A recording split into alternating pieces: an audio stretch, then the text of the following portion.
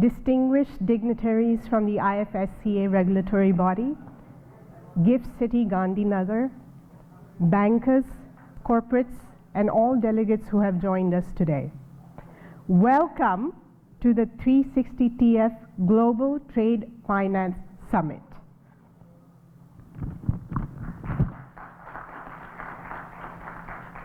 Thank you.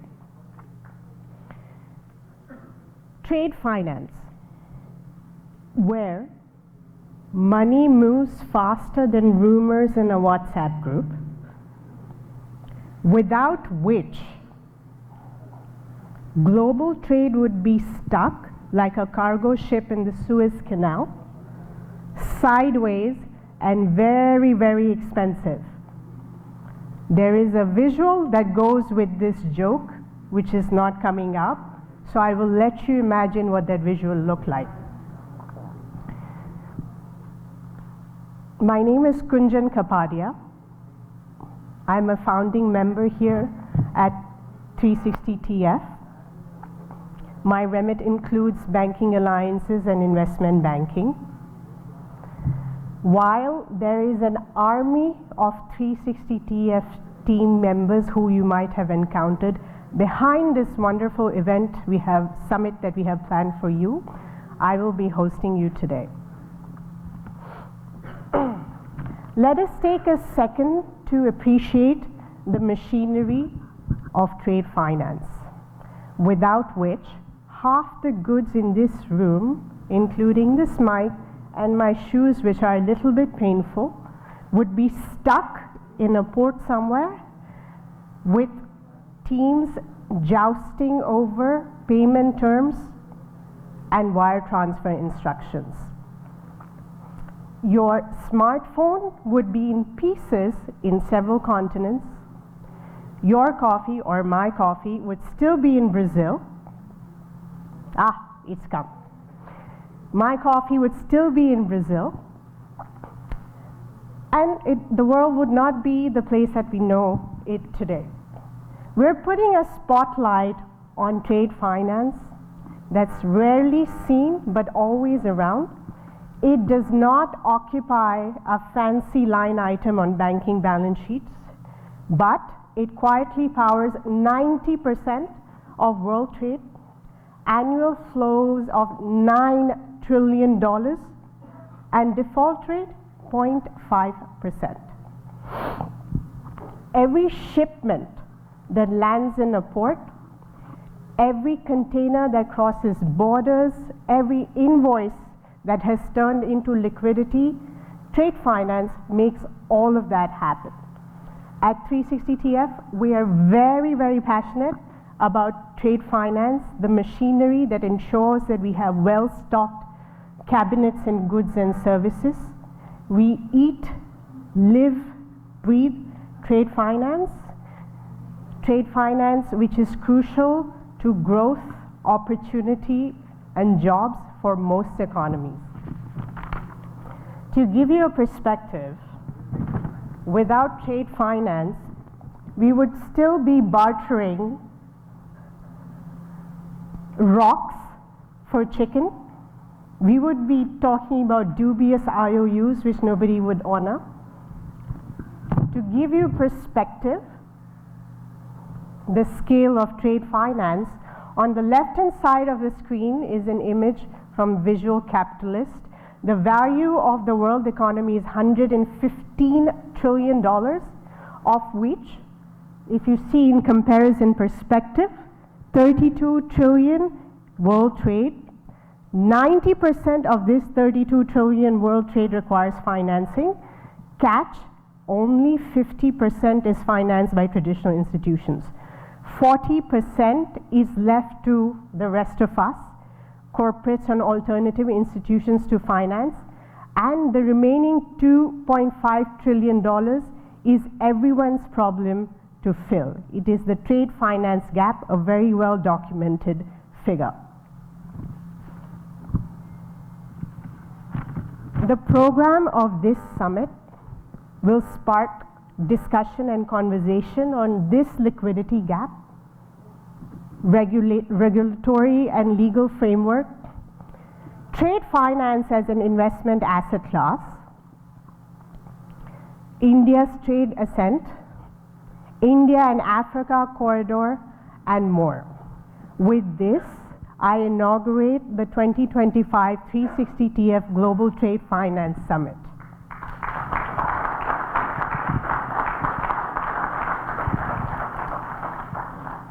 And now I welcome some of the leadership at 360TF to the stage. We start with our charismatic CEO, who does not look like that, Mr. Vikram Lodha, to the stage. Vikram is a consummate transaction banker. He has been at the forefront of building a platform that connects institutions across continents, but also simplifies trade finance for the real economy. Well, Vikram, please. Thank you. I'll take this. Okay.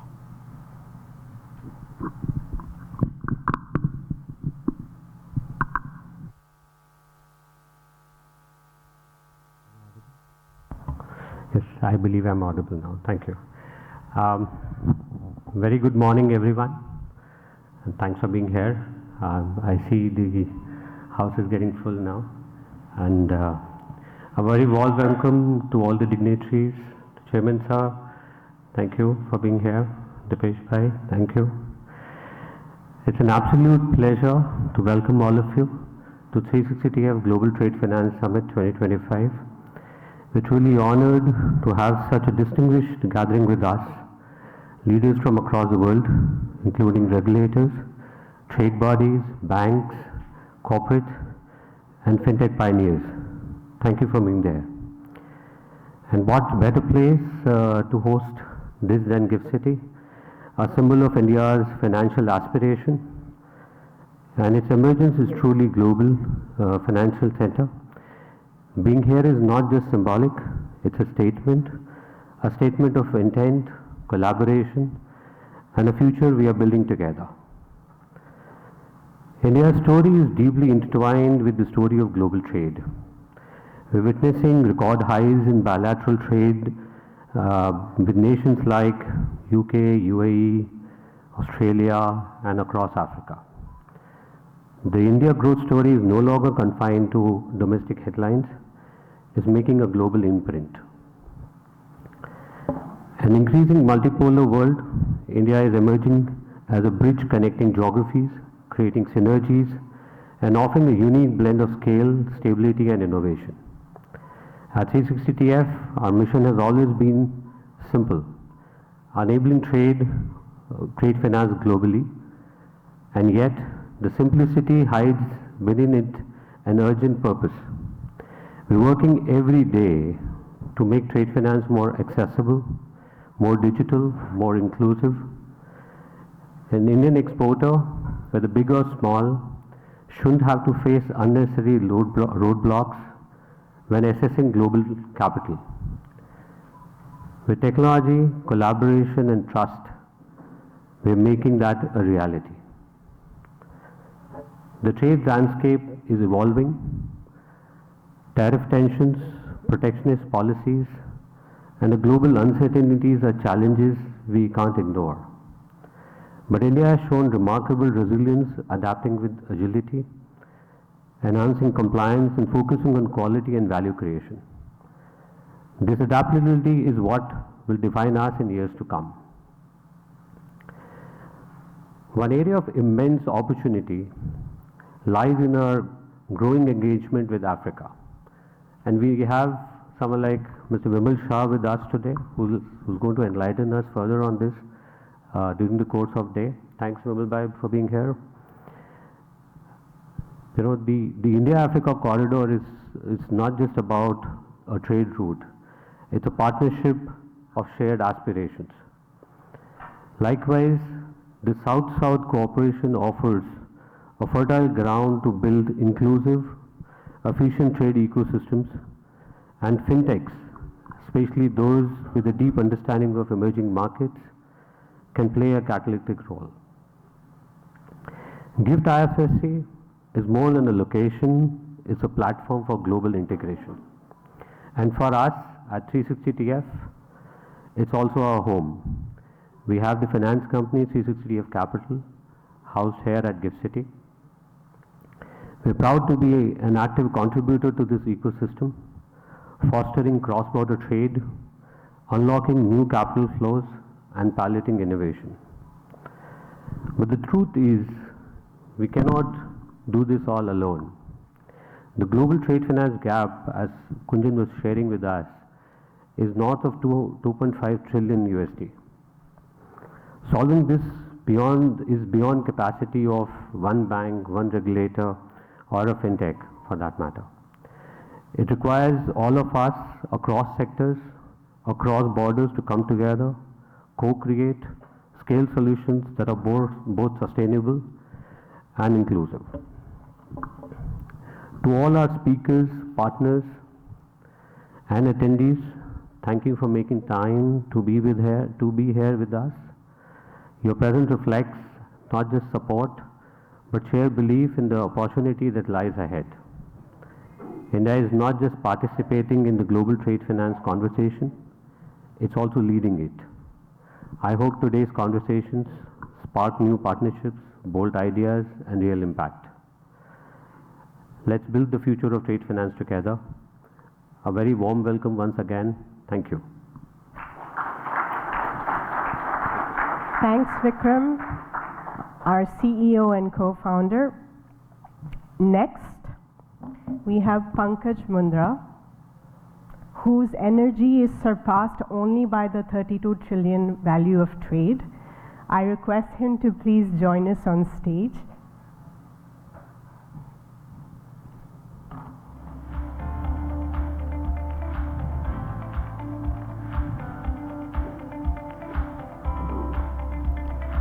Pankaj brings decades of experience in banking, structured trade, and fintech innovation.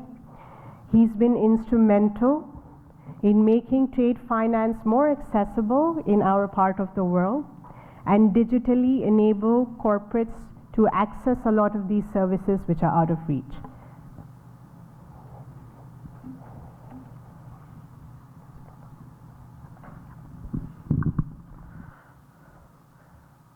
Happy morning, everyone. It's truly an honor to welcome you all to the 360TF Global Trade Finance Summit 25 here in GIFT City. Let me begin by expressing my gratitude to the Almighty God, my spiritual master, my parents, my family, and to the exceptional team at 360TF. Their constant belief and support have made this incredible day possible. As an NRI for 21 years, I've always aspired to give back to India, and especially to support Indian exporters. That aspiration began to take shape 4 years ago with the launch of 360TF LC Exchange in Jaipur, and this year with the establishment of our finance company in GIFT City. The vision has reached a new level. This summit is just not a professional milestone, it is a deeply personal. Some time back, we dreamt of establishing a finance company in GIFT City. Today, the dream has materialized, and while we celebrate this moment, we also want to take a pause to remember our beloved former board member, late Shri Mathur, former chairman of Exim Bank of India. As a board member for 360TF for 3 years, Yadu sir, his vision and mentorship guided us at every step. He often hoped we would one day host an event of this scale and impact. While it saddens us that he is not with us today, his presence is deeply felt and his legacy lives on in everything we do. We are deeply privileged to welcome Shri K. Rajaramanji, the chairperson of IFICA, whose visionary leadership has played a pivotal role in shaping India's global financial innovation landscape. We are equally honored by the presence of our new GIFT City CEO on the way, Mr. Sanjay Ji Kaul, whose strategic direction going to drive the city remarkable growth and emerging global structure.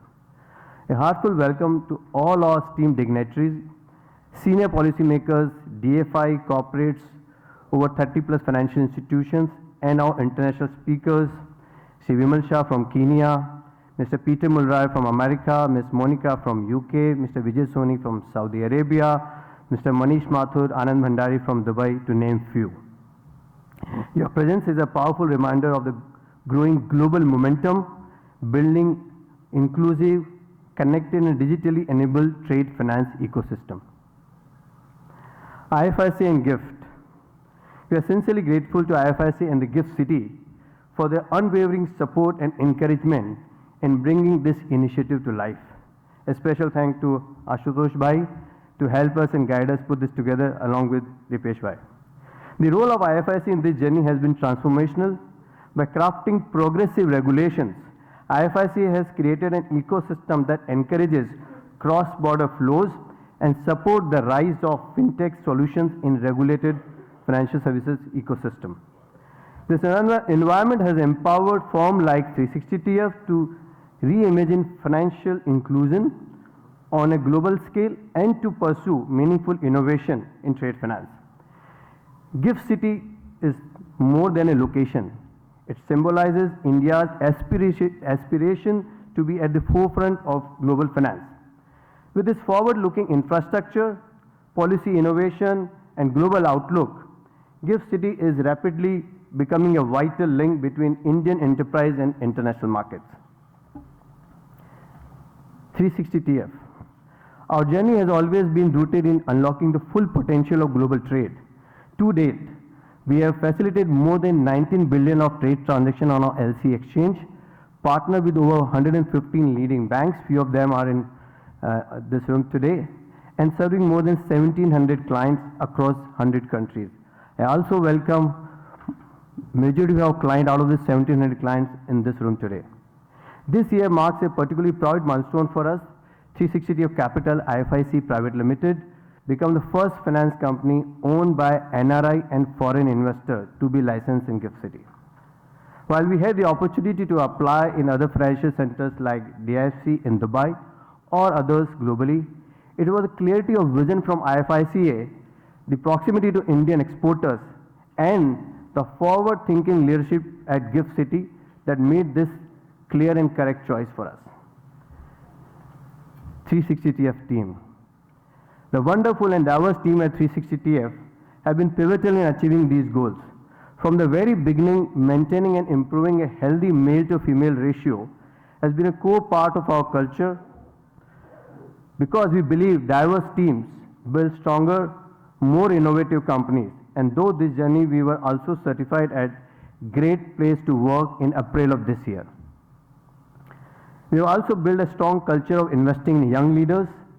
Over the past few years, we have welcomed 450 plus interns or young leaders, as we like to call them, from top global universities into our teams, giving them meaningful work and opportunities to grow alongside industry leaders. And we remain committed to nurturing the next generation of talent in our Jaipur office, GIFT City office, and our Dubai offices. I'm also happy to share that out of our 55 plus team member, 20 joined us as an intern who have become young leader, and then of course the full-time team member who've been interacting and welcoming you today. In June of this year, we were honored to receive first place in the FCI Marketing Awards for the second consecutive year at the FCI Annual Conference in Rio, Brazil. Being recognized by our peers among over 300 plus leading financial institutions who are part of FCI is a truly humbling and meaningful achievement for the entire team. Thank you, team. Rising trade finance in India. At 360TF, we believe liquidity is opportunity. Our purpose is to ensure liquidity for MSMEs and make financing more accessible, especially for those who have been underserved. In India alone, MSME hold over $100 billion in cross-border receivables. Yes, $100 billion. We are also seeing rising receivables in service sector, whether it's the Indian firms creating content for Netflix or Amazon Prime, firms handling accounting for US clients, or those outsourcing their logistic operations to Indian firms. These companies need partners who will support them and provide working capital solutions at the right time, and 360TF is here to offer just that. Our response to US tariff situation, US solutions and partnership. Along with this, in response to the challenges posed by current US tariffs, which is still a hot talk for everyday morning, breakfast or tea, 360TF is launching a comprehensive suite of solutions including domestic factoring in the US. We already have received approval and got a domestic factoring license in US, acting as import factor and project finance to support Indian exporters and manufacturers in the US. Because we're already seeing rise of Indian company already started registering themselves in US to handle this tariff situation. These offerings are designed to ease liquidity constraints and provide timely working capital for businesses navigating their rising trade costs. To drive the initiative forward, we have partnered with US-India Importers Council, as they call USIIC, and the American World Trade Chamber of Commerce, AWTCC, to enhance cross-border financing opportunity. AWTCC is issue more than 50% of the certificate of origin to the US exporters. Additionally, we are now offering capital machinery import financing from US at bank and better comparable rate with a tenor of up to 10 years and funding between $1 to $100 million, enabling Indian businesses to make long-term strategic investments with confidence. Supply Chain Finance Fund in partnership with Intesa Sanpaolo. While financing finance companies and NBFC companies globally is a struggle to raise debt capital from the banks in their initial years. But we have found one great solution. I'm happy to share that we are partnering with Intesa Sanpaolo Group, the largest bank in Italy and the third largest in Europe, in launching a dedicated supply chain finance fund out of DIFC.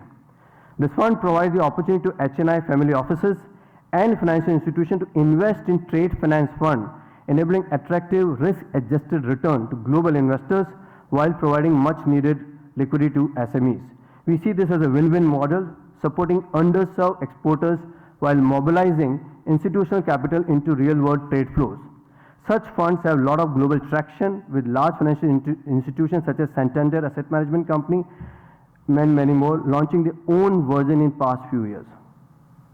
Trade finance is evolving into a standalone asset class, one that's self-liquidating, short tenor, largely currency neutral, and enjoy a default rate, as Kunjan mentioned, less than 0.5% globally versus a NPA across various sectors between 1 to 4%. And of course, it is backed up by credit insurance through partners like FCI.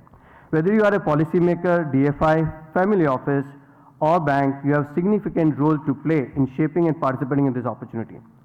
I'm happy to share even an individual resident like you can invest in this fund through LRS route. Call to action.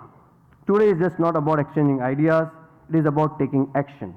We encourage everyone in this room to explore partnership, challenge the status quo, and help co-create the next chapter of cross-border trade and liquidity. Together we can build a more resilient, inclusive, and forward-looking trade finance architecture. India is uniquely positioned to lead this global shift. With its technology talent, reform-driven policy framework, and strategic vision, the country is set to play a central role in shaping the next generation of financing solutions. Thank you once again for being here today.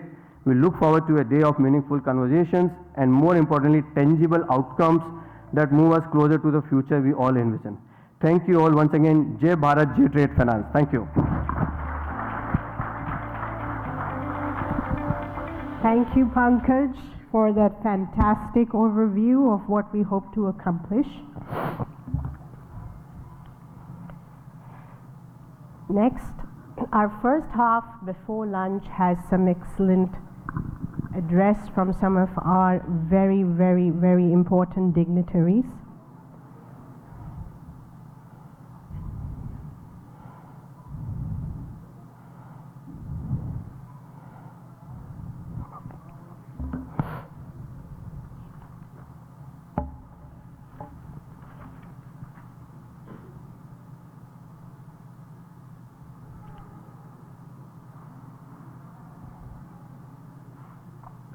To begin our keynote segment,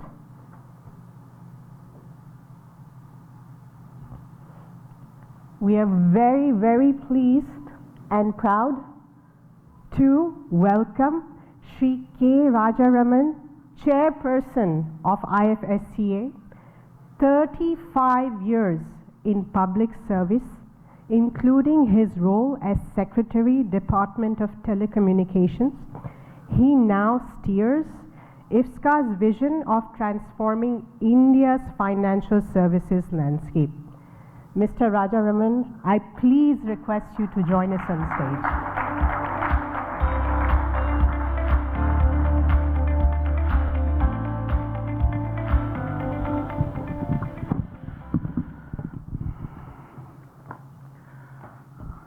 Good morning to all of you, friends. So good to see such a large assembly of people interested in trade finance today. All of you have been following the developments in the global markets and as well as in India in the recent times. There has been a lot of global uncertainty because of the way trade is now moving. So sometimes it looks like it beats the laws of economics, So the way policies are emerging. So I can well understand how tricky it is for a businessman to put money on the table for investment in manufacturing or in services. And also for financial institutions to actually lend in a very uncertain, ambiguous, volatile environment. But despite that, I think what is the positive is that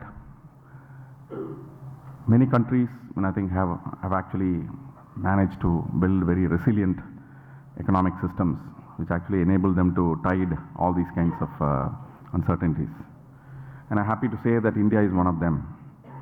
So the uncertainties that we see today are not the only one. The last maybe 6, 7, 8 years I've seen very severe uncertainties, including one post by COVID, then thereafter by various geopolitical events, local events, including our own neighborhood.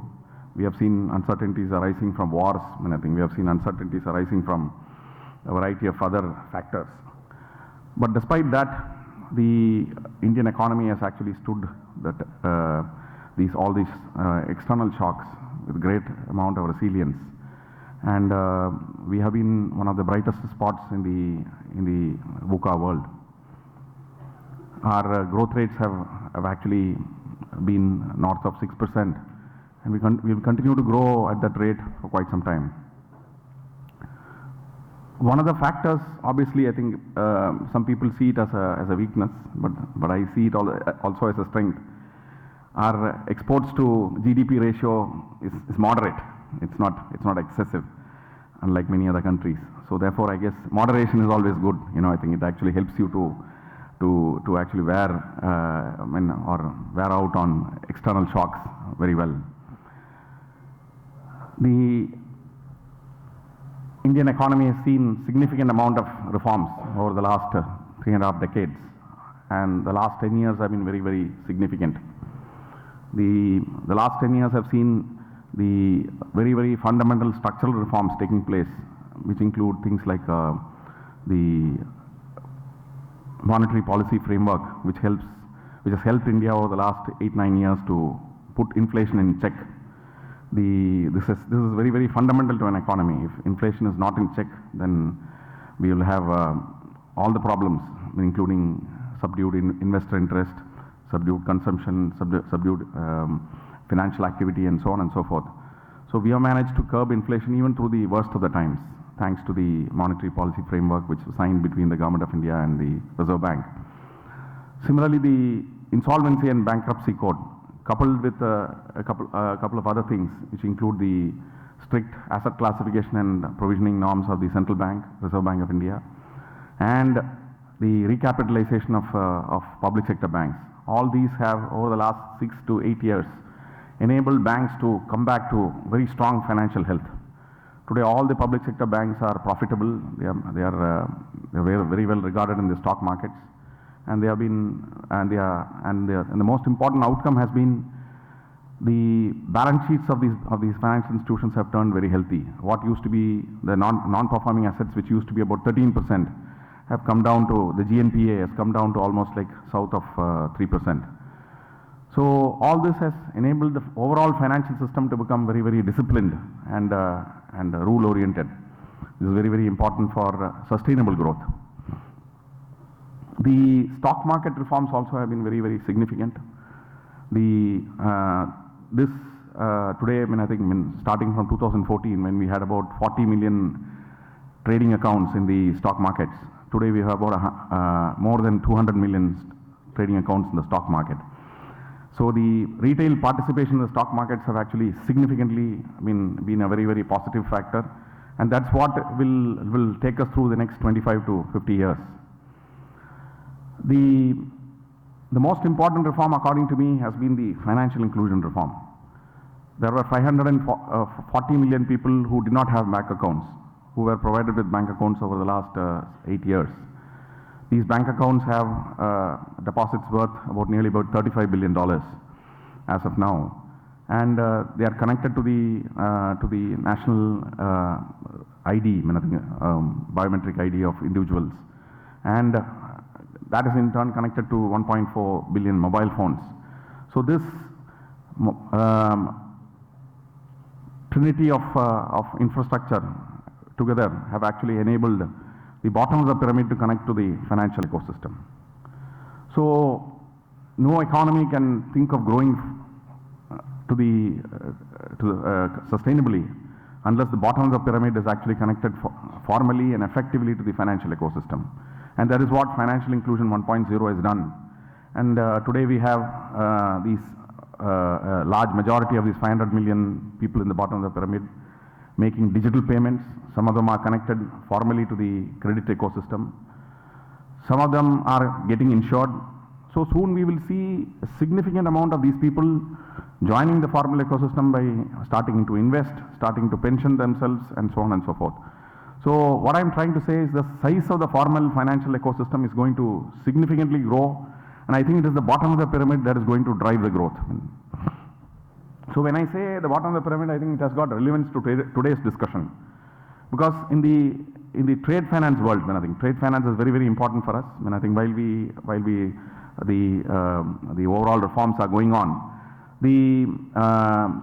one of the things which the Honorable Prime Minister has actually vocalized since 2022 has been the vision of Viksit Bharat at 2047, which is to become a developed country by 2047, very ambitious and challenging task. There are about 4 significant pillars of activity happening in the various ministries and agencies and regulatory bodies of the government. One of them is reforms which lead to simplification, ease of doing business, etc. We have a legal architecture which is aging, I think. So the Prime Minister has directed all the ministries to replace all these old laws with new laws, I think. So this is work in progress, and we will see over the next 2-3 years, all the old colonial era laws replaced by new laws, I think, which will enable business to actually go forward with less of burden. Regulators have been directed to actually simplify the regulations, which include the International Financial Service Centers Authority. So we've been consistently striving to actually make our regulations simple, principle-based, and unambiguous. One of the other things that as a regulator and as the Government of India has been striving to do is to create regulatory and policy certainty, because nobody is going to put money on the table if there is going to be a change every other day. So the regulators included have been working on how to ensure stable, certain policies which actually are there, which gives confidence to investors. One of the other pillars of reforms is to scale up investment in manufacturing, renewable energy, and so on and so forth. The third pillar is actually technology, I think, infusion of technology in all walks of life to ensure that I think the efficiency of the economy, the productivity of the economy goes up significantly. And last, of course, is continue the work on financial, social, and economic inclusion. I will say that the work that the national goal in respect of today's discussion is the national goal which has been outlined as part of the overall 2047 agenda, is to raise the participation in the global economy in the form of exports. So the Honorable Minister for Commerce and Industry has actually vocalized the need to raise exports by to about $2 trillion by 2030. A very difficult task given the way the current trade negotiations are going on. But nevertheless, is something which we need to look into very actively. And one of the most important requirements for this agenda is to actually look at how to close the trade finance gap, I think, which you have described in the beginning. So the closing the trade finance gap can be looked at from various perspectives. I think I will see in today's discussion from a perspective of the bottom of the pyramid. And if you look at the exporters as a group, the bottom of the pyramid constitutes the micro enterprises, the small enterprises, the medium enterprises, etc., who suffer the most in the form of access to trade finance. So our belief is that I think the IFSCA will play a very important role in looking at that part. I think while the large corporates will be serviced by formal financial institutions like banks, the middle and the bottom of the pyramid require a lot of support from more alternate finance sources, which include finance companies, alternate investment funds, trade finance platforms, and so on and so forth. So that is precisely what the IFSCA has attempted to do in the last few years in putting in place an architecture which includes the international trade finance platform. Four of them are already live and working here, and we see them growing fairly well. So though of course we would be happy with better growth and wider outreach. The finance company framework is also precisely towards that, to look at how the smaller bills can be discounted, factored, reverse factored, and so on and so forth. So we want IFSCA to be an inclusive platform, not just for the big players, who will be easily able to raise finance in whatever means and ways that they can. So we will look at how to make this whole process simpler, easier, and workable. So and there have been constant interactions. The last couple of years, we have been brainstorming every year with the various segments of the industry. In fact, the second edition of our Chintan Shivir is on, and I think we expect to actually gather all the various inputs. And we see this platform also as one. And I would be very happy for you to send us the proceedings of this workshop in terms of the recommendations that you have for us and for the Government of India. We will be very happy to examine those and take it forward.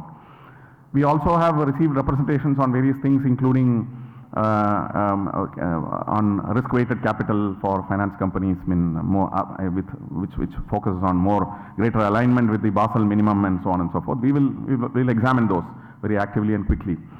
Similarly, I think the other issues about large borrower frameworks and those kind of things, we have received some suggestions. We will examine those as well, especially in reference to standalone factors. So if you look at the direction of our regulations, we want factors to come in here in a big way and set up operations. I think we are happy that 360 TF is one of them, and we see a lot of potential and in your presence in encouraging more such factors to come in here in a big way. We would want international factors to come and look at the big Indian market, the growing Indian market, and the opportunities for using technology to offer finance at a lower risk, because technology offers these advantages. Some of the recommendations that we have received include access to very important digital portals or databases, which actually reduce or mitigate the risks involved in trade finance. We will work on them. Here, the Honorable Finance Minister's announcements in this budget that a trade finance portal will be set up to actually connect all the various information databases to offer them as services to the trade finance entities is a very important announcement, and we hope to work with the DGFT and the Department of Commerce along with other players to see how we can make it happen in the GIFT City as well. So access to such databases which reduce the risks to bill factoring and other kind of products is very, very important for us. So validation of documents, very fundamental things like validation of documents, the online validation, digital validation of documents is very, very important, and we will work towards that over the course of this year and work with the Ministry of Commerce and Industry towards that. I will stop here and say that as a regulator, we hope to remain agile. We also, while I say that, let us also be very careful about the risks in trade finance. That as regulator, I must also say that I think we as a jurisdiction want to be a clean jurisdiction. I think we wouldn't want to. India has been a target of money laundering and terrorist financing and so on and so forth.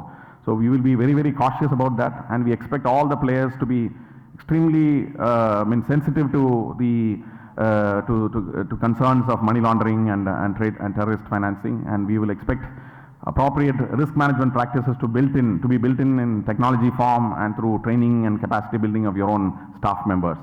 So we expect that that sustainable, secure, safe trade finance to happen in GIFT City with and offer various kinds of products. So I would expect that the workshop here should look at gaps in products. Because the market demands various products. So what are those products that we would want to be here? It's a question that we must address and see whether there is anything that we can do for you. Similarly, I think I would also request that the collaboration between various networks. I'm happy to say that when Mr. Malroy was there, I think in FCI, I think we initiated an MOU, and I think it's probably in an advanced stage of being signed. So let's hope that it gets signed very quickly, and we hope to actually to build those global networks to ensure that people here are well connected to various international networks and get the best of the world. So we expect to also to scale up this networking, and I expect 360 TF to also to look at who are all those people who can be brought in here in a big way. So with these few words, I'll stop here. I think we are very committed to making this a very stable, certain, and a sustainable financial platform for all. I think. Thank you very much, and Jai Hind. Shri Rajaramanji, I would request you to stay back just a minute. Thank you so much for that comprehensive address on the future of trade finance and the support that the Indian government is looking forward to offering. Pankaj, if you could please join us on stage to present Shri Rajaramanji with a memento token of appreciation.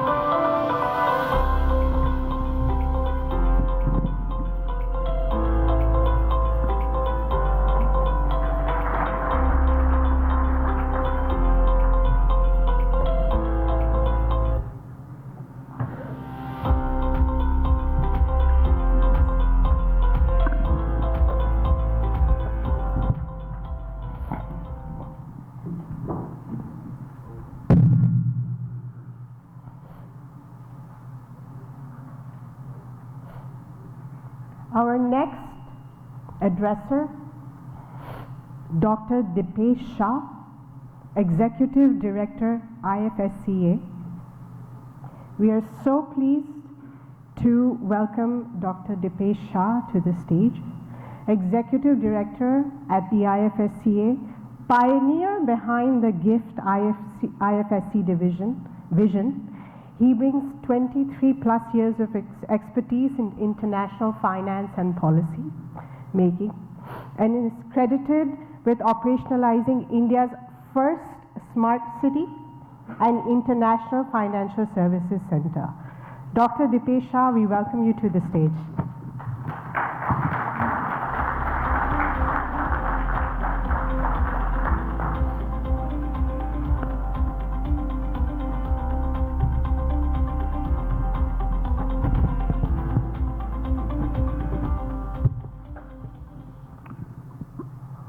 Good morning, everyone, and welcome to probably the only city in the world which is called GIFT City. I have never heard any other city called GIFT City, so probably this is the only city in the world which is known as GIFT.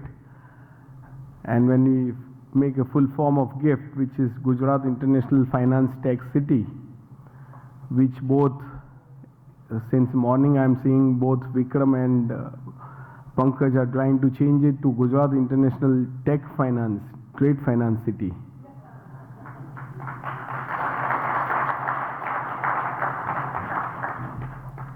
Our first meeting with Pankaj I thought that this name, seems some mistake around the name. I asked him 360, how did you get this name 360? He explained then, and I said, certainly your logo, under the Indian context, we normally put trademark TM, you're putting TF. He said, our name is 360 Trade Finance. And I understood the whole thing, and I think the type of the work that they are doing in this field is really remarkable to see. That this is, as Chairman rightly said, something really required from the perspective of making sure that the trade finance reaches at the bottom of the pyramid. But I think for us, the journey of GIFT has always been quite challenging and exciting, both I would say. Challenging because you are creating a financial center from a greenfield city, and obviously the greenfield will pose its own challenges. And also you are creating a city in the state which is known for trading and manufacturing, and you're creating the whole ecosystem of financial services within GIFT. Now, I'm sure many of you would have well traveled across the globe, and you know how the financial centers have built and evolved. But creating a financial center in a new city, in a smart city on a greenfield, has its challenges, but at the same time, as I said, a lot of exciting opportunities for people who look it very differently. And I'm glad that the Honorable Prime Minister, the leader behind the GIFT City as the Chief Minister of the state, and probably continuing his vision and direction to the GIFT City, is committed towards making this as a global financial hub, and that is probably driving a lot of people towards making this as a common goal and make this as a more sustainable development here. I think you can see a small journey of GIFT on this slide, and I always call this as a journey of a disbelief to a belief, and now probably a full of potential. Disbelief, I say that in 2013, I see some of the old colleagues in the room who've been probably tracking GIFT City for many years now. And if you ask them in the earlier days of GIFT City, they will say this is daydreaming. This is not going to happen. Why you are even wasting your time to create an infrastructure for finance and technology in Gujarat, in GIFT City? This is not going to work for you. And you see now, probably I think every meeting when we meet and when we interact with the professionals like you, we come up with so many new ideas that people give us. They say that you can do this also, you can do, additional on the financial side, this also. And trade finance actually came from that perspective. When we were debating, I remember a consultant came to a room and said, sir, in India there is a trades platform. Why don't you start a similar platform in GIFT? And I'm glad that consultant is also present here. They said, sir, we can help you in creating guidelines around this. And we said that why would somebody do a international trade finance platform here? And he projected us several use cases of how the 4 platforms in India has evolved. And probably to our chairperson at that time, said that why don't we make an attempt to create a trade finance platform which will be dollar oriented, and which will help importers and exporters probably to put that invoice here. And as we see now, I think almost $14 billion of trade finance has happened from the GIFT City as we speak. And you can imagine this is a journey of last 5 years of how the trade finance is evolving into the ecosystem. So my limited point is, I think, as I said, from a disbelief to belief, and now with the full potential of what it can achieve, I'm sure today's deliberation in this room will give us a lot of insights of what next can happen in the trade finance and in the financial ecosystem as we expand the IFFC zone. But you can really see the testimony of what a firm commitment from the Government of India and the leaderships to make this work has brought us up to now almost 30 regulations across the IFFC in various business segments. Some of you may be visiting GIFT for the first time, but some of may not be, but I'm sure you are aware of the way the skyline is emerging. And I was seeing the skyline which was on the screen, on the back side of the screen. And I was hoping that the day is not far that you will be seeing the skyline of GIFT being used in most of this backdrops when you come for an event. And we have seen that from 2 towers of GIFT City to probably 29 towers now, and another 47 under construction. Probably that skyline is just a few years away, that you will see how it will really impact the whole ecosystem as we move forward. But city, as we see from the perspective of a financial and tech perspective, this is a self-sufficient city. You have commercial, residential, social, all facilities at one place. And this really makes it the most impactful as a planned city in terms of the way it has been built here.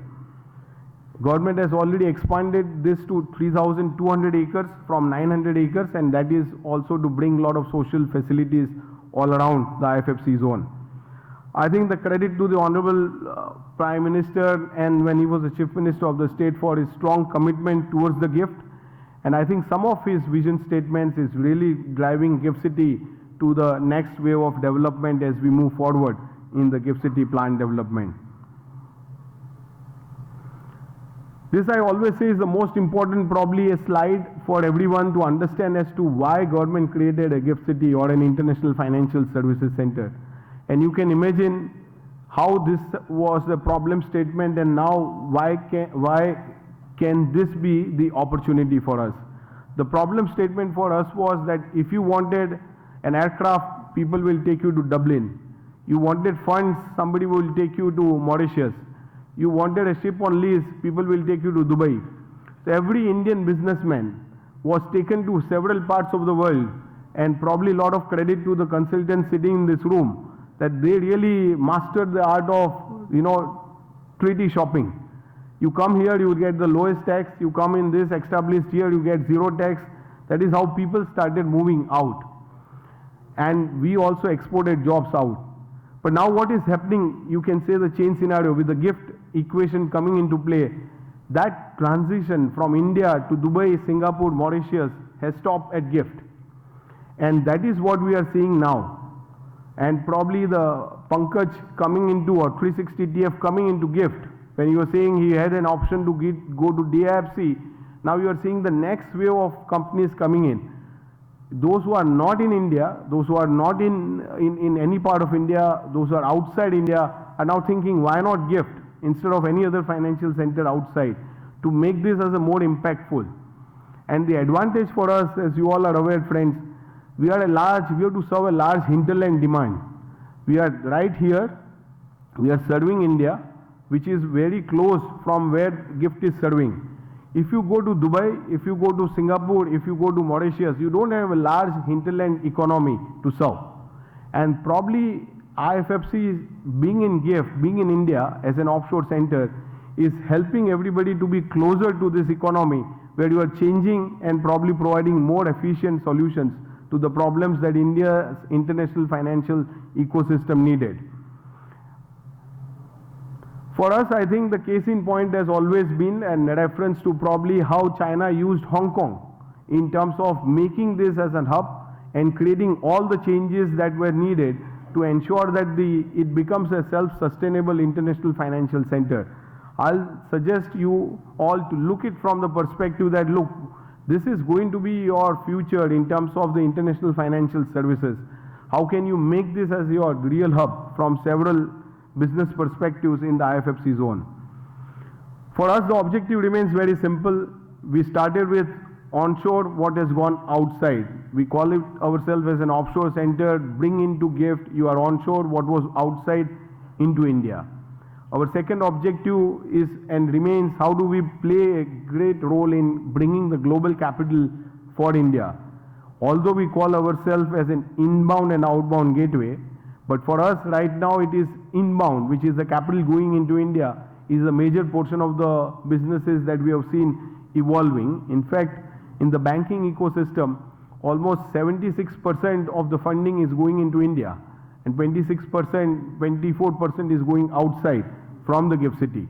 So that was the first leg, and it is becoming quite successful in what it was designed for. We are also trying to create a new niche ecosystem for many areas which have never happened in India before, like aircraft leasing, ship leasing, and also bringing in high quality and large number of jobs into the ecosystem. This would probably the slide help you to understand how GIFT is now different for India. We have two systems created in India now. You have a, as we call it, a domestic India, which is regulated by the four regulators, RBI, SEBI, IRDA and PFRDA. And now you have an international India, which is an international financial services center zone, which under the foreign exchange law of India declared as a non-resident zone. You come into GIFT, into the international zone, you are into a non-resident zone. And that probably a change is helping everybody to come on the platform and create this as a new avenue for the international financial services. And you can see when you come in the GIFT, you are an offshore non-resident under FEMA. You can transact in any convertible 15 foreign currency. In fact, the only currency you can't transact when you are in GIFT is Indian rupee. So there is a lot of myth that you go to GIFT, you take tax advantage. I don't think there is any tax advantage for a domestic entity to move into GIFT, because you can't take any tax advantage, you can't serve India into rupee from GIFT. So there's no reason why a domestic firm will move into GIFT for domestic business. That is not allowed. Although GIFT has a domestic zone where anyone can come from across India and set up their rupee business in the domestic zone of GIFT City. Government has given tax holiday, I think out of 10 years, there is no tax on the business profits that you earn. So as an entity, when you are in GIFT, there is no tax on the earnings that you have in your business in the IFFC. And under the Indian law, lot of carve-outs have been given when you operate in GIFT. So under 50 to 60 section of the Indian Companies Act don't apply to you when you operate from the IFFC zone. And last but not the least, you operate from a unified regulator. There is no multiple regulators when you come into GIFT. So you have all four regulators combined in the IFFC authority for all your services and requirements. What you can now see is all businesses which you see on the screen have been enabled. And this is really now helping a larger ecosystem to start and play a major role in the IFFC zone is concerned. I'll quickly run with you probably 2-3 slides on what businesses have moved and how the ecosystem has evolved.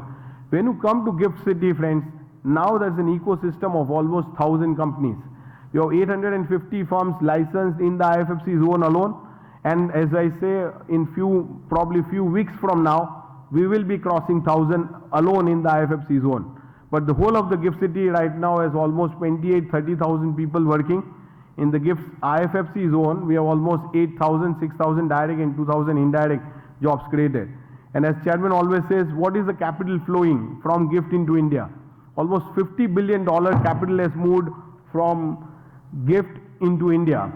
And as we speak, there will be more and more capital which will keep flowing into the IFFC zone. Number of banks have grown to 34 now. And every time when we put this number, I have to check with Supriyo, our banking head. I hope you are not licensed one more. And he says, okay, it was 31 yesterday, today I'm at 33 in the morning. So this keeps growing every time when new banks and almost 17-18 foreign banks are part of the ecosystem now. We have almost $94 billion of banking asset size now sitting in the IFFC zone and credit outstanding of almost $65 billion. We have almost 6 payment service providers in the IFFC zone, and these are all licensed for remitting money from outside into India. So I think my purpose was to give you probably an overview of what all businesses have grown, how rapidly they have grown. I just met Mr. Behram Vakil outside of the room, and he said every time I come to GIFT, I see 50 more fund managers now getting registered here. And which is the fact that you can see the whole fund management ecosystem. Now 270 funds, 172 fund managers, and almost $16 billion of commitment raised by these funds to invest into India and outside. But I will suggest to both Pankaj and Vikram that as you are here today, how can you create a fund for investing into the trade finance opportunities? I know I am getting already a pressure to close my presentation as early as possible. But I'm just suggesting both of you to look at this opportunity and probably make some funds which can invest into the trade finance opportunities from GIFT. I'll end here probably my last slide in terms of the ecosystem. As I said, we have now the foreign universities. I wanted to touch because Pankaj, you just said you have almost some 40, 50 intent or 400 intents you said came to you. I think in GIFT we now have 2 Australian universities and 3 UK universities coming in. I'll urge all of you to look at these universities and probably pick up the intents from there and probably help them to groom into trade finance, because the whole ecosystem will work when we all create this framework for each other to make sure that we grow together. And this university has been providing an excellent platform to feed into the financial institutions' growth without putting a lot of pressure on your colleague. Thank you very much, friends, for having us here. Thank you.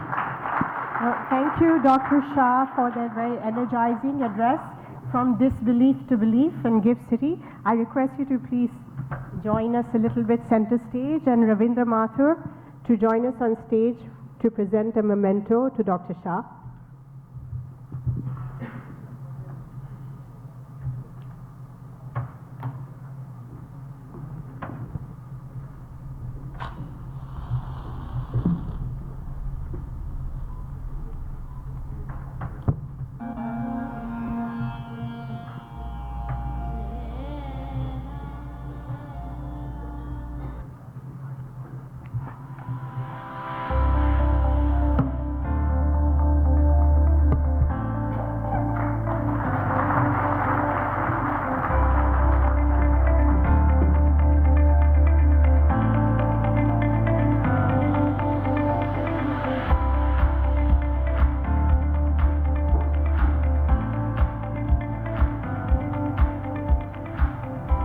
Next in our series, plenary series, we are very, very pleased to welcome Shri Supriyo Bhattacharjee, Chief General Manager at the IFSCA.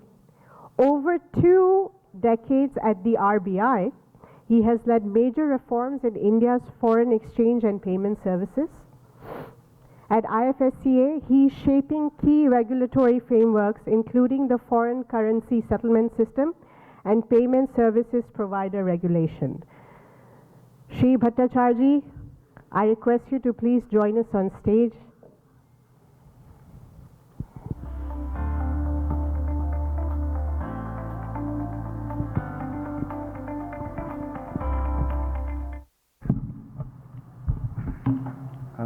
Good morning to all of you, and thanks for inviting me. Pankaj, Vikram has been really, driving force in the trade finance ecosystem here, and they generate a lot of ideas, and they have generated a lot of ideas, which has been really useful for us to know where to go from here.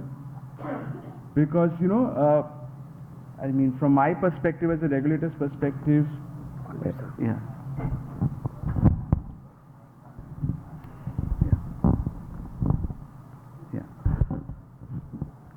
So from my perspective, as I was saying, our job in IFSC is essentially to be what in Indian place is called a sutradhar, who connects the various characters together.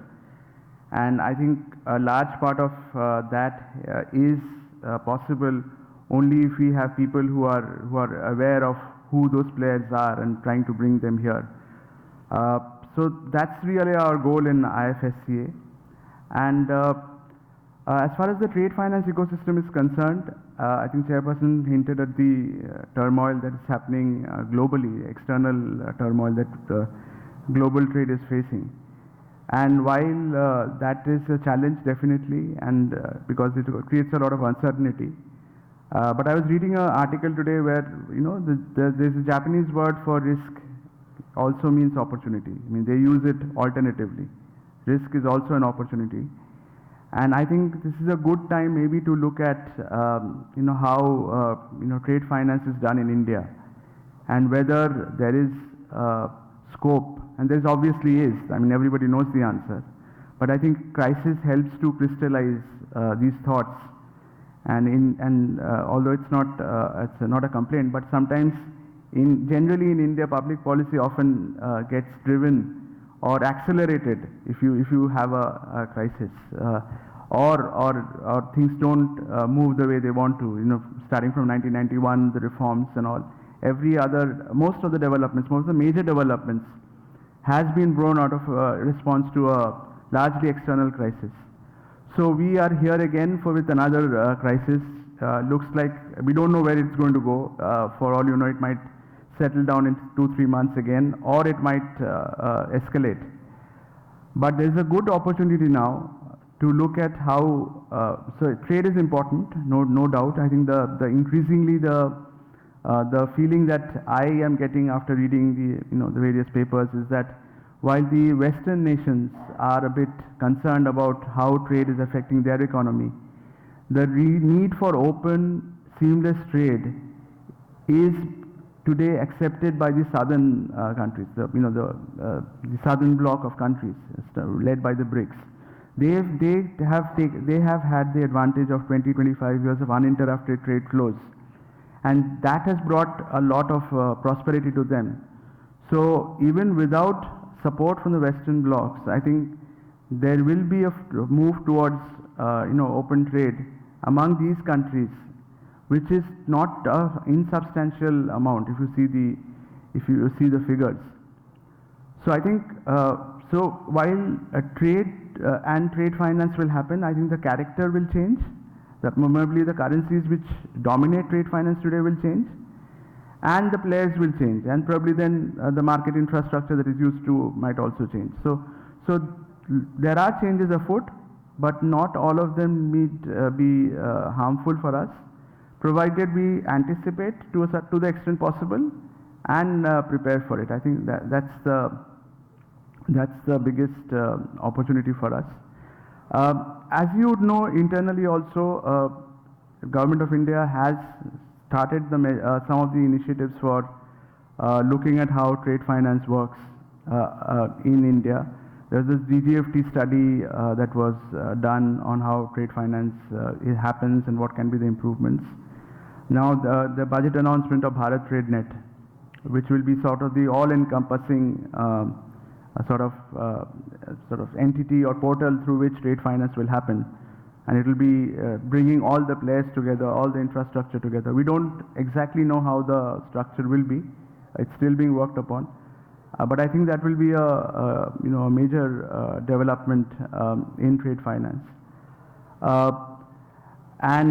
So I think so external shocks, internal changes, I think we can go for a good place from here.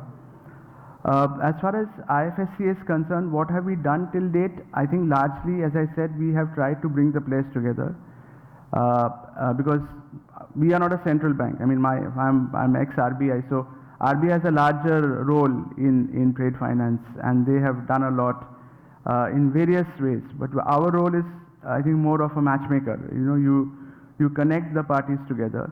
And there, this expertise that 360TF or other players like you bring helps a lot. Obvious thing that we have done is, of course, the International Trade Finance platform, ITFS platform, which is the equivalent of the TREDS platform that you have onshore, and that's basically for factoring transactions. It's the first of its kind in the world. I don't think there is anything similar in any other country, and largely because factoring is done somewhat differently globally than how it is done in India. Is it a success? Not completely. We are working on it because as we realized that we have to keep understanding the process, how things happen. So we initially started with a different way of doing things, and we realized that the main problem that was we were trying to solve was getting financing available to Indian exporters. That was the core problem. So obviously, how do you make financing available? There are the obvious ones like our Indian banks or foreign banks, or the non-banking finances. But there was some issues around that. So we have now amended the guidelines and allowed financials from any part of any FATF approved jurisdiction to come onto the platform. You don't have to set up an IFSC. You can just bring your finance. You can just be an entity anywhere in the world, and with the usual checks and balances that the platform is supposed to do, the platform can onboard them, and then they can discount the bills or factor the bills on the platform. Thankfully, we have seen a rise in volumes in ITFS after that. I don't have the numbers on the top of my head, but just to give an example, till this is August, so till July, the transactions on the ITFS has exceeded the entire volume of last financial year. So it's going in the right direction. Now the second challenge that we now face is getting the borrowers. Now we have solved, to a certain extent solved the financing problem, but how do you now get the borrowers? And borrowers, I mean the Indian exporters who want to export, who have exported and want to discount their bills. So for that, we are trying to reach out to various exporters through their groups, industry groups, through FIEO, through the Government of India. We are also shortly going to request Ministry of Small and Medium Industries to make it mandatory for MSMEs, maybe up to a certain cutoff, to register compulsorily on the ITFS platform for export receivables. A similar thing was done for trades. A circular was issued for trades. We are requesting them to replicate that. As Chairperson said, we are also trying to see how much capital relief for trade finance can be provided for the NBFCs here. We are also open, and that's one of the two sessions that are here today, and I'm very interested to sit through them, is about how we can bring alternative finance into this ecosystem and create alternative channels of exporters getting finance. So we are open. So just to conclude, I'll be here throughout the day, and I would love to hear anybody who wants to talk to me, because we are one regulator open to alternative modes of doing business. We don't have a particular view, provided as Chairperson said, some of the things that are non-negotiable are the compliance with AML, CFT guidelines, and those issues. But within that, we are ready to look beyond how traditionally things are done in India. In fact, that is our role. In fact, that's why a separate regulator was created, so that things can be looked at really from zero. So I think I would end here and request you to participate in this. And please, if you have anybody has any ideas, feel free to approach us in now or in future, and we'd be ready to take you on. So thank you. Thank you so much for that fantastic address and open door to everyone to come and seek your guidance and various things. I'd please request you to join us middle of stage. And I am looking for Krishna Majathia to help with the memento. There he is.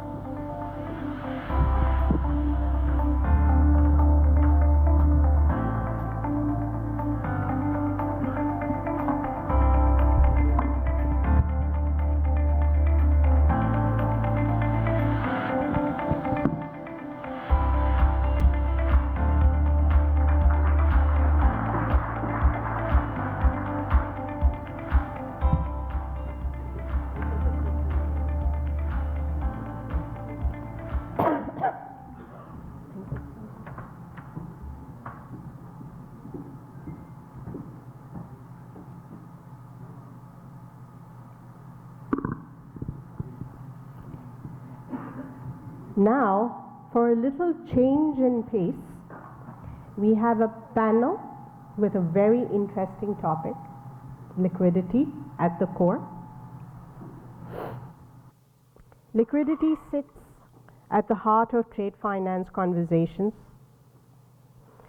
As global trade becomes increasingly digitized, liquidity has emerged not only as a facilitator, but as the engine behind seamless cross-border transactions.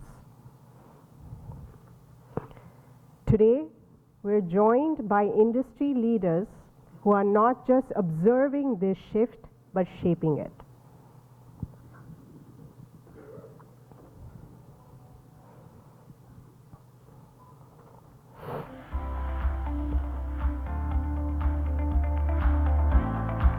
While the staging team sets up the seating area for the panel, it is our pleasure to introduce our distinguished panelists. Shri Sandeep Shah, senior leader from Gift City, spearheading India's transformation into a global financial gateway. Shri Srinivas Vaman Golapuri, representing Kotak Mahindra Bank, a name that's synonymous with robust corporate banking and trade solutions. Mr. Anurag Mishra, CEO of Bima Plan, an insurtech disruptor who brings a unique lens on financial inclusion and embedded finance. Led by our moderator, Vikram Lodha, co-founder and CEO of 360TF. Please join us on stage, panelists.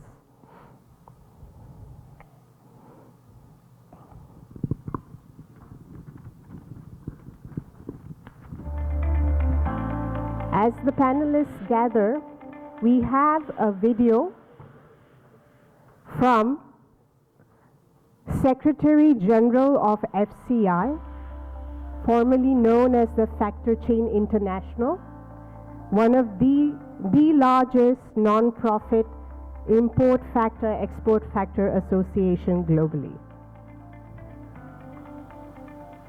Neil was supposed to join us today from Amsterdam, but unfortunately could not make it, so he sends his greetings.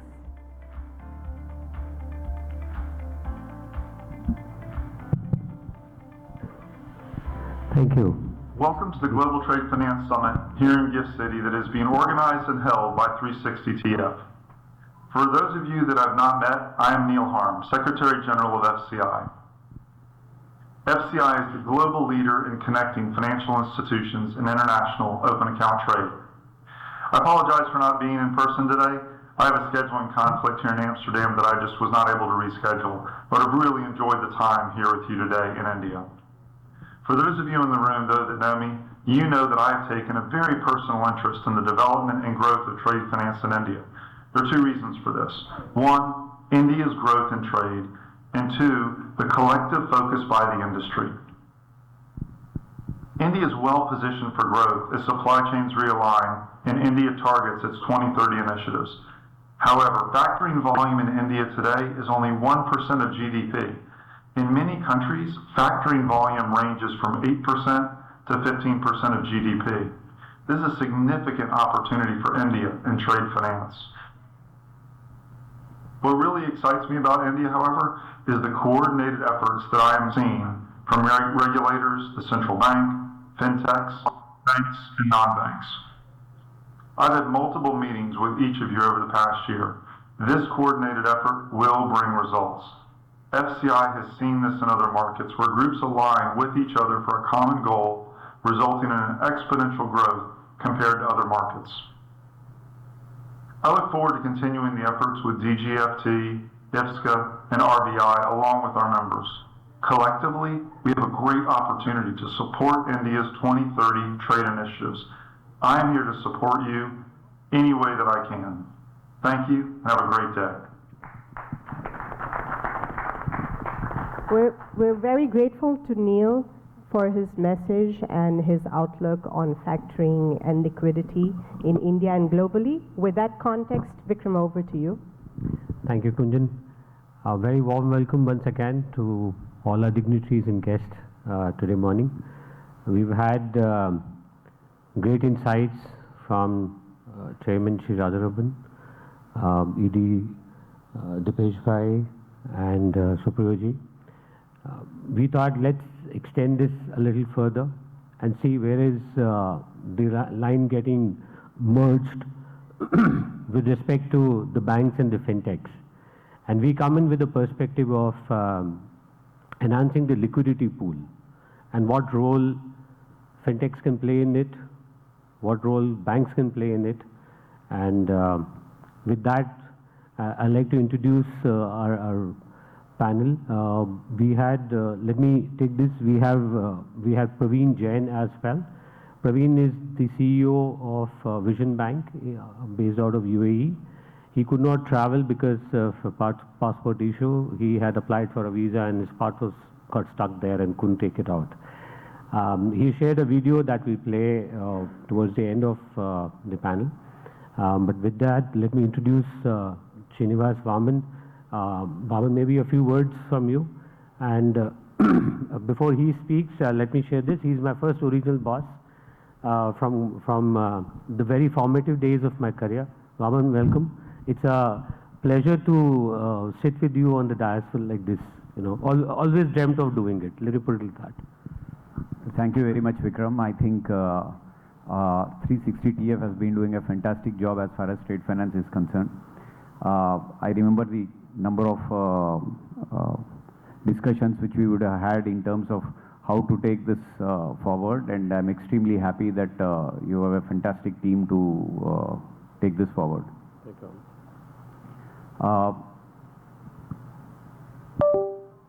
So as far as I've been with Kotak for 29 years now, and a large part of it has been with in trade finance. I moved into operations 7 years back. I think there's a huge change in terms of how we are looking at trade finance. Banks do trade finance in a certain way. Fintechs look at trade finance in a very different. As they look at very different aspects. With Gift City coming in, I think there are more doors open in terms of how we want to really go ahead and do trade finance business. Thank you, Raman. Maybe I'll switch to Sandeep Bhai.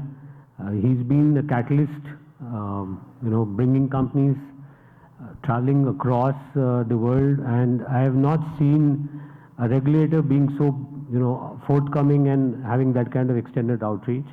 We were really excited to host him sometime back in Dubai, and the connect really happened at that time, and we've always wanted to work more with him. Sandeep Bhai, over to you. If you can say a few words about yourself and what you are looking at. Sure. Well, thank you. I think when we started working on Gift City as an idea way back in 2015 to develop India's first international financial services center, we started with a very simple logic and idea to create a hub for banking, insurance, and the capital market as a vertical. But eventually we realized that there are so many other areas where India needs to come up in a big way, and there is a huge potential. And I think in the previous address rightly mentioned that factoring itself is only 1% of the GDP. There is a 7 to 10% potential that we are talking of. And that's where the way entire ecosystem came up today in Gift City, where more and more new businesses have come together. And probably trade finance is a subject where one or two institutions would not be able to provide the justice to the subject. Probably this is an area where you will actually need help of the larger stakeholders, not only from a financial institution, but I think trade finance is a subject where you also need to connect with the logistic partner, or also in terms of, how do you manage the, trade movements basically. I think that's where when we are talking of a model law basically where unified law is required to make it more globally recognized framework, I think connecting dots of all the stakeholders would play a very important role in developing this segment. And we feel that Gift City is a right platform where all such dots can be connected. And when I visited your office, the name 360 TF, I could kind of relate it very much when you showcase in terms of what kind of products as a 360 TF you are offering basically, not only from a trade finance perspective, but also from a digitalization as well as, helping corporates to avail the right kind of financing. So I think the 360 TF, the way you have done it for the trade finance as a vertical, probably all of us needs to come together to create that 360-degree perspective to develop this segment rapidly from this stage. Thank you. Thank you. Thank you, Sandeep Bhai.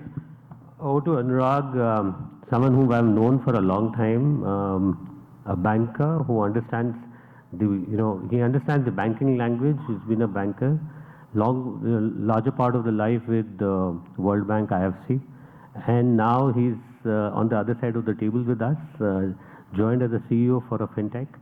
So he gets both the perspectives, brings both the perspectives to the panel. Anurag, over to you. So I hope you can hear me. Good morning, everyone. And first of all, thank you, Pankaj, Vikram, for inviting me to this gathering. It's always a pleasure meeting you guys and meeting the wonderful gathering that you're able to manage. Can you hear me? Yeah, okay, yeah. So, coming to how I see this space, I think having the advantage of having seen trade finance and microfinance and the gaps that they exist from while working for a bank and then working for a developmental institution, and though I'm not very old into my new job, but again, I along with my founder have been thinking of how we can impact this space in a positive manner. And there are clearly certain challenges which are not easy to resolve.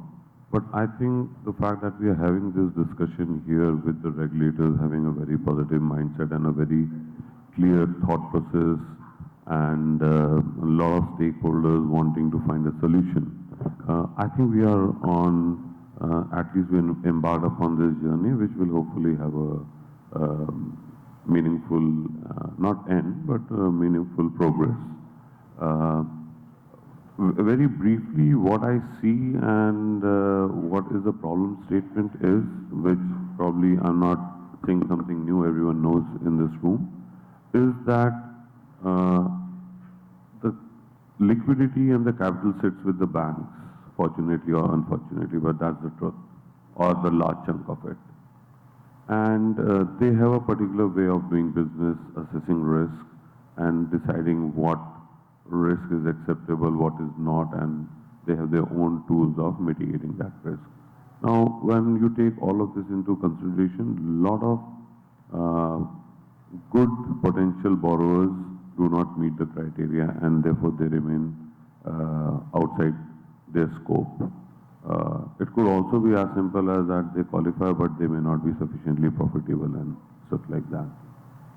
Therefore, there is a Vikram mentioned 2.8, I am saying 3.5 trillion, it does not matter the number. What matters is it's a very big number of people in the MSME and in the trade finance space who do not get the finance that they need to do their business. And funding is like the bloodline for, especially for trade finance. So that's the gap.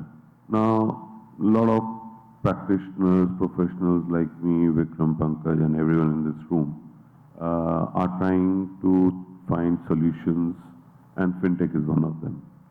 I strongly believe that Fintechs can make a difference. They have the models, they have worked out some structures, or they have come up with a totally new set of criteria to figure out whether they want to lend to an entity or not, which is interesting, which is working, but some of the models are failing. It's time for learning and learning to walk, and a lot of people will fall, but hopefully there will be a churn and something concrete will come out. The last thing that I see is that at the end of the day, it will have to be a collaboration between banks and the fintechs. And that collaboration we see in some shapes and forms, lots of NBFCs book assets and then they resell them to banks who do not have the bandwidth or the large force to go and onboard these small names and stuff like that. So this is clearly a work in progress, but I think over a period of time we'll see some solutions coming out. Sorry, I'm taking much longer than I probably should, but I think some of the solutions, I think the regulators have a very important role to play because they provide the enabling environment. What we can do or not do is rightly so decided by the regulators. Because we all need someone to look at things from outside and see the risk in doing something which we as practitioners may want to go ahead with but may have missed a point or so. But I think bringing all the stakeholders together by way of a platform, physically, technically, I think that's an important start. So maybe what we do is, let me ask this to Sandeep bhai. What's the kind of current ecosystem in GIFT City from a banking and fintech perspective, and how do you see the collaboration happening between the two? So maybe if you can share that. Sure. So I think typically if you look at, and I'll try to derive that ecosystem largely from a trade finance perspective, and because as a GIFT City there are close to 35 odd activities happening in the various domains. But if we can talk about specifically based on the current ecosystem, how trade finance vertical can actually take leverage of some of the activities which are happening already on ground. So one, I think banking has, I would say, kind of matured today in the city, where I'm sure some numbers you would have heard from the previous speakers about we are talking of $88 billion of banking asset size.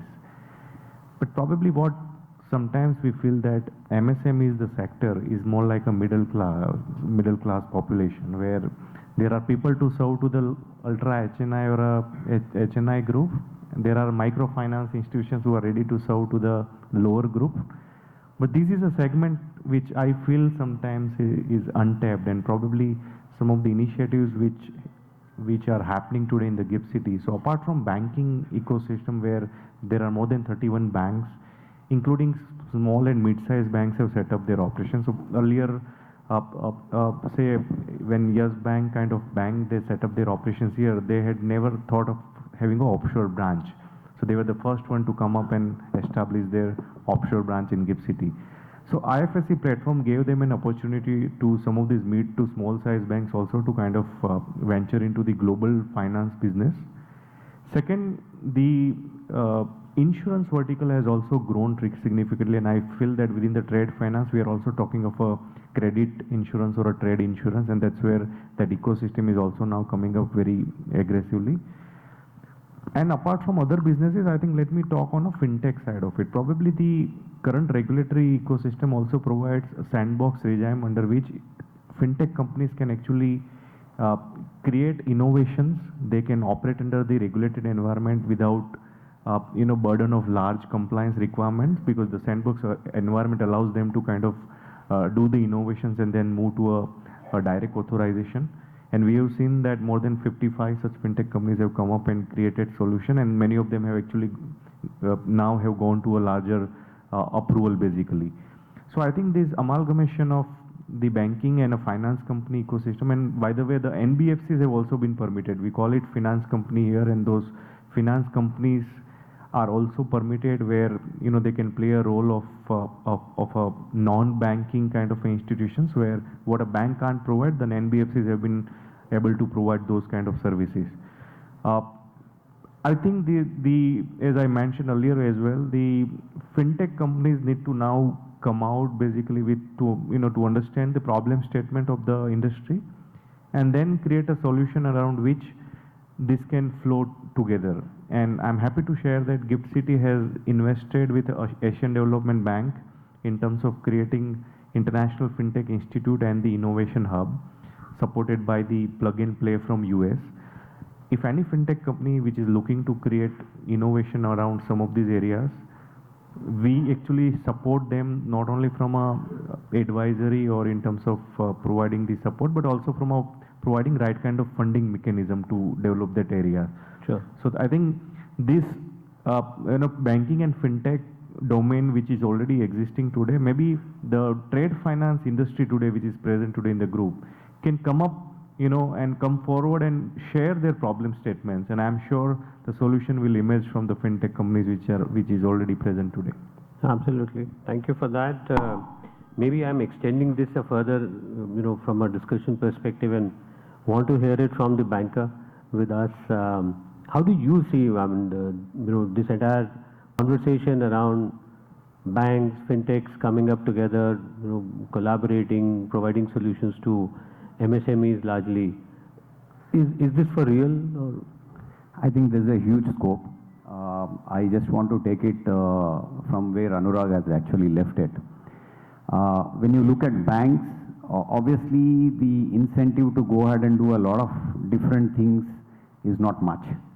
Because sitting on a portfolio that you have, and with the kind of customers that you have, if you have to get to 25% of increase in business year on year, it's a cakewalk. So there's no great incentive when you look at banks from a perspective of building structures for trade finance.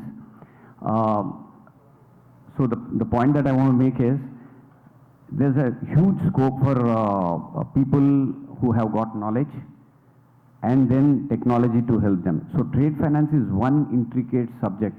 I mean, you spend years and years of time on trade finance, you still be a novice in terms of knowing trade finance. So if people have got the ability to understand trade, and then they have the ability to take tech together, I think, so that's a niche area which is left for all fintechs. So you go ahead and spend a lot of time in terms of building platforms, addressing issues of SMEs and MSMEs. Now, if you get to the MSME and SME kind of a story, let's look at the Indian SMEs or MSMEs. The biggest challenge for banks is the balance sheet itself. So when you want to really go ahead and lend, you don't understand the balance sheet, you don't want to put money on the balance sheet. If you don't want to put money on balance sheet, then what is it that you would want to really support? You want to support a transaction which has got an underlying. Now, where is the underlying? So even if a company's balance sheet is not great, you have a fantastic underlying, you're going and supplying material to a company like Reliance, for example, in India. Then, do you have the channels to really see whether the transaction is genuine? Is it not, is it a transaction which is otherwise not funded by any other bank? So if you have information on the tech platform that a particular receivable is not financed by a particular bank, and it's open for you to take a risk, that's a business that probably will pick up. You look at trades today. And if you're talking about ITFS coming in and all that, right? So I'm saying, if you create an environment, and I think a large aspect of it is on the policy making, if you ask me, and phenomenal amount of work done by Reserve Bank and IFSCA in terms of putting policies so that banks and fintechs can actually explore possibilities of doing trade. So that's where I see it growing. There's huge business opportunity for the subject matter experts who have technology with them. We are on the right track there. Yeah. Thank you, Arvind. Anurag, a more pointed question to you. You think fintechs are better positioned than banks to leverage on this? Better position, not so sure. I mean, I'm a banker. I'll never forget the fact that banks have some amazing strength and ability. You can't, you should not try to wish them away, and that's not the approach. But yeah, coming to the point, there is a gap space. There's a problem that needs to be addressed, and I don't think banks, as correctly mentioned, have the ability or the intent to do it because they have a lot more to do. So that is where, for fintechs, it's an opportunity. I think if we are sticking to trade finance, which has become super specialized because this applies for NBFCs and asset classes across the board, but let's stick to trade finance because that's what we are discussing. I think the starting point, one of the solutions could be trade funds, something that you guys are trying to do. You call them finance companies here, right? I think the regulators need to come up with fair capital requirements. Because trade finance does not need the kind of capital that other asset classes need. Inherently, it's supposed to be safe. Vaman has mentioned things that we should be careful about. Yes, those things need to be put in place. But I think if we can have some kind of framework around trade funds or financial institutions which are doing purely trade business, I think that may incentivize, because I don't think such regulations exist in too many markets. So that is clearly gives GIFT City an advantage. And one of the purposes of GIFT City was to see how it can be a facilitator to global trade. Please go ahead. So I see two aspects. One is how to be a facilitator, how to create an environment which helps and bring all the stakeholders into it. Trades is a great example to try and copy. I think the other stakeholders I may want to add to that is the risk mitigants by way of anyone who can do credit enhancements, insurance covers, financing, those kind of stakeholders. I'm not necessarily on the same page with regards to the logistic, the physical part of supply chain and the financial part of supply chain. These are kind of two different worlds, but they may work together, may not work together. I do not have a very strong view on that. But coming specifically to the question you asked, I think Fintech have a huge opportunity, huge responsibility, and a huge amount of work to do to get it right. Because it's not easy, it's not an easy space, it's complex by nature, and it's even more complex because you can fall or make a mistake if you do not have the processes in place in terms of accommodation bills, double discounting, and so on and so forth. And that, I mean, it can become very risky if you don't get your systems right. But my view again is a bit of a repetition of what I said earlier. Fintechs may not have the liquidity, so they will need to originate and then distribute to investors who do not have the time to originate but may have the risk appetite or the muscle to fund them. Thanks. And just taking a cue from the last point that you made, we have worked on one such engagement with Praveen. He couldn't join us in person. We'll listen to his video in some time. But that's precisely what we have tried to do. We have built a structure wherein we both work together, 360 TF and Vision Bank, and we originate and kind of offload to them. And it helps them build up as an asset base, shore up the book, and it helps us to deleverage ourselves and have a more optimum utilization of capital. Having said that, maybe Sandeep, if you can share your thoughts on what kind of initiatives GIFT City has taken in order to support MSME financing, and whether it is credit insurance or fund creations or various other things. Over to you. Sure. So I think what we realized in the entire ecosystem, there are three important factors for which we all of us need to work together: technology, trust, and trade, specifically from the trade finance perspective.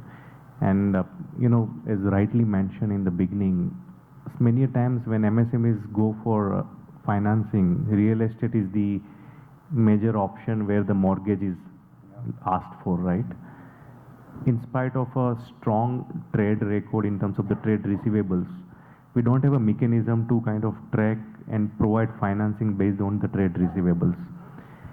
If you look at some of the other verticals which have grown in the, say, capital market, I'll give you an example.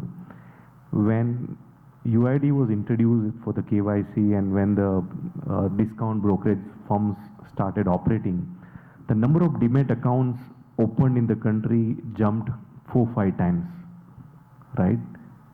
The major factor for that was the technology.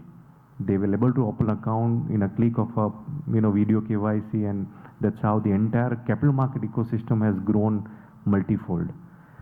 Probably if we need similar kind of exponential growth, technology is the one which will play a very significant role in terms of flowing that blood that we call is the finance in the business.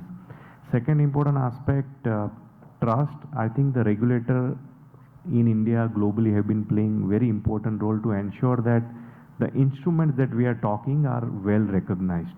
Because unless and until you get that recognition, the global recognition will be at a stake. So I think, and plus some of the new initiatives which are now becoming part of it, as soon as we get those recognition, I think more and more business will start flowing it basically. So to answer your question, I think as a GIFT City, we are working on two folds. One, you may be aware there are two major businesses which GIFT City is targeting beyond what is already happening. One is the global treasury operations. Eventually, because many of corporates are also present here. Yes.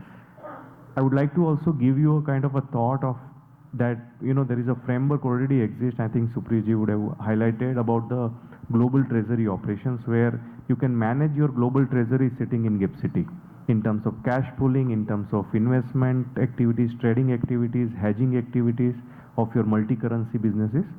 And ArcelorMittal kind of companies have already set up and established their treasury operations here.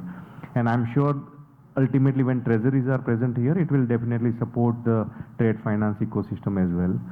The second important business vertical which is work in progress is the commodity trading business. And the committee recently submitted a report to the regulator where we are trying to see how a commodity trading business can also become part of the ecosystem.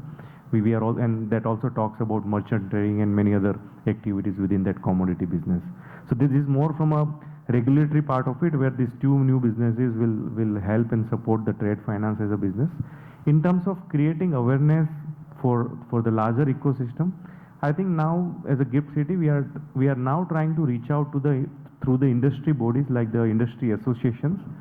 We want to actually go to the MSMEs in the country, in the different cities, and we would like to have participation from the institutions like 360TF to come with us, and also create awareness among the MSMEs that they can use trade finance options available through the GIFT IFSC. So I think those series of interactions and the reach out will happen very soon, and we are also coming up with a dedicated report for MSMEs in terms of how they can utilize some of the services which are being offered from the GIFT City. So I think these are few initiatives that we are actively working on right now. Thank you. Aman, if you were to pull out, immediate action items out of a cross-border partnership or a policy framework or platform innovation, what would you pick and why? I'll pick up policy initiative. That's a basic thing that is required. I think once the policy framework is in place, technology build is not going to take so much of time. You see technology getting replaced every third day. So technology build-up is not a big thing.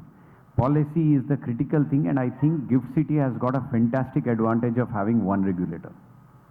You don't have to deal with various regulators to get things heard and then create policies. So I'm saying you have best of both worlds. You've got IFSCA, you got GIFT City here with all the regulations which are almost international. The challenge that we have as India is because you are not completely fully convertible, right? So all the regulations, you will have some area of constraint that you will have. But I think within the constraints that we have built a fantastic ecosystem as a GIFT City with the regulators that we have. So my sense is policy is the most important thing. Fantastic. Anurag, one bold prediction if you were to make on trade finance over the next 3 years? I think it's more a wishful statement than a prediction, which is that even if we can cover 10% of the global gap, which is at 3 point, in terms of financing gap that exists today, and mostly in the MSME space, I'm very happy to hear that GIFT City is looking at reaching out along with partners, and I'll be happy to have a chat with you to see how we can help you on that. But I think you need to actually take the bull by the horn. It is a problem that has stayed with all of us for a while now, and I think it just needs to be tackled. And my prediction is that what's not been achieved in the last many years in terms of this financing gap will be achieved in the next 4-5 years. Not fully, 10%. So now, Sandeep, you have someone saying that policy is critical. Trade finance has to be at the fulcrum. Where do you see, from a policy standpoint, what's coming next from GIFT over the let's say next 2 to 3 years? Where do we see GIFT? So I think in last 2 to 3 years, if you look at the GIFT City journey, new financial products have been notified by Government of India. Likes of aircraft leasing and financing, ship leasing and financing have been permitted. Bullion depository receipts where bullion is now permitted to be traded here. Probably I see all those dots now connecting together to support the trade finance through the GIFT IFSC. Government of India has a target to have $2 trillion of exports by 2030. And probably, and the way today banking asset size, as I mentioned, which is more than $88 billion, probably I would not be surprised the trade finance, asset size itself into the $1 billion in next few years, looking at some of the initiatives which are happening. So I think there is always a policy is a regular process. I think the good part is the approach of a regulator is more dynamic. The time has gone where they will wait for 3 years to come up with a new framework.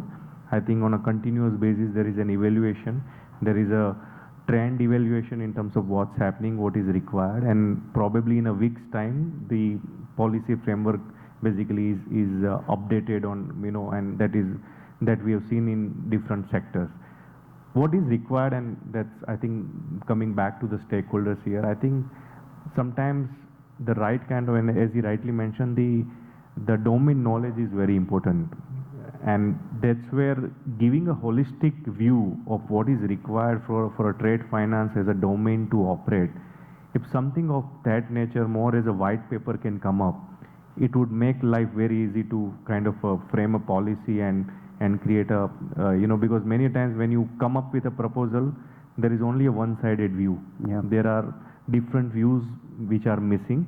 So more holistic approach is required whenever there is a proposal from any sector or segment. Is there any approach in terms of you setting up some kind of a innovation hub the way RBI does? No, that has already been done. We have set up a Fintech innovation hub already in GIFT City today. It's supported by the plug-and-play. It's a US-based accelerator. And the right kind of data technology would be available to help fintech companies to grow from that particular segment. The good part is that Fintech Innovation can connect with not only with the international stakeholders, but also with RBI, SEBI if required to get the right kind of data and inputs.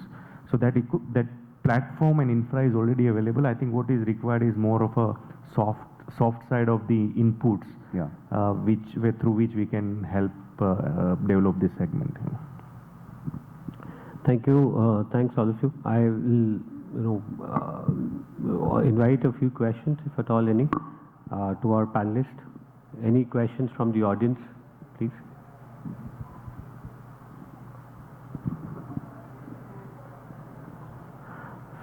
Fair. So, okay. Vijayji has a question. My question was to new domain. You're talking about bullion depository. I just want to elaborate a little bit more how we can bring some international player as well as customers who really want to invest in bullion but with receipts. Sure. So today's scenario in India, as you see, the banks were the only permitted players who can import gold basically from the international market.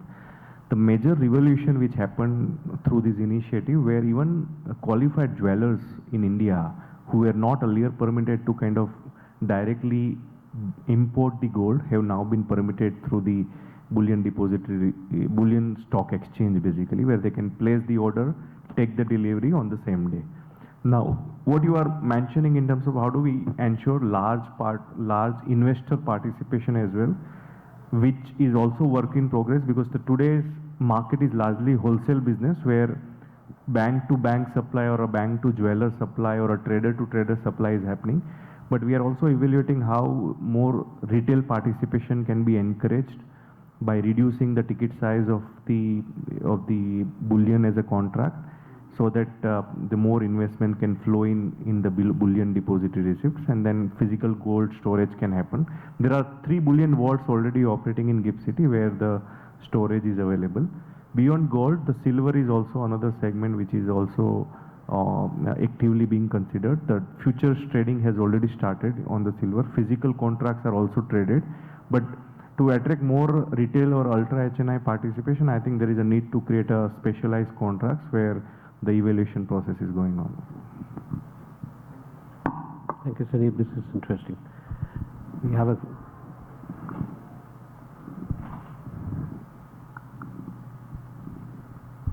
Hi. Thank you so much for this. I'm a part of the Innovation Hub with GIFT IFI, and thank you, Sandeep Bhai, for inviting. My question is for Anurag sir.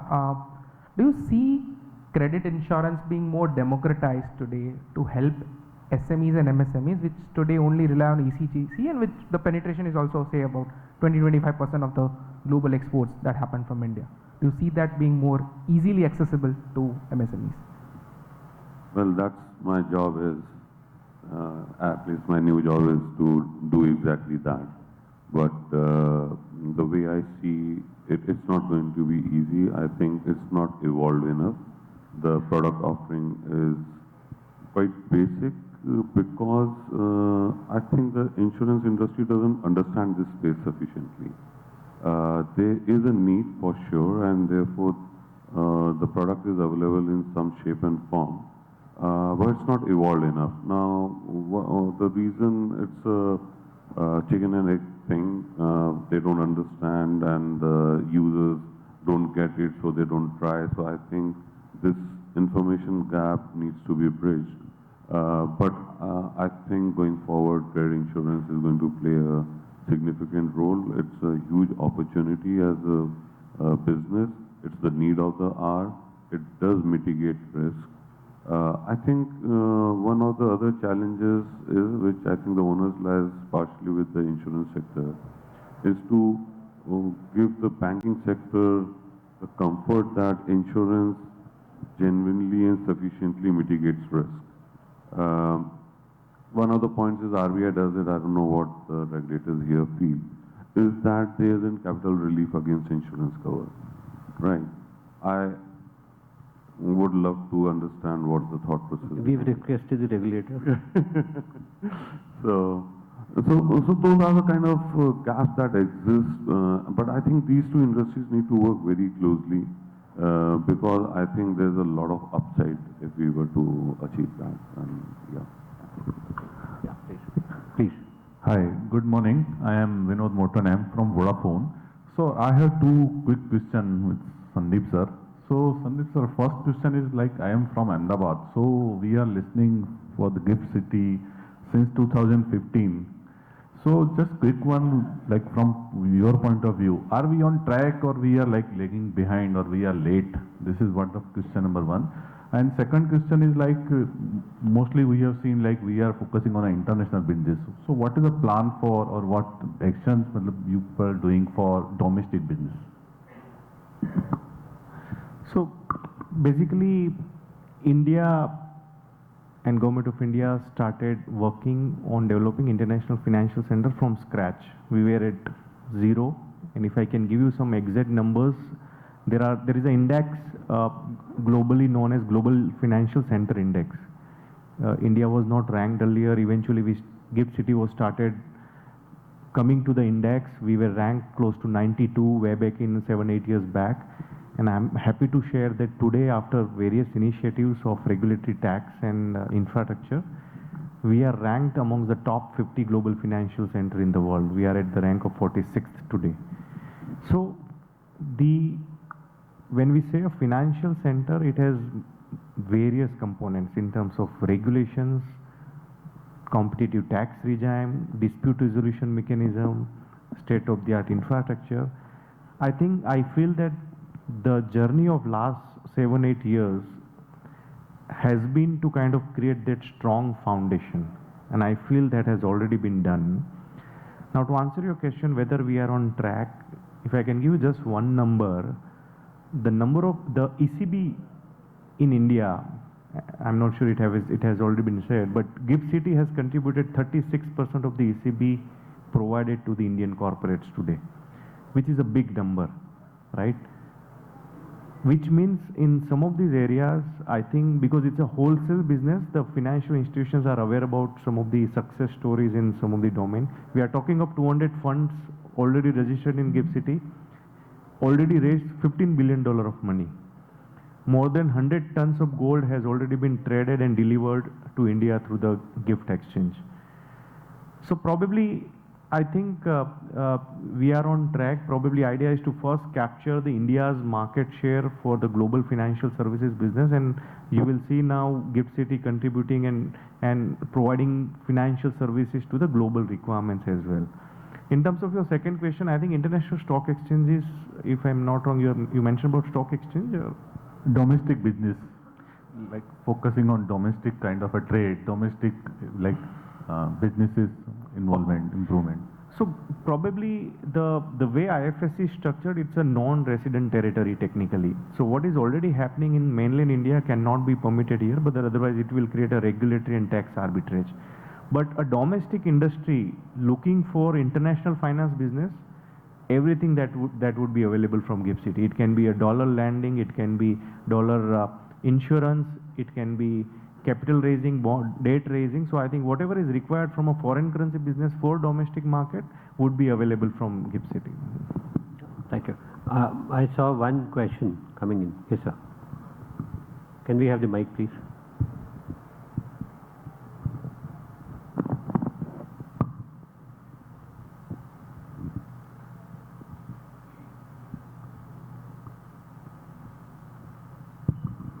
Yeah, my name is Ramani. I'm from a company called Gimpex. I've been a banker now on the other side. What I've been seeing is that two things, which is that I agree with Mr. Srinivas that what we need basically is a policy and systems revamp, because we are now operating on a very archaic system now, especially the banks. And the second one is that or more basic thing, which is that our company is mainly into bulk trading. So there are very few companies or very few factors. I have interacted with a number of them, factors or banks, which are, which really get the root of that bulk trading. There's, especially, those trades which happen in containers, everybody knows. But when it comes to bulk, there are a lot of gaps in knowledge. Is there anything that you are doing? This is what do you call this? Your new platforms are doing for this particular line of trade? Maybe I'll take that. So I see that as an opportunity for us. We'll have, our team reach out to you. We do operate with customers who deal in bulk trading, and I'm sure we can help you on that side. We have two products, Ops Assist and Ops Verify, and they will be of use to you if is what I can say straight away. But happy to get connected with you and take it further. I have one question from Rashmi. Hi, myself Rashmi. I'm also a risk manager in a multinational bank. So my question is both to Mr. Sandeep sir and Mr. Srinivas sir. When it comes to lending, it's always a set policy which has been framed ages ago. So what is a different framework would you propose for the companies which are set up in GIFT City to the banking institutions, and what are the different changes with the banking institutions are bringing to their policies in terms of supporting the growth of these entities who are the trade enablers or the companies which are newly settled in GIFT City? Because we have provided a lot of infrastructure, number of companies have been set up in the GIFT City, but the core is finance. If they don't get that at the right time, at the right valuation, then how do we proceed to support that growth? Thank you. So a couple of areas. One, banks in GIFT City, apart from the dollar lending that they typically do, as you rightly mentioned, there is another product which has also been permitted is a rupee ECB. So many times they also provide a rupee funding where currency risk remains with them. Those kind of products are also now coming from the multinational banks in GIFT City. Second, probably I think, as you rightly mentioned, finance is such an innovative kind of a segment. Many a times we feel that that innovation is still missing. I'll give you an example. The alternative investment fund is a classic case under which many of the capital or a debt is raised in India today.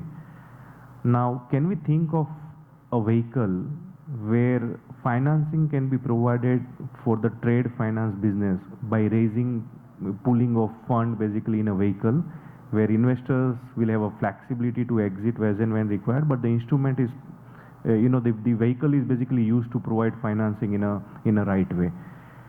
So again, within the stock exchange also, the CPs have been permitted to be issued. There are various mechanisms under which the unique instruments can be created to support the financing to the different domain. Regulators' approach generally has been principle-based. They've well defined the principle-based regulation, but then bringing the innovations beyond the permitted activity framework, I think that's where the institutions will have to come forward to with the solution that these are the products that we would like to actually work and explore. Maybe Supriyo ji, do you want to add anything to it? Yeah. Actually, I thought that's a question for you. maybe Vaman, you want to share from a. So, okay, from a risk perspective, as far as banks are concerned, you will have segmentation in terms of arriving at risk. But the bigger challenge is the MSME and the SME kind of customers. You typically take a collateral to go out and fund them because the balance sheets don't look great. The only way of doing the other way is to do a structured finance through a trade underlying receivable. So for that, you don't really have, so for example, e-way bill is something that has come up, right? So banks are lapping it up because there is a e-way bill that is available. You want to go and finance the transaction for the supplies that are done. So till the time you get a technology platform which gives you a transparent information on the underlying goods moving from X to Y, I don't think you will be in a position to fund for a transaction for these MSMEs or SMEs. You will obviously take a balance sheet call as it is happening today. So, thanks, Vaman. With that, maybe Naveen, we'll take it with the tea now. I'm getting a stare from Kunjan. Kunjan, we want to play the video from Parveen and take it ahead. Over to you. Fascinating panel on liquidity. All the panelists are available for conversation for a break that we'll be announcing soon. One last question though for Sandeep. What is the location of this gold bullion safe? Can you share that? So you please share. No, I don't know. You are thinking of any trade finance product for gold, so that we can also come up with more ideas around it. Sure. So, Mr. Parveen Jain, the CEO of Vision Bank from UAE, incorporated in Abu Dhabi ADGM Financial Center, unfortunately could not join us, but we do have a message from him, and we'll be playing it shortly. I request the panelists to remain on the stage. Ladies and gentlemen, at the outset, please accept my apologies for not being present personally for this August event today. It's a pleasure to gather here today as Vision Bank Limited embarks on a promising partnership with 360TF Capital IFSC Private Limited. This collaboration marks a significant milestone in our strategic journey to enhance trade finance solutions by combining Vision Bank's robust financial expertise with 360TF's innovative platform. Together, we aim to provide comprehensive working capital financing solutions, thereby bridging the trade financing gaps, particularly for SME, across key global trade corridors, including GCC, UK, US, EU, and various international markets. We believe that this market has been underserved by traditional banks, and we are looking to fill that gap in the market together with 360TF. Our primary objective is to leverage 360TF's best-in-class capabilities to expand Vision Bank's reach and impact in the international trade finance markets. 360TS platform will serve as a vital origination channel, facilitating access to new client segments and allowing us to offer tailored financial solutions that meet diverse market needs. Vision Bank will employ its sophisticated risk assessment processes to complement the origination and operational capabilities of 360TF. The bank has streamlined its credit approval and screening processes with advanced tools and methodologies to complement 360TF's digital infrastructure while ensuring that all financing decisions align with the bank's stringent credit policies and risk appetite. As we formalize this alliance, we look forward to a fruitful journey that enhances our service capabilities and solidifies our position as a leader in Islamic trade finance. We are excited about the opportunities this partnership presents and are confident that we have selected the ideal partner to jointly drive growth and innovation in our target markets. Together, we are poised to make a significant impact in the world of international trade finance, delivering value and excellence to our clients and stakeholders.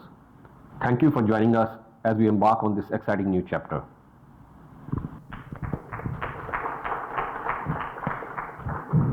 Next, we have some mementos for the panelists. T.S. Shankar from BAFT, we request you to please present the memento to Vaman.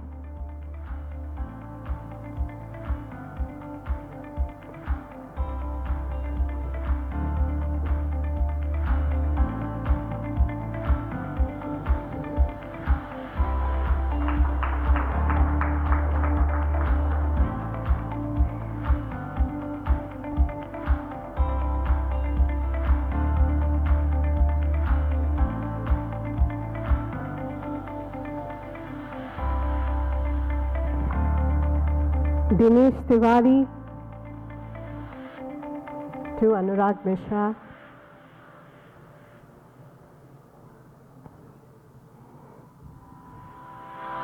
Broad Peak Advisors, Dinesh Tiwari.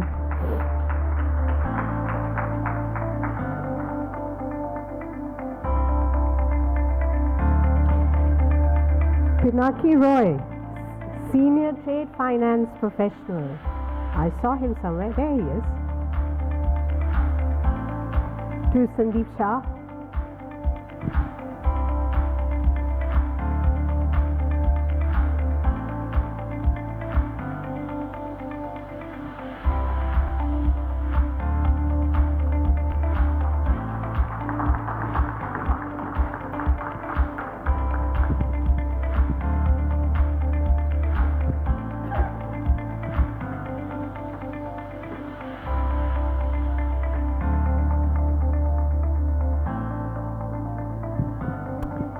Thank you.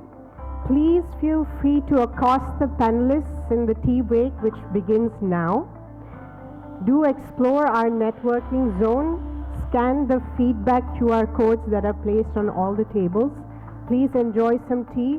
Although I did say earlier, we eat, breathe, and sleep trade finance. We are not eating trade finance. We're going to have some coffee and tea. Please.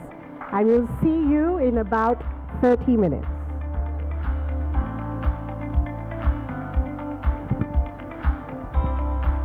After the tea and coffee break. Next, we have an amazing session from a very towering personality. And the reason I say towering, you will see very soon. You can say he's like the Tom Hanks of Kenya. Mr. Vimal Shah, who will bring focus and spotlight on the much talked about corridor of Africa and India. We are so honored to welcome Mr. Vimal Shah, Chairman of Bidco Group Kenya, trailblazer in African industry and a strong voice in India-Africa economic collaboration. Mr. Shah will address topics on emerging trade opportunities between the two regions, geopolitical dynamics, and how India and Africa can strengthen economic ties. With this, please, Mr. Shah, please join us on stage.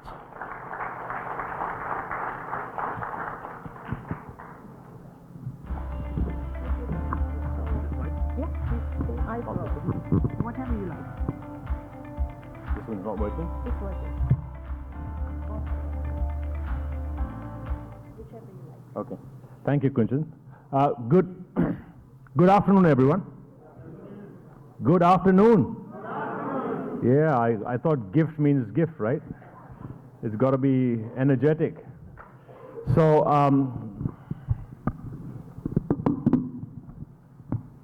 okay, it's too far.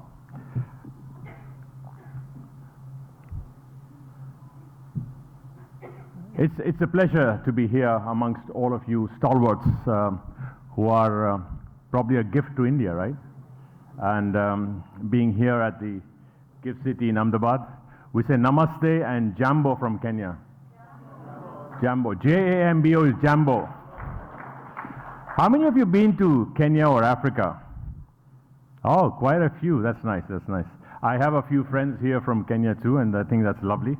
But it's a great honor to stand here before you today, not just as a businessman from Africa, I think, but as a passionate believer in the limitless future of India, and of course, the India-Africa partnership. If you don't know Africa, you will get to know just now, and I'll talk to you about it. And I think that's going to something I'm going to talk about later in terms of the real size. But I think this is a summit about trade finance, and I think more importantly, it's a summit about vision and courage. That's the way I would put it. And what better place than Gift City, right, to have this conversation? A place that was once a dream, and now it's emerging as a bold reality. Let's begin with Africa.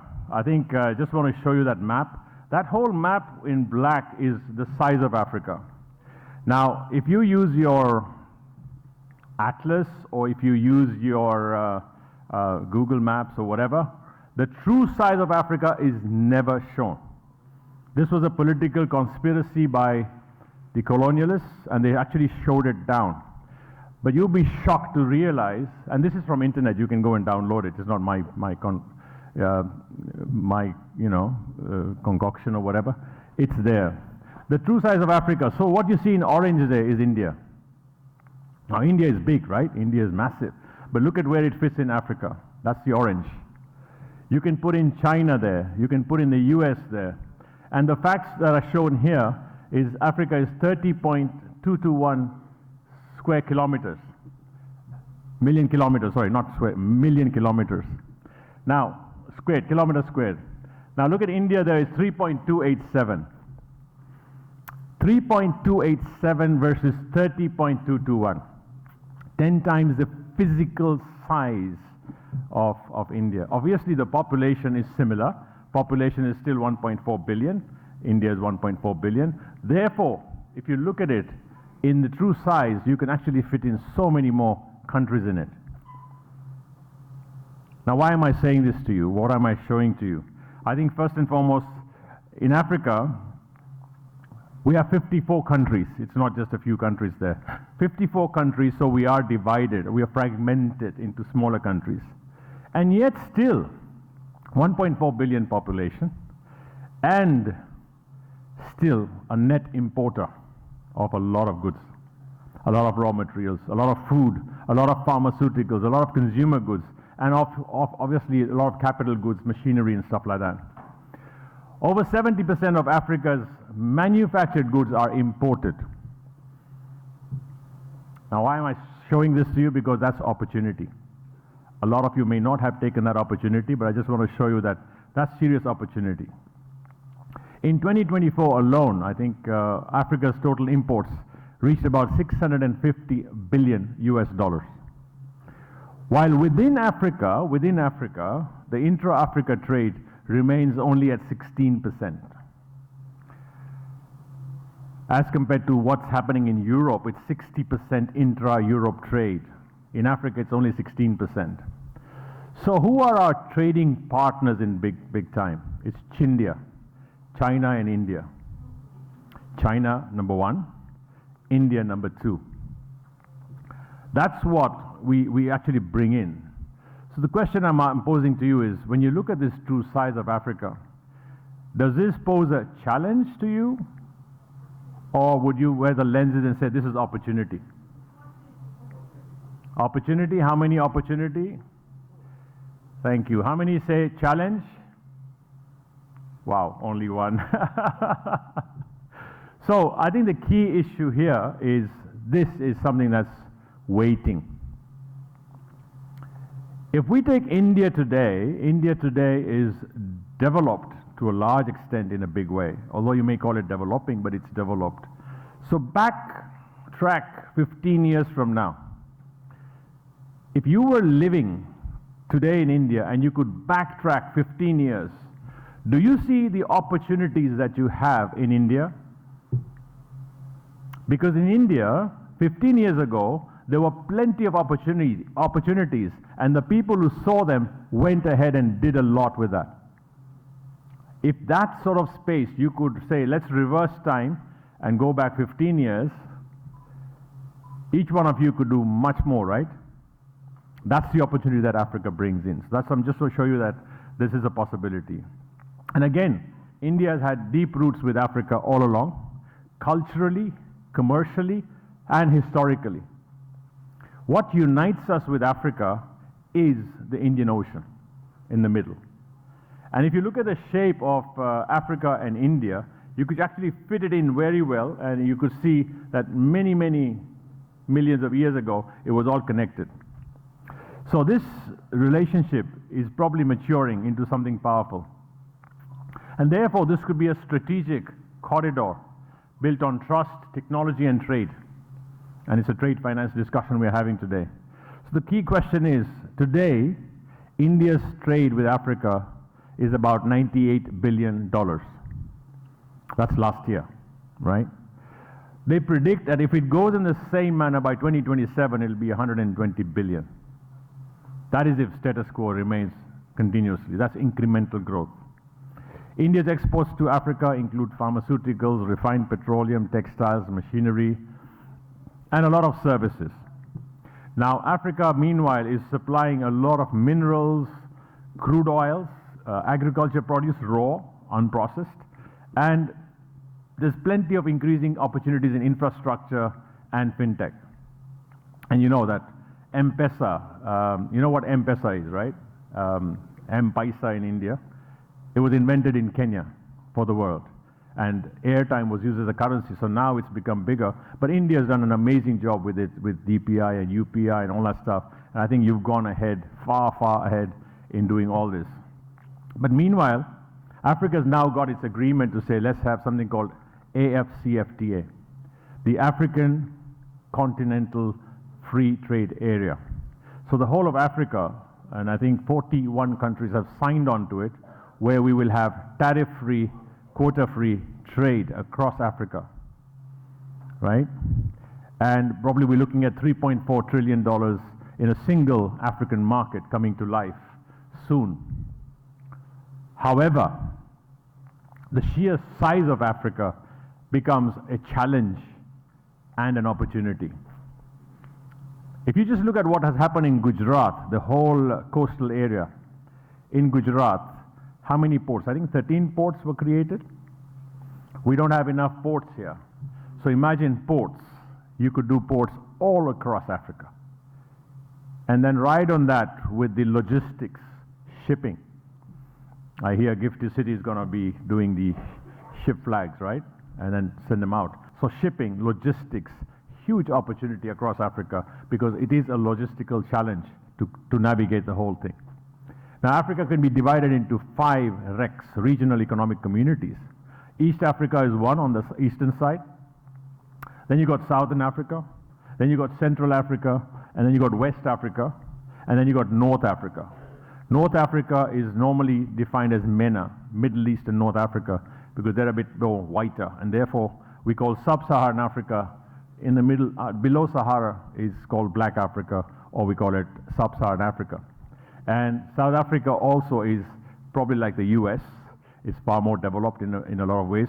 Therefore, we bar those two and say this is Africa. Now, if you add to this all the people who are trying to get in there right now. Okay, one more thing. We do not have any Putin or anybody else coming to say, I will take over this land. So we don't have that threat of the geopolitics that you have in, Eastern Europe or wherever else, where say, we want to take it back. The British colonized a lot of countries, then they left them. And you know that the British don't have the capability to colonize anyone anymore. We have a lawyer from London. But I think the issue is there was French, Francophone Africa too. So principally languages are Anglophone and Francophone. And of course, 2 or 3 countries were Portuguese. So none of them are going to come back to take that back. So when you look at a longevity, I'm born and brought up there. My father is 93 right now, and he's born and brought up there. So we were, 100 years ago, we went, our forefathers went from Jamnagar, and there's 52 villages around that, that's where we come from. And therefore, we are all born there. So I'm a Kenyan, I'm indigenous African, although I'm Indian origin. So the point I'm trying to drive at is here, we've got everybody trying to say, let's take over Africa. Now, a lot of multinationals are leaving Africa. And I'm saying this without any hesitation. We also bought, as a company, we bought over the Unilever business there in oils and fats, and we do fast-moving consumer goods. But the point is, a lot of multinationals are leaving and saying, too fragmented, not big enough for us. Does that pose an opportunity for you or a threat? Right? Thank you. So a lot of people think that, if multinationals are leaving, there must be something wrong. Time to bail out too. I think I have a friend here, Manish, who's probably from here. Not probably, he is from here. But now they're looking at Africa in a different way. I don't want to mention your name, or should I? With your permission, Dabur. So they're looking at Africa in a different way. We've got Godrej, we've got other companies, and a lot of the MSMEs all looking and saying, let's look at Africa differently. And that's the opportunity available today. Second thing is the UAE, and I think a lot of you are from Dubai. So UAE is now trying to look and say, can we be the gateway? Dubai be the gateway. Now speaking at a conference where Dubai is trying to say, we will be the gateway for Africa. So the UAE, India, CEPA agreements and all that stuff, with strong ties to Africa, they're trying to say, can we have that happening in Africa? Can the UAE pool its capital and India with its technical resources and brain power, low-cost brain power, amazing brains here, bring that all together and you do something in Africa? And that's where the Africa, UAE, India nexus comes into effect. And that could be done because there is capital sitting in the Middle East. And that capital traditionally, and this I can tell you from very many people out there with family offices, with all the big funds talking about it, saying we don't want to invest anymore in the US or treasury bonds or whatever they've been doing traditionally. For them it's peanuts to put in $1 billion or whatever, whereas they've been putting much more in the US. Therefore, they're saying we can pool our capital, but they have capital. They don't have the execution ability, and I think India has the execution ability. So I'm talking to you about Gift City, I'm talking to you about trade finance. Why not Gift City? And that's what I want to bring to you to say, why not? Because when we look at the trade, the investments, the logistics, digital payments, we've got bandwidth available there. And platforms like 360TF, right? They're converging to enable borderless commerce. If you go onto your device, you don't need a border, right? You can go through borders straight away. There's no visas required. So I think this is important to say we're converging here. And this is not just about the future, it's happening now. Do not think this is a dream that's going to happen in 5, 10, 20 years. We've got enough bandwidth available there. But to accelerate all this, we must remove the friction that slows it all down. And I think today's conference is important because finance is the fuel of trade. It fuels all the trades. So Africa does not lack buyers. Consumption still happens. A lot of people would tell me, oh, what happens if the politics changes? Listen, guys. Consumption will happen irrespective of which president comes in into 54 countries or which ruler comes in there. Consumption will happen. What Africa lacks is working capital. Because unlike bankers, the banks there are tuned towards more collateral. The lending is more on land or building or collateral-based lending. Asset lending doesn't happen there in terms of cash flow financing. It doesn't exist there because the trust levels are lower. So that's serious possibility. And then 80% of African SMEs, SMEs is small, medium enterprises. We also call them MSMEs, micro, small, and medium enterprises, are credit constrained. The cost of trade finance in Africa, I'm sure 360TF knows this, is 2 to 3 times higher than in developed markets. So we all pay, in Africa, we pay the penalty for having lack of trust or the trust deficit. Now, what if we could unlock this global liquidity for African trade using the strength of Indian banking, Fintech, and platforms like 360TF, rooted through GIFT City? Now I'm speaking to regulators here. If that was rooted and actually applied, you could actually look at how do we fund, how do we get this thing done across Africa using Fintech, using this device. Because on this device, if you have an app even in sitting there, imagine a farmer in Kenya, right? Or a solar startup in Ghana, or a fashion exporter in Lagos, enabled to access US dollar trade finance in 24 hours on an app. With smart risk assessment, and I'm saying clean money. So I heard the chairman talking about clean money. This is clean money, this is clean financing, right? Risk assessment, AI underwriting, and digital invoicing, all integrated into one seamless, transparent, compliant pipeline. And digitally, you can access the whole of Africa in a bigger way. And this is where I'm saying GIFT City could do a lot more. So this is not a fantasy that I'm giving you that is a dream. It's possible. The tools exist even today. What we need is a platform, a jurisdiction, a mindset that enables it. So I'll talk about GIFT City now, and I want to bring it back to GIFT City here. It's actually a dream worth scaling. I was very fortunate to attend the Vibrant Gujarat Summit twice alongside our Prime Minister and our President from Kenya and a few heads of states. And that time we had, at one stage we had the Chief Minister as Narendra Modi, and then he was the Prime Minister and he was, he was hosting us. We were told then, at that time, that GIFT City would be the most powerful financial cluster in the world. That was the dream. I still believe that is the dream. Bigger, bolder, more stable than London, Dubai, Singapore, or Mauritius. A place where global companies would one day set up their headquarters in GIFT City. That dream, in my opinion, is becoming a reality. But, in my personal opinion, we need to act now to scale it. You've set the infrastructure, you're setting the basics, and really need to do that. So, to truly fulfill the Prime Minister's bold vision, in my personal opinion, GIFT City must decouple. And I use the word decouple from India's mainland rules and bureaucracy. And I'm giving you an African perspective. The Indian perspective may be different, but from an African perspective, the perception about GIFT City is still not a conducive financial center, because we need to change that perception. In our opinion, it must become its own sovereign jurisdiction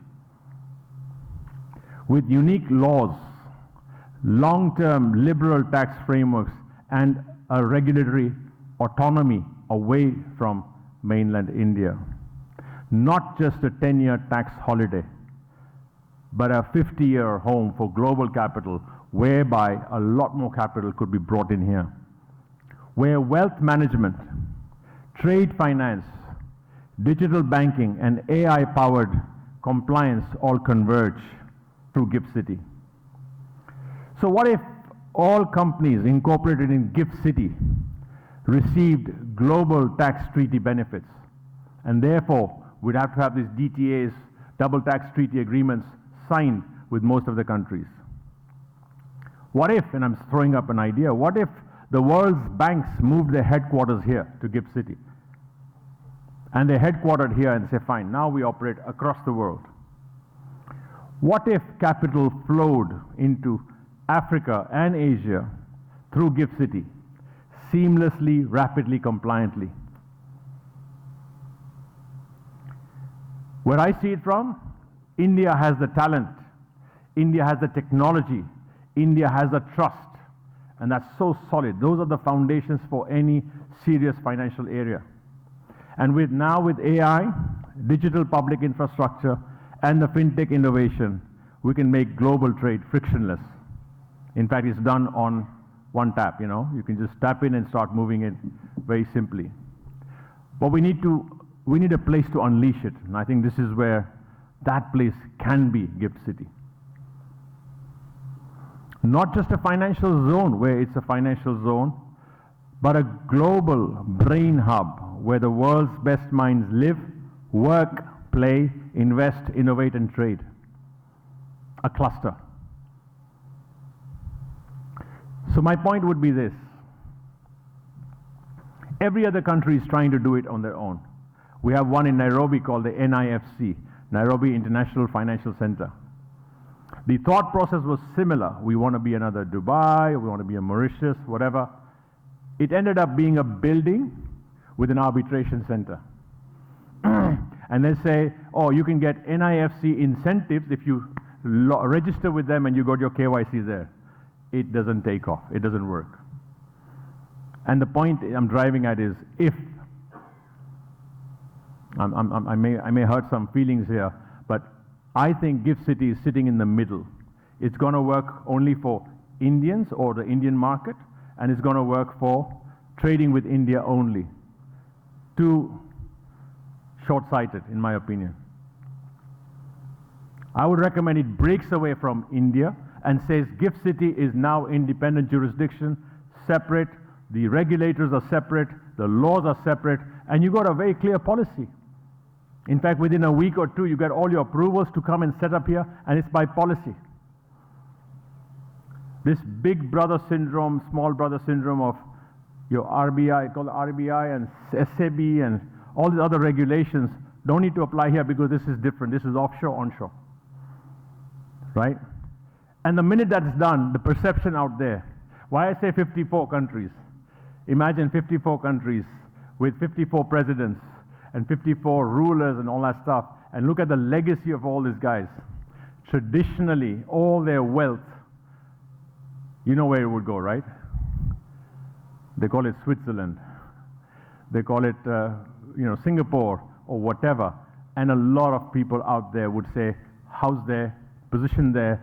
In fact, if you're investing into Africa, they go through Mauritius and set up and come back. It's a round robin, right? Why? Because Mauritius presents itself as a low-tax haven, low-tax base. This is what GIFT City can do. The minute you do that, it's got to segregate and say, we are different. Now, the current situation, because it's stuck between servicing the Indian customer and servicing offshore customers, you're stuck in the middle. You don't know whom to really serve. So I would just say that, in my opinion, I think it's this flux that we're at a turning point today. And you see it every day today with a Trump announcement of 25%, 50%, tomorrow. Is it 250% on pharmaceuticals? Whatever. Some guys are saying it's 2,500%. We don't know. So the world is in flux. Capital globally is searching for a home that is safe, that is long term. India has a window, but it won't stay open for forever. It will go somewhere. I think you see some wealth maps that are showing up. Everything is converging into Dubai. Why is that happening? Why is Indian HNI capital also going to Dubai? The point is, can we stop that? I think this is where the future is possible. It can be done through GIFT City. I think it's an amazing concept. What you've got here is superb, but right now it needs action. So I just want to say this in conclusion, that the future is not going to wait for us. We must build it. I know my time is up. So, in short, if we want GIFT City to be a clean Dubai of tomorrow, if we want India to be the capital allocator to Africa, and I come from Africa, therefore I can say only for Africa, if we want the next $1 trillion trade corridor to run from Nairobi to Mumbai via Gift City. Yes, and I say again, clean and anti-money laundering and terrorist financing, all cleaned up through technology. It's checked out. Your KYC, know your customer, is all in there. Then the time to act is now. And the people who can make this happen are in this room today. So I think this is why this is a fantastic conference where we can talk about it. And maybe this is the best time to co-create, because everybody's talking. I think India talks about Atma Nirbhar. But now to take on global finance, global situation, and say, fine, come house yourself here. And I say this openly, the values and the virtues in India are second to none. So people would trust India in a much bigger way. With that, I just think that global trade is in a flux. It's going to change. And therefore, reset, reassess all of this right now. And I'm sure that Africa is not the challenge that you see, but there's opportunities here to be taken advantage of. And really, it presents that. I want to repeat this again. Africa is where India was 15 years ago. So please wear the specs of opportunity and say, what can be done? And truly, to conclude, is let's give a gift to Africa, right? And the domain expertise sits here. And really, you've done it in Gift City. Why not give a gift to us? So the time is now. I just want to say thank you very much, and let the games begin. Thank you. Please, Mr. Vimal Shah, please stay back. We invite you to the center of the stage.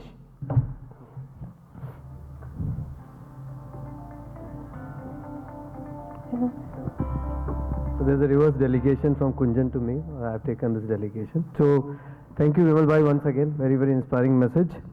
And I request to call upon Mr. Haresh Kapadia, the father of our MC, Kunjan Kapadia, the retired executive director, SASCO International America and EMEA, to come on the stage and present memento to Vimal Bhai. Please.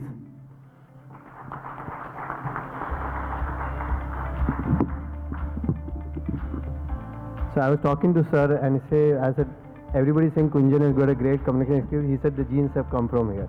Thank you.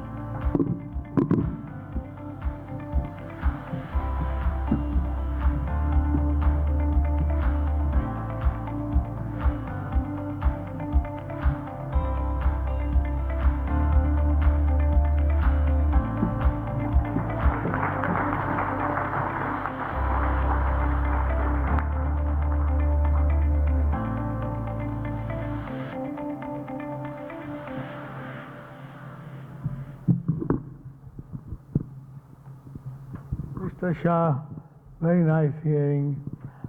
Congratulations and thank you very much. I have been living in Dubai for the last 45 plus years, and I have seen the complete scenario. Although I'm not into finance, I'm an engineer, and I've traveled across, especially in Africa.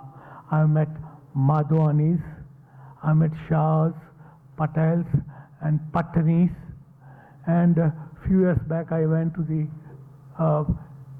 Conakry, where Sheraton Hotel, some air conditioning problem, and on inquiring, I came to know the owner was a Sindhi Gujarati from Baroda. So all over Africa, Indian presence was there, but now it is diluted and it has moved somewhere else. Who are those people now controlling the wealth of Africa? Who those Indians they used to sell Colgate and Bata shoes those days. Where has it gone? I just wanted to know. Well, there's an upward migration from Dukawalas. What he's talking about, the Dukawalas who were selling stuff are now moving to industries and trade, and they're going global too. So yes, we have a very small population. If I talk about Kenya, 0.17% of the whole population is Asians. Asians means Hindu, Muslim, Pakistanis, Kenyans, Pakistanis, Bangladeshis, all together, 0.17. The contribution to GDP is about 25%. So if you look at that, that can still go up if we get the Indians there. Thank you. Thank you. So I'm just saying, where are the specks of opportunity? Thank you.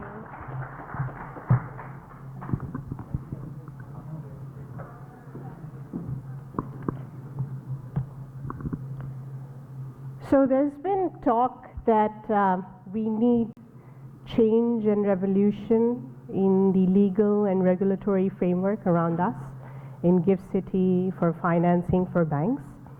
And with that context, we introduce the next panel, Cross-Border Trade Legal Framework. This panel, please feel free to interrogate them because most of them have legal backgrounds. Our panel dives into a vital pillar of global trade, regulatory and legal framework. LC is interpreted universally in any language anywhere in the world.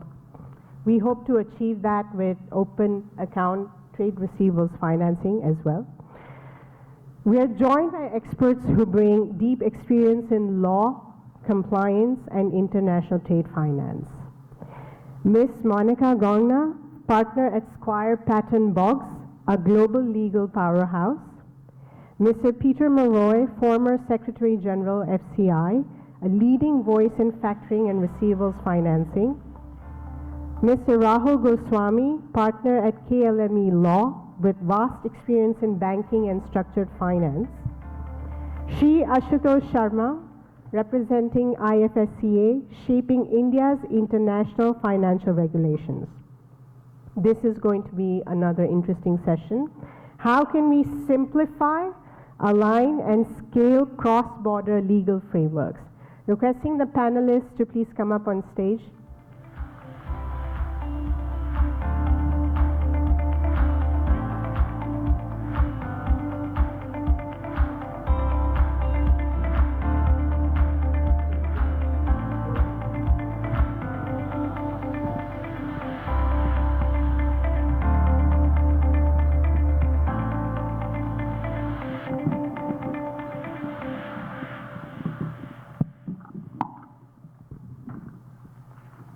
Is that a green signal? That is the green. Today I realize the green is the red. So once you walk in, we have to stop. I'm walking off so you can start. Okay. Thank you. Thank you. Very good afternoon, everyone. Fantastic speech and presentation by Vimal Bhai. Vimal Bhai, I just pulling on what you said, that I invite you, maybe you can bring a delegation from Africa into Gift City with a business association. More than welcome to work with you on this. It's a big opportunity, obviously, both ways. Thanks a lot. See, in today's session, well, they have given us this session on legal framework and regulations. And while we are a regulator and our regulator, Supriyo, they have already spoken about the regulations here so far. So I'll not speak much on the regulations in IFSC right now. We have been grilled enough. But post this session, if you want to grill us, ask us a question, please be our guest. Interesting fact I want to tell you, see, while we have to congratulate Pankaj and Vikram for organizing this summit, very well organized, but part of this also goes to Peter. And I tell you why, because long back I requested Peter to bring his FCI event, annual event in India to GIFT, which he brought back around 3 years back. And that's when I think Pankaj and Vikram came down and they met us. And at that time, they were planning to set up in Singapore. And thankfully, we were able to convert them, and they decided to establish an FSC. So if you meet us, rest assured, we will convert you. We have a good conviction power there. So we are a regulator with a difference. We have been given 45 minutes. We see 33 minutes here. I think in this time, approximately around 300 to 400 million of goods will exchange hands globally. That's the volume we are looking at. Well, they have introduced, but Peter is ex-FCI and he has been at leadership positions. And he's a true international person with a Dutch origin, living in America and working internationally. And Monica brings a very different flavor, Indian origin, but certainly based in, born and brought up in UK, working in international markets. Again, very different flavors. You can think of your questions accordingly. And then we have Ryle, who is now based in Middle East. So we have all the geographies covered here. You know, one funny thing is that these days, everyone is talking about this, you think tariffs and etc. It hit my mind that, and these tariffs sometimes they come on Truth Social, right? And I was thinking how these days the facts are coming and becoming truth on a social platform. And it's a funny way to do it. It's a lot of navigation need to do. And trade finance community, I know they are so flexible, so agile, and they are, changing themselves, regulatory perspective, compliance perspective. My first question, I think, please feel free, any of you can take it. Monica, maybe you want to go first on this, is that people are talking about regulations. And in FSC, what we have tried to do is we have tried to bring out more internationally aligned regulation. But one problem that we face when we look at trade finance, for example, is that it is not what FSC can do. It is what global regulators do. It's an alignment, right? So if you want to give some color on maybe how different regulators globally are working on, and it's a new world. You have sanctions coming from Europe, coming from US. So if you want to give some colors on how different regulators are working towards providing ease to the trade finance community. Sure. No, thank you, Ashutosh. I think the way I often think about regulation is it goes in waves and circles. And so the current wave we're at is definitely fragmentation. I know that that was mentioned in the last session. And what do I mean by that? I mean that jurisdictions are looking purposefully at their own jurisdiction and nothing else. And that's where the fragmentation comes. So if you'd asked me 15 years ago, we were all talking about a single global rule book, a playbook. That's not happened and probably is not going to happen for the next 2.5 years at least. Enough said on that. But I think in terms of trends, I think there is a willingness. That's the thing that I would focus on.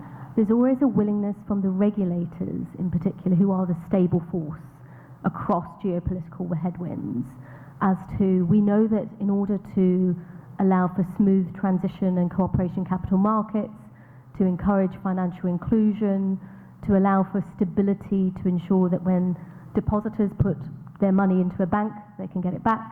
If they put something into a fund, that they will get some return, although of course there's the usual caveats in relation to that. But regulators always have a linear focus on cooperation, and I think that's the key to focus on, Ashutosh. And I think what I really have found fascinating in the last whirlwind of less than 48 hours in Gift City has been this very, very clear thread of cooperation globally. So one of the first questions I asked you was, well, how does it work? You're Gift City, you're in India, there's already fragmentation. I'm the Brit coming in and, trying to just listen and not do anything else. How does it work? And the first thing you said to me is, well, we're part of IOSCO. And we're part of IOSCO in our own right. That's very, very powerful. So for those of you who are not so familiar with global regulatory bodies, IOSCO is one of the most preeminent global securities regulators, regulatory authority bodies that can be out there. And what they do is every so often they will give information from a global level, setting policies and standards. And Peter, I know that you're very familiar with IOSCO. The fact that you are in IOSCO as a standalone regulator, that is very, very powerful and very, very positive. Thanks. We didn't want to pick on this because, see, IOSCO, when we went into there, it was more about the capital markets, and that's why we hit it there. And then we have similar, you can say, platforms for insurance as well. For trade finance, at least we are not aware of any such platforms. So how are different regulators working, to facilitate? We have always seen new initiatives come from one jurisdiction. They do some pipeline, some transaction, and on some regulation. But I've never seen a harmonized approach there. Your take on that? Yeah, it's fascinating. I mean, if you look at just global trade, and we're here for the sole purpose of increasing access to finance. That is why Gift City, in essence, was one of the major pillars, right, of its creation. But you go and look at trade, and you see that 80% of global trade is on open account, which means most trade, most need is for the financing of receivables. If you take the average globally, 40% of the balance sheets of all companies, 40% are receivables. And if you look at the total volume globally, it's about 4 trillion compared to global trade or total trade of around 100 trillion. So that's 4%. it's very, very small. So the point is that it's the power and the necessity of IFSCA and other, let's say, bodies like them to increase the ability for companies to have access to be able to take these assets, these receivables on these balance sheets and to liquidate them. And that then goes into a whole other conversation. How?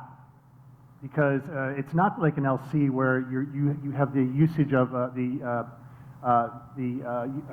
ICC rules. You have to have laws in place. You have to have, if an investor is going to put capital, and that capital is going to be used to finance receivables, as an example, the investor wants to know, if I'm putting that money in, I'm going to get it back.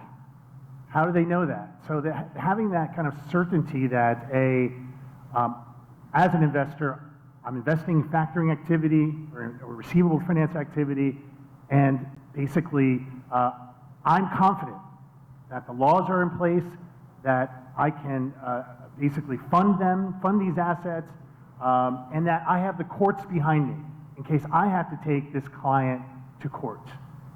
And so this is where it gets very interesting, because if you go country by country, and I just used an example of like 4 countries, India being one of them, and I looked at the history of their laws relating to factoring. So, you know, basically the rights of assignment to third parties, the protection of those rights by the courts, and also notification that the buyer is aware that the payment has to go to the factor, et cetera, et cetera. All the details, the legal details. And I looked at Chile. Chile started their first factoring law in 2002. They enhanced it by creating basically an e-invoicing law in 2012. They incorporated and added the ability for non-banks like 360TF to participate in Chile. And now Chile is the most advanced country in the world in invoice finance. Why? Because the invoice is treated almost like a negotiable instrument. And that's nowhere, honestly. You can't find that in any other market. So aspirationally, and we can talk a lot about e-invoicing, it's a topic I'm very, very familiar with, but basically, you know, India, 2000, I think it was 12, the factoring law was initiated, I think. 2016 it was perfected. 2021 allowed for non-banks, NBFIs, to trade in foreign currency. And then IFSCA, then the birth of this city. So you can see the progress. So I look at their volumes. India, 3.7 billion in 2015 in volume. 3.7 billion, and today, 38.2 billion. And that's a growth rate of 30%. So over the 9 years, compounded growth rate, 30%. And you go back before that, negligible. I mean, it was nothing. So this is a great story of the advancement of legal and a regulatory environment to ensure the safety and perfection of the ability to finance receivables. And then Chile, as an example, 22 billion in 2015. So about 3-4 years after a decade after they issued the law. But 2025, almost double. So they've been growing almost at like 9% compounded growth rate. China, the last one I'll say, 352 billion. They didn't have a factoring law. And 2019, they issued the civil law on factoring. Now their volume is at 679 billion. That's a 38% compounded annual growth rate. Again, you look before that, it was very negligible. So I can go on and on. But I think, you see the power of law and regulation. And I see the passion in you. So yeah, you brought out some pointers here. One you brought out is enforcement, and then you talk about the factoring part, and then talk about this regulatory regimes that are worked on this. You come from UAE. What is your experience on the enforcement in Middle East on such contracts? And see, in GIFT FSC right now, while if you have an element of international trade, you can certainly write agreement under English laws, and you can anyway choose a seat for those kind of agreements outside India as well. In Dubai, I think they have a different law. So what is your experience and how it has helped to grow the trade finance business in Middle East? So I think I come from a Middle East, and one of the things that you need to basically visualize in Middle East is the whole ease of doing business and the enforcement part. You look at institutions like DIFC, which has a lot of volume of business working on a regular basis, and they have harmonized the practical elements of law with what is really required for the industry. So if you they have a new movable, factoring law, which is basically you have a registry, you can check, you can register within few hours all your, factoring and, the assets that you want to register. And secondly, the whole process of enforcement. They bring in a new component of common law into the UAE Sharia system. It's kind of a different island of law. And then you can, the foreign lenders are very, very convenient working on those kind of scenarios. Those are, and one of the main, the learnings from their enforcement process is that you can, I think, incorporate is the enforcement part, meaning what we have in institutions like DIFC and whatnot, they have the English law codes, but the enforcement mechanism still lies with the local onshore, codes. So there is sometimes a mismatch of what is being deemed as enforceable. A ruling comes from the DIFC code, but sometimes the local courts will send for an appeal and all this. So I think that disconnect, I think, is what is the most important learning point. But in terms of the whole factoring process in Middle East, whether you look at Abu Dhabi, the ADGM global markets or DIFC, or to a certain extent even Saudi, has very well developed over last few years, 3-4 years. And you can get registration within days, and everything is online. Registration for the movable factoring registration, you need to register your security agreements online, and that's done in few hours. This is why the lenders are very happy with the whole process, and the whole. So the registration process is different in the domestic and the special zone. Yes. The free zones have a different registry. The domestic onshore has a different registration process. Normally, the free zone is preferred. Because first of all, most of the free zones apply your, like the well-known, the DIFC or ADGM, have the common law system, which is basically known. You have predictability over the law and how it is, the onshores have a different registry basically, which is notarized to the public notaries and whatnot. They need a bit of translation into Arabic and whatnot. Thank you. Sorry, I just wanted to add to that, Rahul, if I may. I think there's a problem when you have two lawyers. Well, you did give us permission, so I think I'm good. The one thing I want to really land today, and if it's the only thing, that's fine, is actually what people want when you look at international trade, and I don't mean just trade finance, I just mean operating internationally, is legal certainty. And you get legal certainty by a few things. You get legal certainty through your contracts. You also get legal certainty when things inevitably go wrong, because things always do go wrong at some point, unfortunately. You need to have either arbitration that is strong. So yes, you've definitely made a good step in the right direction, absolutely. But my takeaway from the last 24 hours and listening to, I've had a very, very busy 24 hours. I've visited IFSCA, I've visited Gift City leadership. I've also had the pleasure of meeting some of India's topmost lawyers, and have been very grateful for it. One thing that's come out of it that I'm very clear on is, unfortunately, the perception of legal certainty is still not there. So until, and I'll be brave enough and bold enough, I've been emboldened to say it, until you get to a place where perception meets reality of there is legal certainty within the IFCA, I think that is going to be a big gating item. I think for the lenders, we bring in a level of certainty by our legal opinions, the closing legal opinions, though it is very hard, negotiated in a very hard manner. I mean, if you're dealing with foreign lenders or a ECA sovereign, they rely a lot on a closing legal opinion, because this is where they basically get comfort that whatever they are doing will be legally upheld in their jurisdiction. So in those terms, I think we bring a lot of certainty, and the working between the international law firms is of paramount importance, because they bring that certainty actually. Yeah. I'll just close this discussion about legal certainty because it's really interesting. I mean, 90% of the global volume, like in invoice finance, is in developed countries. So, you know, what is the roadmap for a developing country? And I use China as a great example because before they had the civil law and factoring. I remember they went through kind of like a quasi-recession in 2015 and 16. And you saw the volume, 400 plus billion in factored volume. But with weak law, weak understanding, and the most important thing, the laws were not tested in the courts. And then all of a sudden you had thousands of court cases in factoring, fraud, commercial disputes, you know, operational issues. This was in 2014, 15? It was at 15, 16. Yeah, that's when it dipped down. Yeah, and so you saw this, not a dip down because the growth was still pretty good, but you had these court cases going on, and they just, what happened? What do you think happened? These court cases languished in court. Why? Because the lower courts, the judges didn't understand and didn't have clear direction from the Supreme Court as it relates to how do I educate a factoring case? Peter, I think that's where the opportunity And these are Chinese courts.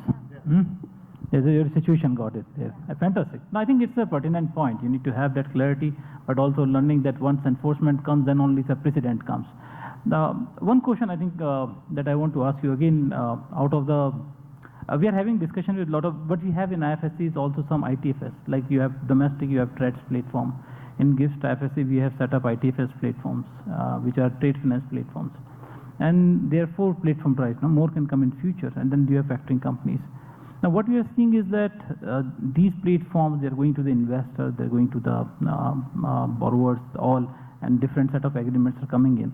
As a regulator, we are contemplating whether there should be some standardization of these documents among all the ITFS platforms, whether we can think of a single set of documents. I don't know whether it's, and how far future we can see that. There's a smirk on your face, but it's possible. So you have done some work on this in FCI earlier. So what is your take on this? What should be the approach? Well, I mean, you know, of course, in traditional trade, you're relying on. When did you start working? When did you start your job? When did I start my career? Yeah. I don't want to say. I tell you why I'm asking this. See, I was thinking the HS code came in 1988. HS codes came. And the efforts are going on since long for harmonization, standardization. Since 88, these things are happening. Maybe in early 80s it started happening. So I'm just thinking that we have seen these efforts going on forever. But the culmination we have not seen yet. So yeah. Yeah. No, I mean, I think we're at a cutting edge, a threshold, you know, a moment in time like never before. And just as one example, you have these new laws in the United Kingdom and France relating to documentation, electronic documentation, right? So you can easily, superfluously submit documentation for LC processing, for financing. Now the invoice is being codified, electrified, digitized. And the European Union, for example, the entire European Union is now, by 2028, the entire union has to be operating under a digitized invoice, an e-invoice. That's for local trade. Local and international trade. Okay. Local and international trade. And what does that mean at the end of the day? It means that the buyer, so you know, I'm a seller, I'm making these bottles, I send an invoice to a company, I'm in France, I send it to Germany.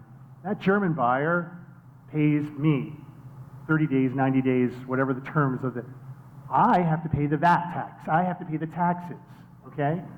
And then the financier comes in and says, okay, well, I can take those invoices and maybe finance them. Not a lot of clarity. It's not on a platform. 2028, there'll be a pan-European platform, maybe multiple players, but there'll be a pan-European platform.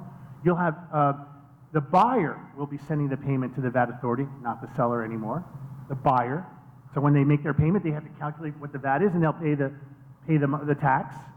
And then you have all the parties on one platform. So the financier comes in and says, oh, this is legitimate. The buyer's saying it's good. The seller's saying it's good. The government's saying it's good. Finance. This is the future. This is where it's Can going. I add another layer? Imagine if you did that and then use blockchain technology on top of that. So you start putting all of these standardized contracts, which Ashutosh understand. You know, if you think through ISDA derivatives, that is a standardized contract that is recognized globally.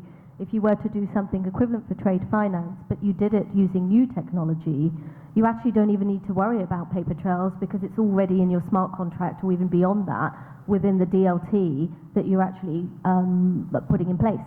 So as you build these 360 TF type platforms and as you encourage more fintech to come into Gift City, I think that would be my advice. Look through what's the leapfrog that you can do to ensure that actually not only are you using technological capability that's there, but you're actually increasing transparency as well. I think from a Middle East perspective, most of these are, I think, taken care of. Like UAE, the digital signatures are all recognized by law. So we don't have a problem when a foreign lender asks, is it digitally signed? Is it okay? Is it recognized under law? That's already clear.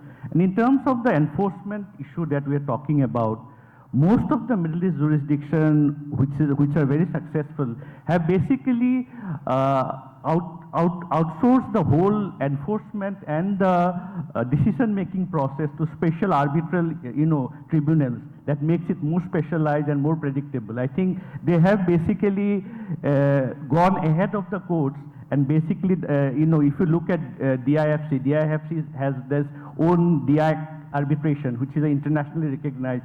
The Saudis have now the Saudi Chamber of Commerce, which is a very well established, unisettle model, arbitration, So all of them are trying to basically, because of the lags in the court and the unpredictability, they have tried arbitration as a second mechanism to bring predictability and enforcement mechanism.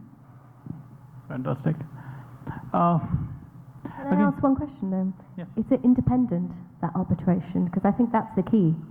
So when we talk about legal certainty and we talk about making sure there's confidence, I think where India can do so much more than the Middle East is you are a republic. You're a democracy. That means actually you have it within your gift, within Gift City, to create an independent legal system that has legal certainty, that has common law, that allows for arbitration in a truly independent manner. That is very different to any other jurisdiction out there. It's an opportunity. I think in Middle East, most of the arbitrations are based on the United Nations unilateral model. And there the independence is one of the core principles. And there are a lot of scrutiny on the arbitrators being impartial and neutral. And we have a lot of scenarios where the arbitrators have reclused themselves because of very, very distant kind of some connection or some conflict. So I think it's quite prevalent in Middle East now. Then the misperception is quite higher in those regards. Fantastic. I think the Middle East has done a lot of work, and congratulations, kudos to them for that. I think there are a lot of learnings that we are taking. The way we are approaching things here in FSC is we are seeing who is doing the best, and we are trying to take cues from that. But what Monica just referred to, we are a republic. Republic has two sides to it. So one side is you certainly are progressive, you are thinking on one side, so you have to take everyone together. When you take everyone together, then certainly there's an impact on timeline that when you move towards that direction. But the direction is more sustainable long term, as you can see. But yes, we are moving in that direction. One advantage that I always see in GIFT FSC, I've heard a lot of these arguments on legality. The first question I heard on legality, and Monica, for you, is that what is the enforceability? This first time I heard this question in 2020 when I joined IFSC, and at that time we did not have many entities here. We are only 110 entities. Since then we have now 950 entities. Right? Questions are still being asked. That's okay, but we are moving ahead. And in the meanwhile, the agreements are being signed. Agreements are being signed where investors have come from North America to Europe, everywhere. So people have always asked questions because that's how every individual works upon. But I've also observed sometimes it's the intermediaries also who try to analyze and overanalyze sometimes, and certainly it is required because otherwise they will not earn revenues. So law firms also have to look at practical implementations, experiences so far. Otherwise you will never have the experience till the enforcement is done. Right? So I think I agree. I think there's layers. So of course the lawyer is going to say, go and get a legal opinion, but I mean, it's the truth. But in addition to that, and this is really where I don't do lawyers a service, is I do think it goes to the regulator, it goes to the government to provide that additional level of comfort of legal certainty, and that goes to enforceability. So you can get transactional opinions day in, day out, right? We do them, you do them, everybody does them. But ultimately, what that hangs on is case law, which, if it's new and independent, you may not have a body of case law up front. But in addition to that, you need that bottom line layer somewhere in your legislation that says, this will be the outcome if this happens. So when we talk about regulation globally, the development has gone from principle-based regulation to outcome-based outcomes. And there's a real good reason for that, as you know. No, thank you. Peter, again, go back to you on one of the points that you mentioned. And again, trade finance is very close to my heart. And having worked in Hong Kong, I've covered China very in deep. I went to tier 3 cities, tier 2 cities a lot of times. I saw that, and when you quoted China here, one thing that China did really well, focusing on the exports and developing the factoring, and the regulation came out later. But what are the steps that China did right when it comes to factoring? Because in 2008, when they were in $4.5 trillion, where India stands almost there now, they're 15 years. He mentioned, I think we only mentioned that India is maybe 15 years ahead of Africa. I think China is a decade ahead of us. But what things did they take right in terms of regulatory frameworks approach that maybe GIFT IFSC and IFSC need to look at? That's a really, that's a long question. I mean, but in a short, try to shorten the answer. I would say that, number one, you know, they did the right thing by creating a clear factoring law, providing the perfection of the assignment of the receivable, the rights of that third party. So I'm buying that receivable as an investor, and I want to be protected. I'm putting money out, and I want to make sure I can get that money back. And thirdly, the whole adoption of having the buyers involved, so being notified that the factoring transaction is going to take place. So I think that was the core. And they developed that over time, but the civil law in 2019 was the cherry on the top. I would also say, interestingly, like, you know, from a risk perspective, right? So I think China is very conservative when they trade, and so they want to, if you know, they don't like open account. They don't like to take the risk, especially on a foreign buyer. You know, so they want to have insurance, credit insurance, or they want to have a bank guarantee. They want to have some, let's say, comfort that they know that they'll be paid, and the government wants that as well, as you know. If an invoice is issued, they want to see that payment flowing back into the country. So I think they've done a good job also relating to risk management. And you're just giving me, I'm giving you just my general impression, you know, of why they've had such success. And of course, you know, just, you know, like in the United States, you know, almost all trade is on open account domestically. Almost all trade. You know, everything is done 30, 60, 90. And that's because of the very strong UCC platform that they have that was founded in the 1940s. The UCC is the oldest receivables registry in the world. And it is used now in the US and Canada, and it's clearly the best. Honestly, I'm not just saying because I'm American, but I'm just saying this system works perfectly. It's all done, not on the blockchain yet, but it's all done you know, via a website. You can just go in, like in the UAE, register your receivables.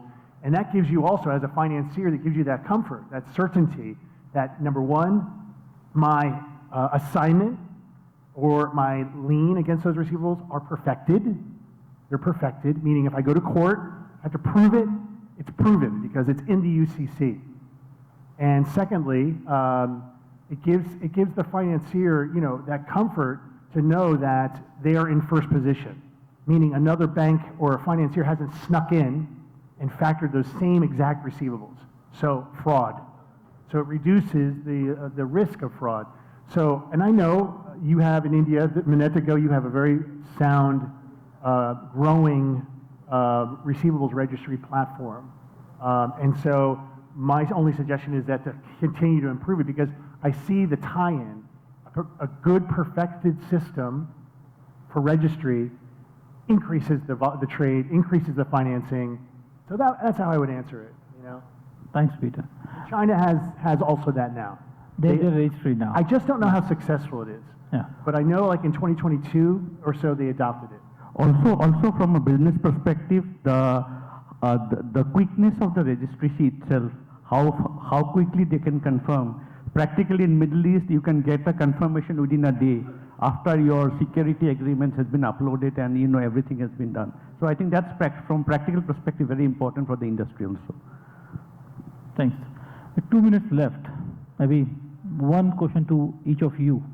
Both from regulatory perspective, a lot of factoring companies in FSC, they are relatively young. They just set up here, and they are trade finance platforms as well. Maybe in a minute, each of you can advise them on how to go through the regulatory maze. Monica, don't shirk this responsibility, it's a lawyer's job. Is it really my job? Well, I actually think that Peter has answered it very well in the last response. I think, the more you can get transactional certainty, whether it's through perfecting a transaction, recording it with ease, making sure then in addition to that you've got the legal certainty of the structural piece, because that's where I really come in there, then I think that's where you will start to make change. I think, there's always going to be bells and whistles you can add from a technology perspective, but getting that baseline first, I think that's key. I think from a Middle East perspective, I think know the rules first. We have had clients telling us that practically this is how it is implemented in the industry. I think that helps a lot in terms of your understanding of the regulation and how you can modify the regulation to the best of your needs.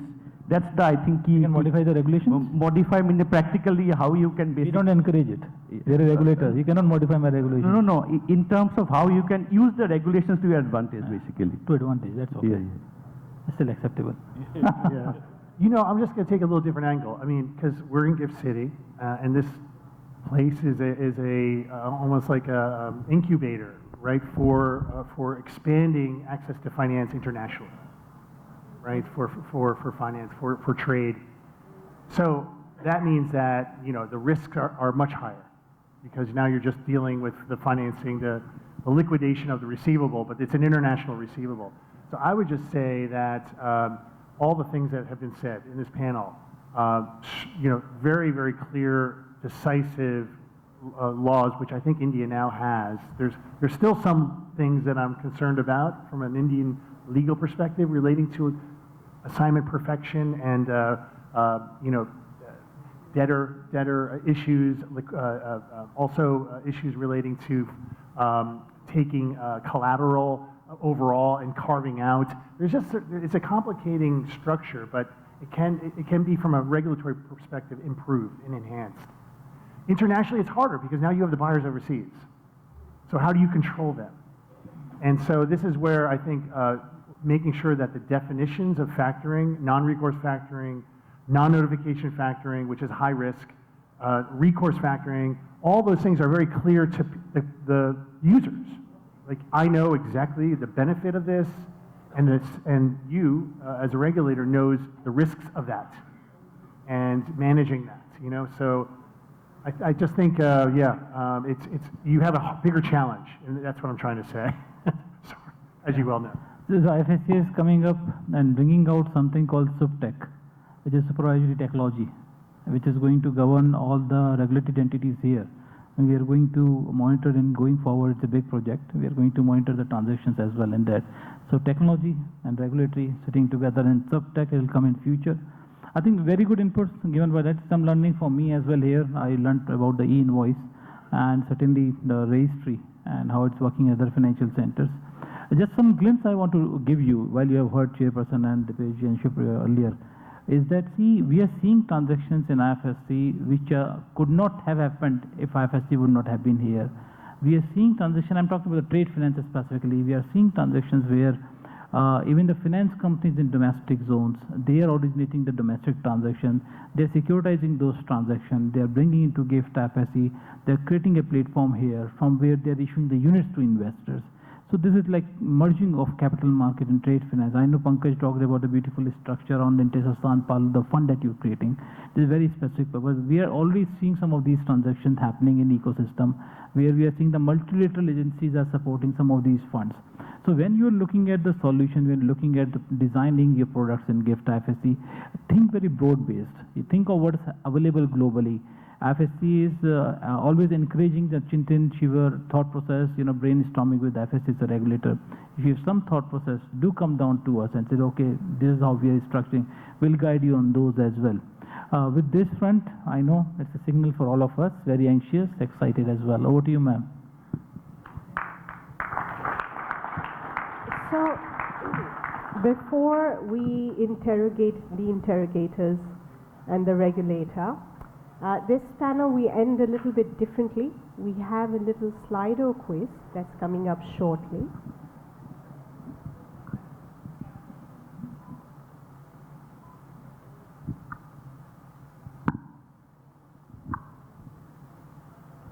Encouraging everyone to scan the barcode and participate.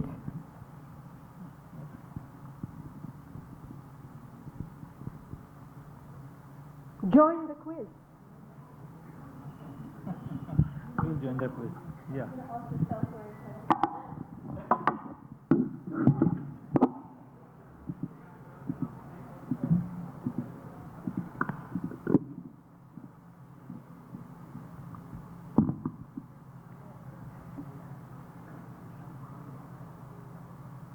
Okay. This is like attendance also a little bit. Okay, it's good. It's good. Dual purpose.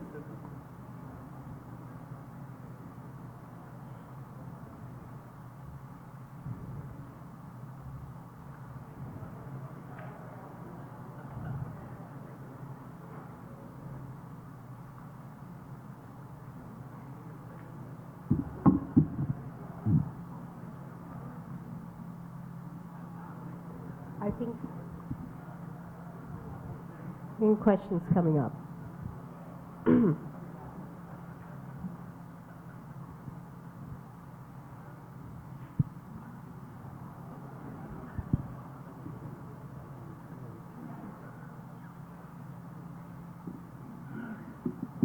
The questions are coming up, or are they on the phone already?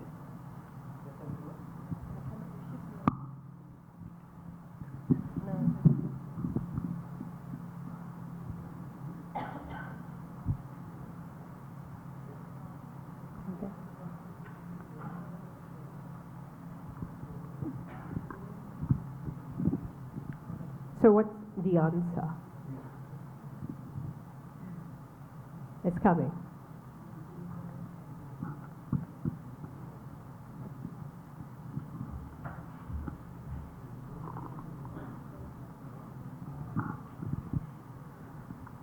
It's up. The question is up. I think 110 people are already online. Perfect. Thank you so much for participating. Which act primarily regulates cross-border foreign exchange and payment transactions in India?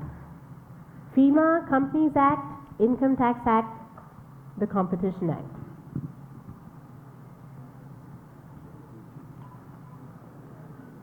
And this question is doubting the intelligence of people. Everyone in the room knows. I was thinking that silently, but I couldn't say it. Just to boost the confidence.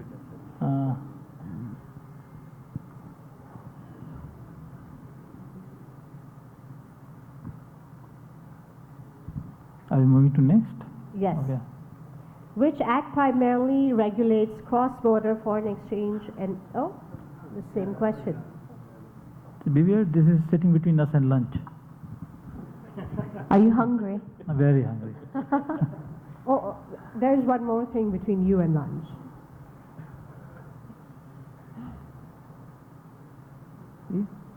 People are consistent. I can say that. So there's no bias in the response, it's the result is reproducible. Why is result still wrong though for Companies Act and Income Tax? It's been asked twice. Sorry. See, confidence. That's a confidence.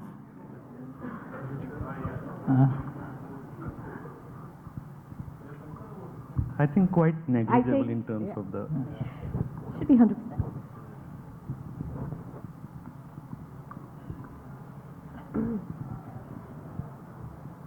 There are two more questions. I think this is one of those surveys where you say, if you answer one, answer is 1, 2, answer 1, 3, answer 1. So. Now, it's also, I think, sort of testing if, people Patience. are engaging and patience. Here we go. Regulators are very short on that. Which regulation governs cross-border mergers and amalgamations in India, facilitating inbound and outbound transactions? The Competitions Commission of India regulations, Foreign Exchange Management regulations, Prevention of Money Laundering Act, Foreign Trade Development and Regulation Act. No, it's a real test, Ashutosh. Regulators don't answer.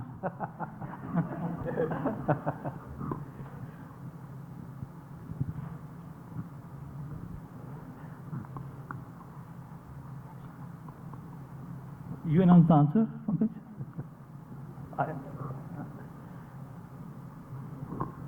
And so what is the right answer? Who knows? I don't know.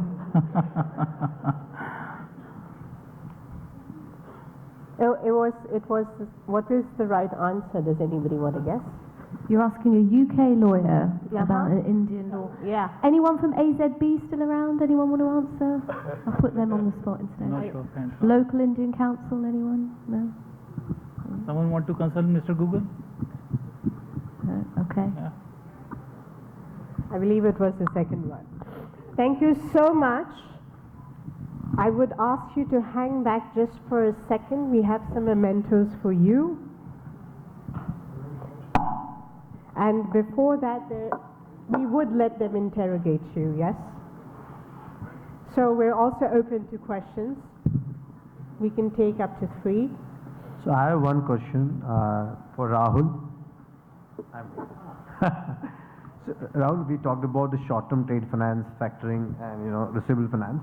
We have interacted recently with this tariff. A lot of manufacturing is also coming in. There's a lot of promotion from US exports happening to capital machinery to India and GCC. Yes. You've been part of a lot of these large value transactions for 10 to 12 years.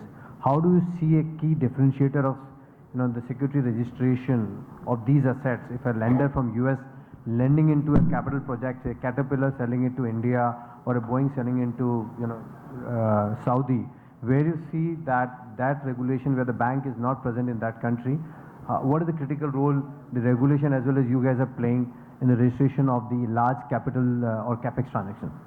Thank you, Pankaj. I think it's a very relevant question. So we are doing a lot of transactions involving the US Exim and other Exim banks.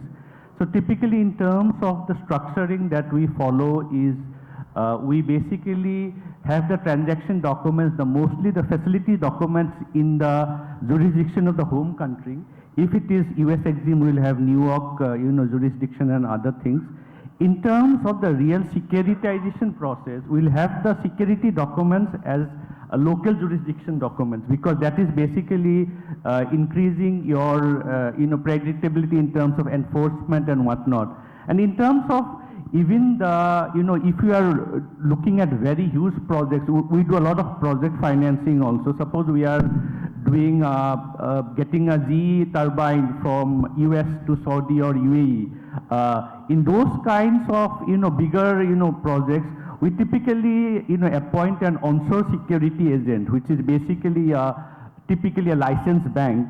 And now just a few months back, there are processes also that typically the onshore role was taken by a local licensed bank.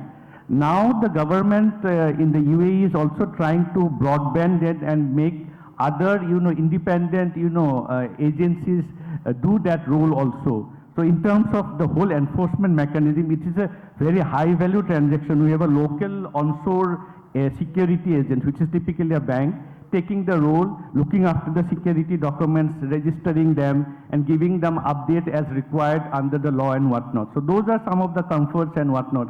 And typically, if you look at US Exim financing, we are doing a lot of financing, especially in the Middle East, because typically the rates are very good. Below 5, 4.77 or 4.6. And now there is a second element to this, is basically they also finance your in-country, work up to 50% of the loan amount. So if you have installations of the machineries or VAT charges and whatnot, this is a new component that was recently added. So we have that added too. And I think these are some of the components. And I think from those sovereign banks that are lending to Middle East, in terms of the transactional structure, it is quite straightforward. And I think most of the sovereign lenders included are quite comfortable with the kind of framework that we have in place, because we have been doing this for now 10 plus years in the whole Middle East region, Saudi and UAE and other jurisdictions. Thanks. So as I mentioned in my morning speech, that we are also handling this large CAPEX transaction for Indian importers who are importing capital machinery. Traditionally, you will see a transaction of $20 million onwards where banks will get involved, but we're working with the trade funds from US who can invest or who can fund rather than $1 million transaction also for up to 10 years. So, but thank you for that. Yeah.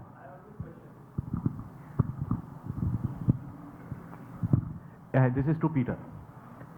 I'm Shudip Ghosh. I represent ICICI Bank. My question is, in factoring you mentioned there are platforms as well facilitating factoring. Factoring primarily gets its regulatory framework from FCI, GRIF. The transactions are through ED factoring and all of that are settled, established. I have two questions. First is, you have any information or data how much is under FCI, GRIF, or how much is outside that, maybe bilateral between financiers and stakeholders? Two is, if there is a platform which comes up, is FCI live in any of online platforms, or it is always through ED factor and everybody has to be a member of FCI, or one platform they can get into, and like if our international, the one which is IDF. Is it okay if I respond? Yeah, I mean, it's a really interesting question. I mean, I look at SWIFT. So what is a competitor to SWIFT? There is none.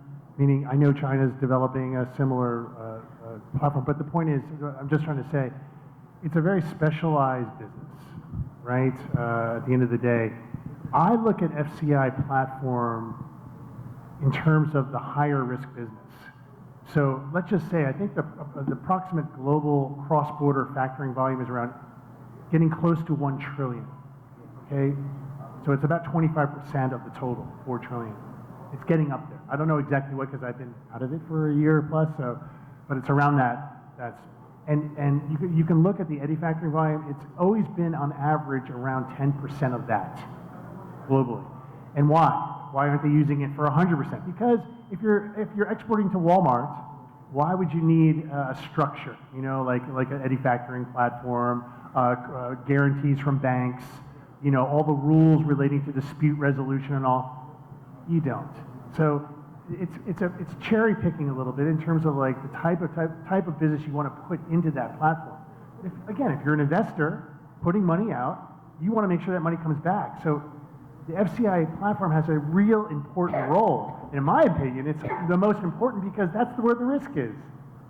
So if you want to just, you know, ship to, you know, Cargill or yeah, that's a bad example, but other retailers, big retailers, for example, in Europe and in North America, you can do it with your, you know, blindfold. It's easy. But when it gets to more complicated transactions, wholesale, B2B, buyers you're not aware of, higher risk accounts, transactions that have a higher dilution history, you know, this is where and fraud, I have to add, because the system protects you from fraud. So that's my opinion on it. Yeah. I hope I answered your question. I have emanating questions, but I'll let it be. It's lunchtime. Thank you. Great. One more question. Yes. This is a little provocative and it's done deliberately. I never heard MLETR or the model of electronic transfer of records in this conversation, I think from morning to now. No, I mentioned it. I just didn't say milliliter, but the UK government followed the milliliter law and France as well. So my question really is, and this is the provocative part, is MLETR part of this conversation anywhere else? Are we missing something? Should we be doing more about it? Or really just should we ignore it? I'm just trying to understand what do you mean, is it part of the conversation? Because it's core to the conversation. But The reason I'm saying is that there are about 10 countries now on MLETR, give or take, with France and UK, perhaps the last ones. Yes. I don't hear, Mauritius was there last week, I think. But really, is it I think there? part of it is that it is there because the regulation is already there. People are already subscribing to it. I think part of it now is the doing. So it's not so much that the policy isn't there, that the regulations aren't issued. They absolutely are. What will now come out is, well, what is this room going to do about ensuring that actually it is complied with? That would be my perspective on it. But I'm not sure if you're getting at that or if there's something else that's troubling you. All I'm trying to find out is MLETR going to come up in the future as a predominant force, or is it just going to be one of those things? I think it's ease of transaction. You need to think of MLTR every time you're entering into any form of transaction. So anything you can do in terms of monitoring, in terms of these trades that you're doing, information you can get to that point about what the chairman said about clean jurisdictions. There are many, I'm aware of working with a number of clients of technology solutions that are coming out to address some of the MLTR requirements. So yes, if you're worried that people should leave this room thinking it's not a factor, it's absolutely a factor. To me, I just think it's a given that now this is something you have to do every time you trade. Great. Let me just one other point. You know, in traditional trade finance, of course, it is paramount. So the leader is, from an LC perspective, I mean, it's paramount having electronic bills of lading, electronic bills of exchange, and all the other trade documents. But for invoicing in finance and factoring, it's different because we don't rely typically heavily on other trade documents, and that's why the leader doesn't really answer the question of e-invoicing. E-invoicing is more of a tax and trade kind of mutual objective, right? Because they want to shed light on the black economy, and for the tax authorities to be able to tax trade. But also it gives tremendous capability and support to financiers because now you have legitimacy. You have the government, you have the buyer and the seller all on one entity, so it creates opportunity. But that's not Melita. No, but the thing is that, Peter, you've also got to have the balance. If we start putting too many regulations, I don't want Ashutosh to leave thinking you can just add more regulations, otherwise I wouldn't be doing my job. You don't want to get to a place where you guys are so constrained with all of these regulations. You want to get to a place where if the baseline risk is being addressed and you are satisfied, then that's where you can move forward. So that's when technology comes in place, you can have e-billing, you can have legal certainty, it's that combination. But what I would advise, and this is just from experience outside of India, but US, UK, Asia, Middle East, is yes, regulation is absolutely important, but what regulation doesn't do is solve for things like making sure there's a clean jurisdiction. That comes actually from operational day to day. Thank you. Thank you. I think we're done with the questions for now. There are a few announcements to be made before we break for lunch. Before that, we would like to thank the panel for a very fun legal framework discussion. We'd really like you to hang back for a second while I make a few announcements. In the meantime, we arranged the memento ceremony for you. So we will have a raffle later on today at 4 o'clock. Please make sure that you've dropped your business cards in the fishbowl. We'd like to thank our business partners, FCI, BAFT, for their support in bringing a lot of attention to our summit with their trade partners and with their business partners. Peter, you will be receiving a memento from Altaf Baradia.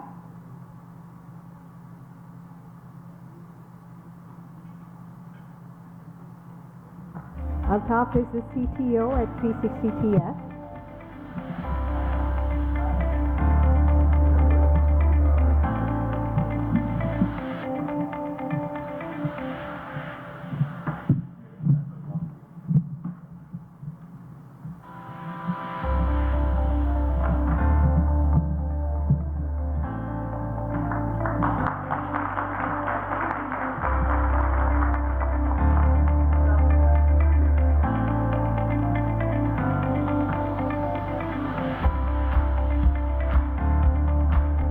Inviting Rashmi Mundra, Senior Risk Professional with a large MNC bank from UAE, to present the token to Monica.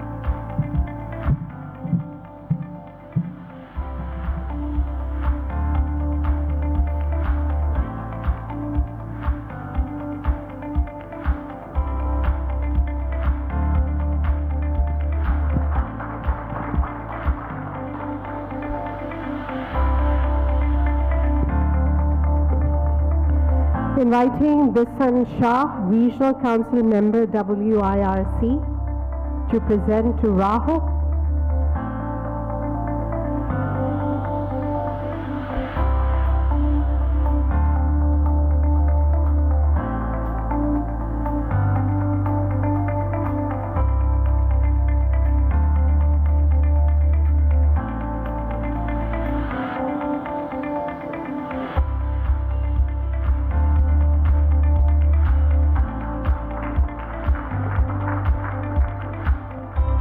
Finally, to our moderator, inviting Arvind Singh, IBU Head, Bank of India, to please present our thank you memento to Ashutosh and for his patience.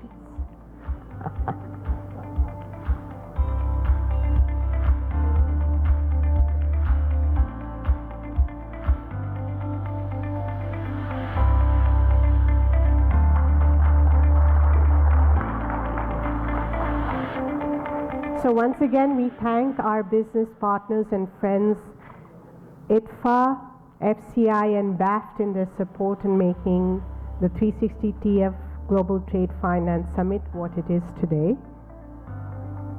We will be breaking for lunch right after this picture, and we should be back here at 2:30. That's when the second part of the summit begins. See you soon.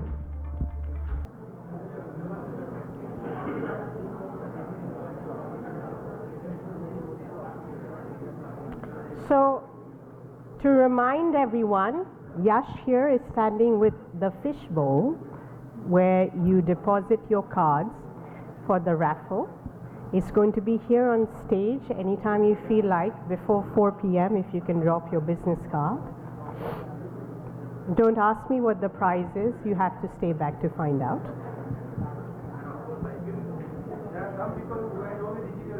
Oh! The melodies of digitization. That's a good idea. You can drop your phone. We'll return it.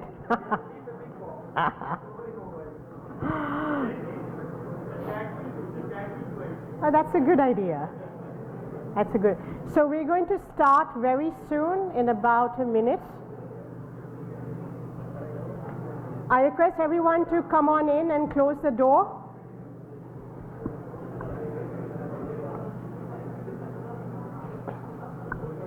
We have our next guest speaker already waiting.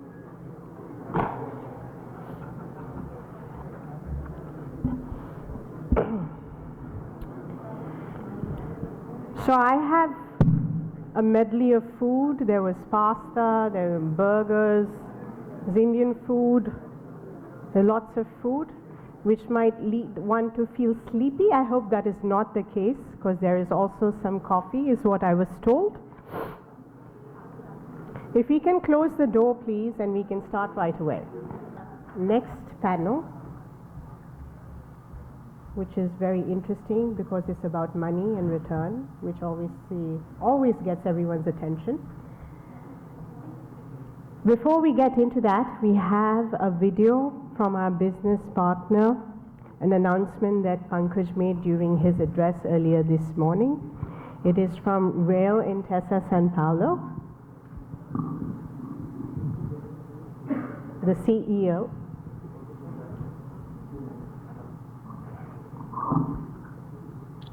Hello, I'm Nicholas Barron, and I'm the CEO of Rail Finance, part of the Intesa San Paulo Group. And I'm pleased to share that we're collaborating with 360TF to launch a new supply chain finance fund, an initiative aimed at supporting SMEs across emerging markets, starting with the UAE and India. As part of Intesa San Paulo, Italy's largest banking group and amongst Europe's top financial institutions, we're proud to bring our global banking strength to a fund that delivers real economic value where it's needed most. This initiative bridges global capital with local enterprise, connecting investors from developed markets to high-growth exporters in emerging economies. It helps close those persistent trade finance gaps and enables SMEs to access the working capital they need to grow and compete internationally. Our collaboration with 360TF, known for its scale, digital platform, and deep on-ground presence, ensures that we deliver both reach and impact. Together, we're not just financing supply chains, we're advancing global trade, fostering financial inclusion, and enabling MSMEs to thrive on the world stage. This is a cross-border collaboration at its best, and we're excited about the journey ahead. I'm sorry I can't be with you physically today, but thank you for listening.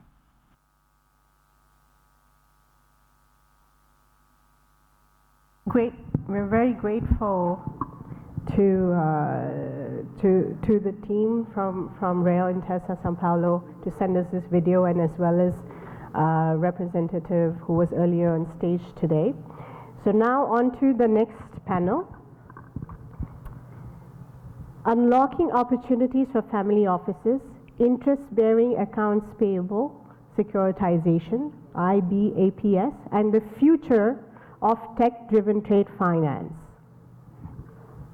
The panelists I'd like to welcome on stage, Mr. Anand Bhandari. Anand, VP of a prominent family office in the UAE, has extensive experience in corporate finance, investment banking, and brings deep insight into financial strategy and investments. Mr. Vijay Soni, we are very glad to have him. He's the one who has only a digital card, so we remember him quite well. Vijay is the CFO of Saudi Glass, should not need any introduction. A finance leader with global credentials. He has many acronyms attached to his name. Some of them are CA, CPA, and CMA. He's deeply involved in Indo-Saudi trade collaborations and heads several CSR initiatives with the Indian Business Network in Jeddah.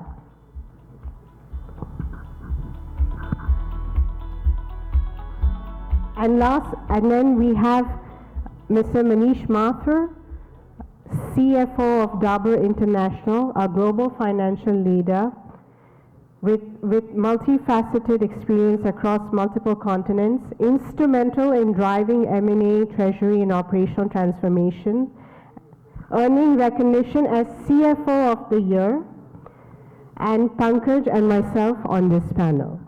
Please join us, or join me on stage.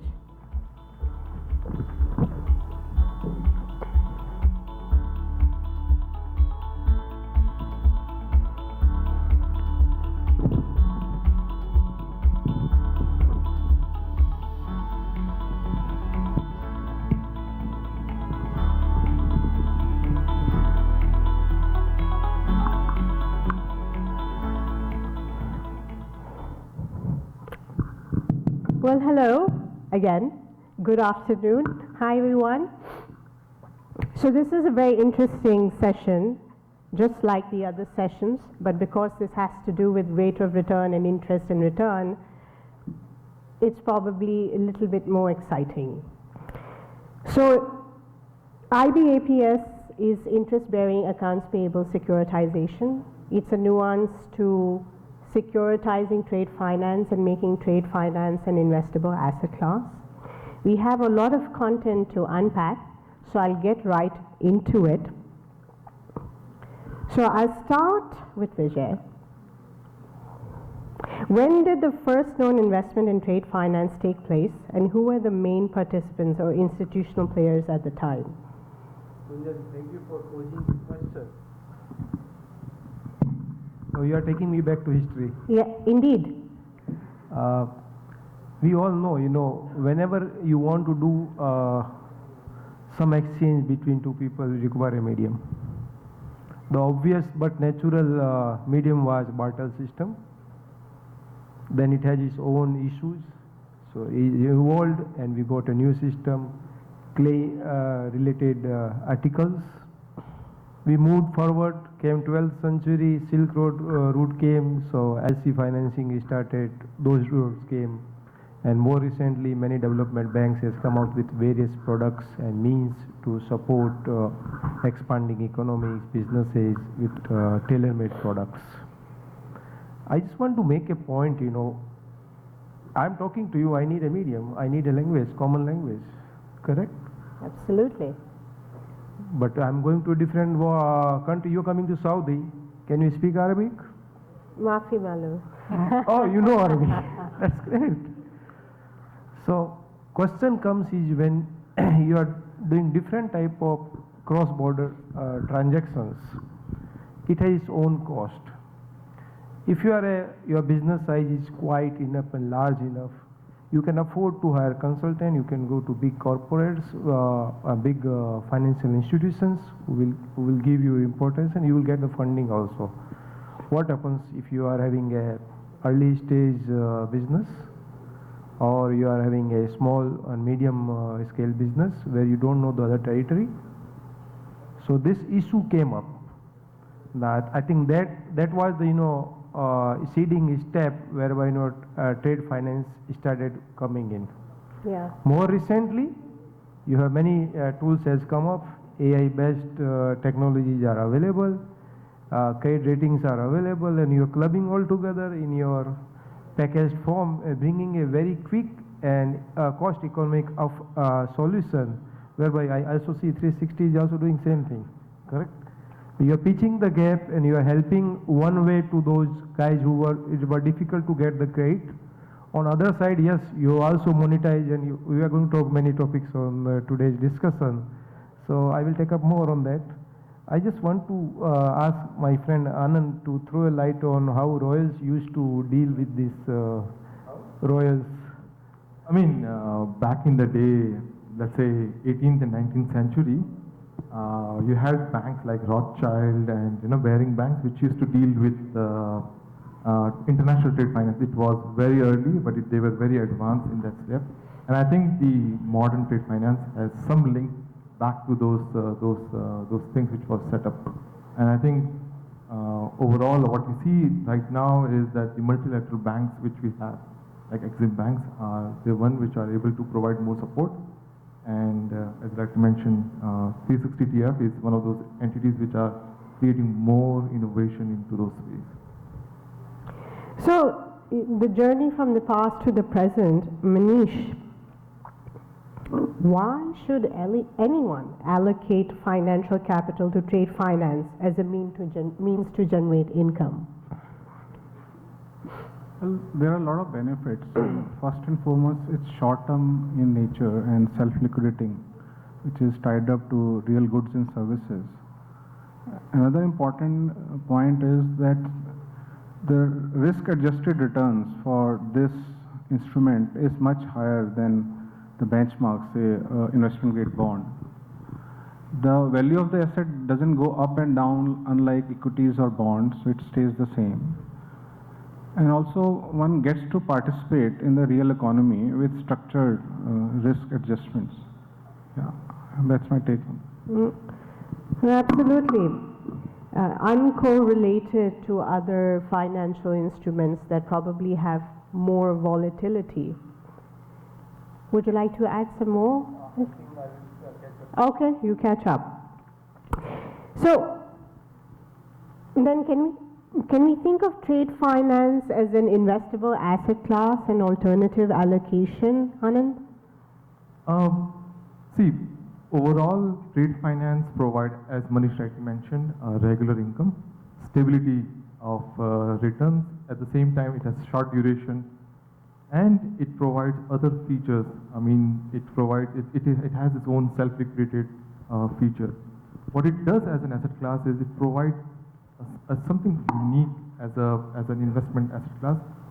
given that it has a feature of money market asset class, which has a very short-term duration, but it provides higher return than money market, so it's better. It has a feature of fixed income asset class, which basically means it has a fixed tenure, but better because it doesn't have a financial market impact.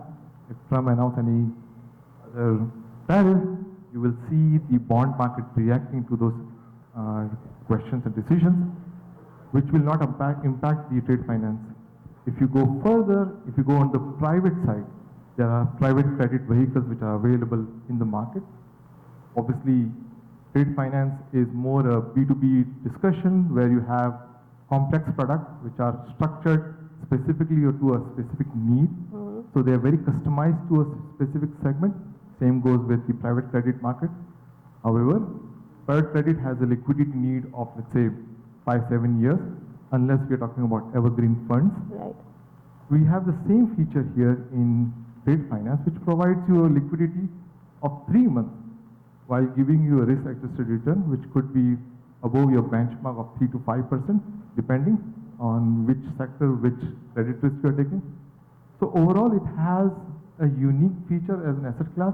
You can club it across different asset classes, while it has its own unique feature.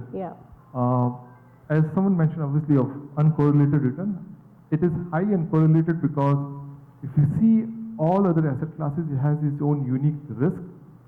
What trade finance provides you is a solution to those risks, which means it hedges you against those concerns. And then it can be a superior product overall from an asset class perspective. No, that's very interesting. So if you take, since we're talking about alternative, if you take the same name risk, and I will quote Walmart because Peter mentioned Walmart, and that seems to be a safe name to talk about. But if you invested in a Walmart equity that has volatility, for example, if you invested in a Walmart bond that is, again, has volatility depending on your maturity scenario, your duration scenario, YTM, but if you invested in an accounts payable securitization of Walmart, it doesn't have any of those volatility abnormalities that investors don't like. Yes, agreed, it probably has a lower rate of return, but on a risk-adjusted basis, as Manish pointed out earlier, it is superior. So given its long-standing existence, why hasn't trade finance become a mainstream investment avenue? What are the barriers? And Pankaj, you want to start off with that one?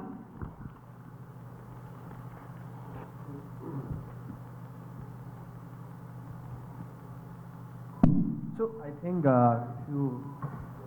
this has not been, I will say, marketed well to the investor community. The investors have been seeing from their early days, whether it's fixed deposits or mutual funds or equity and so on and so forth. I think the Western world have taken that step. We've spoken about Santander Asset Management, the Eel Street in US in Wall Street, where you can invest as low as $5,000. So with now this global awareness where the countries are pushing their exports and then translating to support that export, you have something like City, bring that liquidity and hence the finance companies and what we've discussed. That's where the awareness is coming in, which otherwise has not been focused in the past. Traditionally, it was being funded under the pre-shipment structure, under domestic financing. So with that awareness coming in, when trade is really becoming global, and everybody wants to promote exports, the discussion comes where the trade finance comes from. And that's where the discussion coming that can an individual invest in. And I was just talking to somebody during lunch hours that Pankaj, you've spoken about LRS. What does it mean? I said it's very simple. If your kids are going to study in US, probably they're going to get married over there. They will require this dollar liquidity on every quarterly or 6-month basis. Why don't you invest in a trade finance asset class which is giving you 8 to 9% return? You can get that fund, liquidate in 3 or 6 months' time to handle your school fees, which you're going to spend for next 4 years as he does his undergrad. You're going to get married, probably not going to come back here and find a Western girl over there or a boy. So if you plan that dollar expenditure, which you're going to spend for your kids or for your kids' marriage abroad, a LRS route using a trade finance structure, investing in a fund would be a great opportunity. And he said, now understood why should I use a LRS fund? Otherwise, I did not know that why should I invest this $250,000 per year? What I'm going to use for? I thought, or maybe it's for my holidays, but now you understood, and I think all of you will understand. All of you, if you have a kids going to go global, or they're going to settle outside, we have our friend here, Mr. Venkat from Coimbatore. He's going to set up his company. You need capital to set up that company in Dubai. So if you can plan well, at $250,000 per individual to build that capital outside, and probably investing in a long-term asset, you can invest in trade finance. You can redeem that asset class investment in 3 to 6 month time. Trade finance is way to go.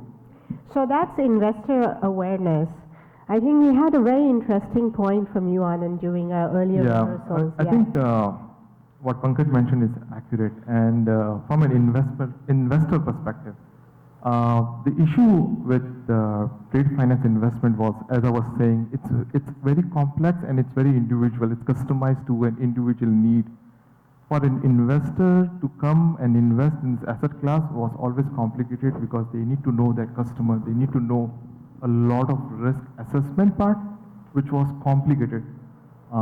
Plus the documentation was always lengthy, and you don't know which risk you're taking, especially when you're talking about cross-border risk. So individual investors were out of this. In fact, it was banks which were participating in such risk. With the advent of Fintech and technology, I assume this sector is now opening up for investors, given that those concerns are addressed, first of all, head-on, where we understand it's stable, we understand it's less risky, we understand what risk we are getting into and how we're getting out of this with our returns. Absolutely. Manish, you also had, Vijay, please, as well. I mean, question is open to the entire panel. There are a lot of points on this question. I take some call from today morning discussion, where we were talking, what are the issues. Regulatory aspect was the main concern. We're talking cross-border transaction. You talk about taxation will come, local compliance issue will come. And one of them very common is double discounting. I hope that more securitization laws are enforceable. If that becomes, I think, Pankaj, what you said rightly, if my security people understand this is well secured, then why even I will invest even $500. I want to invest for 1 month and it's all available. You may make a portal available. Okay, these are the debts, all transparent. You want to participate, you come in. Just to add on the risk mitigation and the ignorant part, that earlier you see that probably risk of double financing, risk get mitigated when a Walmart or a Tesco or targeted market sponsor acknowledge on the platform to any fund or to 360 TF Intesa fund that I will pay on maturity. A large organization like Tesco and Target will not give this confirmation to two lenders. And second, in India, you have IB-APS where there's a reconciliation done by the system where payment has to come and hit through, of course, this fund structure coming. So there are checks and balances in place. You need to showcase this in your prospectus, in the data room to the investors, that these are the top 100 buyers I'm going to take a risk, with the acknowledgement from the buyer, backed up by credit insurance or FCI cover which is spoken. What you're talking about, default rate risk of 0.5%, short term. Walmart, if you go to invest in the bond, your return may be 4.5%. Even the same Walmart, if you're taking a payable risk, you're getting a return of 8 to 9%. So is that ignorance? Like FCI we have spoken about so many times. Even banks does not know. Hardly, very few Indian banks are there on FCI platform actively. When you see Chinese banks, European banks, they are very active on FCI platform.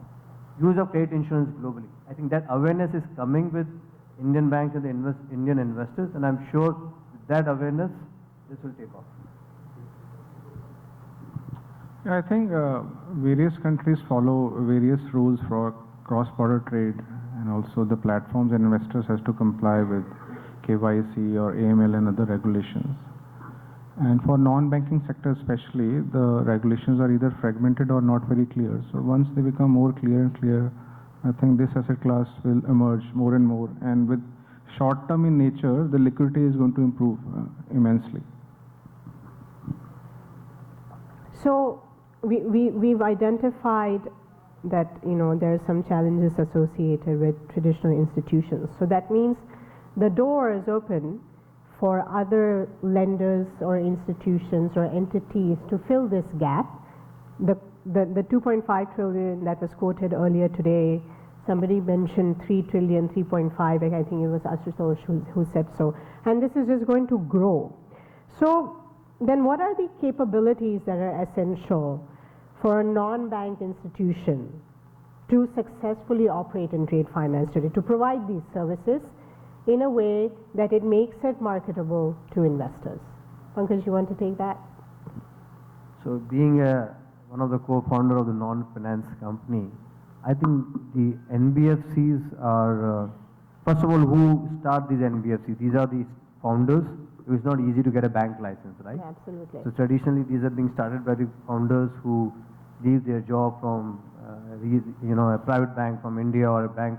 So they come forward and take this NBFC license. In today, India, we have got more than 10,000 non-bank finance companies, right? But this gives that agility to start that momentum through NBFC route with the minimum capital versus the bank capital. Now, what an NBFC does is they're agile, they have a good, I will say swift leadership. But what they do, like what we're doing with Vision Bank, that where a bank like Vision Bank in UAE may not have presence in India to come directly to the SME, but a fintech like 360TF can go to that SME in India who is supplying to UAE and create that sort of business on this platform. So probably it's not easier to get a bank license. So NBFC is a fintech is a route to take the market share with the support of a bank. If bank get educated, they're okay, I will give an onward lending structure to you. With this capital you can use to bring that business. It's a win-win situation. I think in India we have this concept where SBI partner with a fintech or NBFC company, and under a FLG structure where first loss cover, right? Yeah. A lot of business is happening through NBFCs, where NBFC gives that first loss cover to the banks, and that's how the capital moves to the MSMEs or the unserved target market. The irony here is it's not easy to get a banking license, but as a non-bank financing entity, you still have to deploy the same compliances because you have more to prove, I would say. So your quality of assets have to compare to the quality of assets curated by a bank, if not better. So how are family offices approaching trade finance as an asset class? What structures, instruments have proved to be most accessible or attractive to them? We can start with Manish, Anand, everybody. I think family offices have gone through a massive shift in the last 5 years especially. They are no longer conservative allocators of capital. Globally, family offices handle around $6 trillion of assets. And now 45% of that is moving away, especially in Asia and Middle East, into other asset classes, away from global equities or real estate into supply chain finance or structured private credit or asset-based investments. And these asset class gives a stable, visible return of 6 to 8%.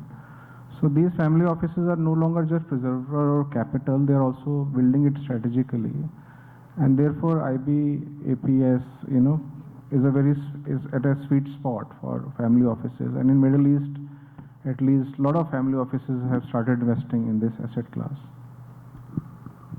I mean, the family office which we see today has a couple of mandates.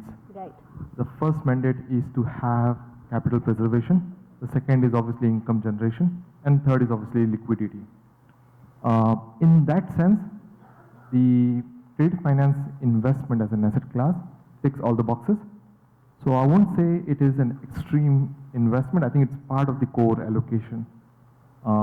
Again, you can merge it with your money market, private credit, whichever way you want to take it, but it is part of your centerpiece because you can use your capital effectively if you have that asset class. The second part of the equation is that when you invest with an asset class like trade finance, it provides uncorrelated returns, which is very, very heavy in demand, especially for HNIs, to meet their capital preservation goal. As you know, family offices are not looking for 5, 10, 15, 20 years, not even one generation. We're talking about 3 generation, 5 generation. We're talking about 100 years of existence. The ideal we have in that sense is our order is very clear. Capital preservation always comes before income generation. So even if we have some level of, let's say, moderate return, it's still okay, but we cannot lose the sight on our capital preservation side. And if the trade finance overall is mixed in a right way, given that as we have seen in the morning that the NPA ratio is less than 0.5%, which again ticks that box of capital preservation, but even in that, you go ensure you have done the proper due diligence of the product which is sold to you, it can give you much better return on a risk basis or risk-adjusted return basis. So in that sense, it is pretty much core of the investment today for a family office which has some idle cash available as part of the allocation. I also want to caveat apart, this could be a great investment for corporate or for HNIs or for family office, may not be suitable for individual investor because they may not have the skill, the knowledge, experience and so on and so forth to actually get into this. They need to learn first and then they get into it, and this cannot be your overall portfolio, it needs to be part of your asset allocation. No, absolutely. It ticks the boxes for a family office, primary objective being wealth preservation, right? So Vijay, this next question. So we understand the investment perspective, the return, the risk adjustment parameters, etc. But if you're talking about just purely the benefit to the treasury function, what are the benefits? If you were to deploy this through the family office, but what are the benefits for the incumbent corporate companies that fall under that group? See, I think before that, even if you use this product, one added advantage is, if you are using these tech-enabled platforms, it first of all creates a discipline whether within your group companies or within externals. If I pose my receivable on a platform, so it's visible to various parties. Right. By default, it's without going to any credit rating, other party knows it. Otherwise, what happens? You pick up a call, please sir, pay my money. 3 times, 4 times. You don't know when he's going to pay. If it is visible on platform, at least know if I want to take my money early, I have to pay this much discount. At least information is available. Now, taking to your question on the same side on income generating other aspect, treasury what can do is, within your group, again, some units will be sitting on idle cash, they will not try to release it. If you are centralized treasury, you are controlling it. And same if you have extra money, why don't you go to other platforms? Now, one I just want to give a caution, if family office, the treasury start funding its own units, creditors, there could be conflict of interest. And suppliers may coming up later on okay, yeah, I have to add up my financing cost. And secondly, not necessary that every treasury will have the that level of risk rating parameters and knowledge set. So I think for that one, all these fintech platforms like 360, this type can collaborate with them. So we use their services, but we achieve our objective. I want to achieve my returns. I want to achieve discipline. At the same time, I take the services from experts at a fractional cost. If that works, yes, it's a bingo for all. Let me add to that point. So as a family office, your mandate obviously is to look after your capital and ensure you make the best of it. But you are also looking into the strategic aspect of your business. So while you have a business unit and a family office unit, if the family office unit is somehow able to meet this target and support the growth of the operating unit, I mean, it's a double gift, And to enhance that further, let's see there is the issue of the demand of capital and the supply of capital. If I am able to take risk of my own operating company as a counterparty and I lend money to that and I still am able to make profit out of it, it is a risk-free return for me, which means I'm able to make much higher return without taking a risk because I'm actually having counterparty which is my operating entity. On the other side, the supplier has its own issue.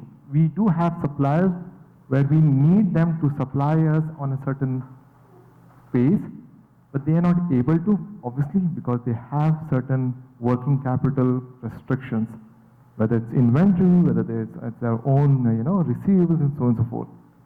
What they do then is, if they are able to take financing from their counterpart, why they use this capital to produce more, Right. what it does, in fact, is to able to provide more goods and services back to the operating entity and enhance the growth of those operating entities. So as a family office, you can be an instrumental where you can not only grow your business of your own operating entities, but you can support the entire supply chain unit you have around you to make them work for the money they get to enhance your own operating company's portfolio or performances. I think that's a very fascinating analysis, because naturally this type of conversation would also lead to some criticism, right? That why, not criticism, but assessment that why would you put the money back that you removed through retained earnings, why would you put it back into the operating entity? And the way you've explained it, that makes sense, because the zero risk outweighs concentration risk. Because concentration risk is still risk. Zero risk is zero risk.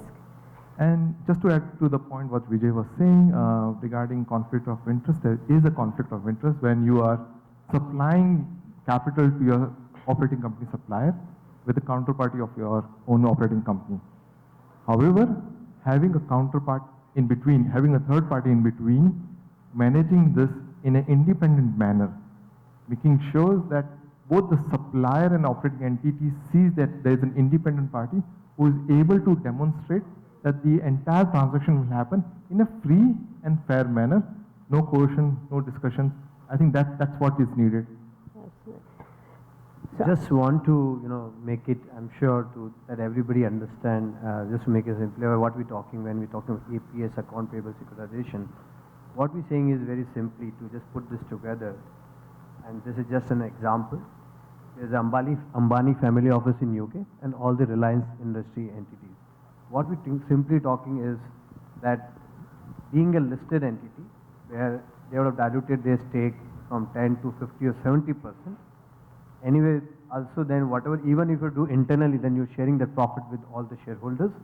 Whereas a family office, okay, whether it's Zara Inditex in Spain or a large family office in UAE, when I'm doing it independently, the 100% return is also coming to me.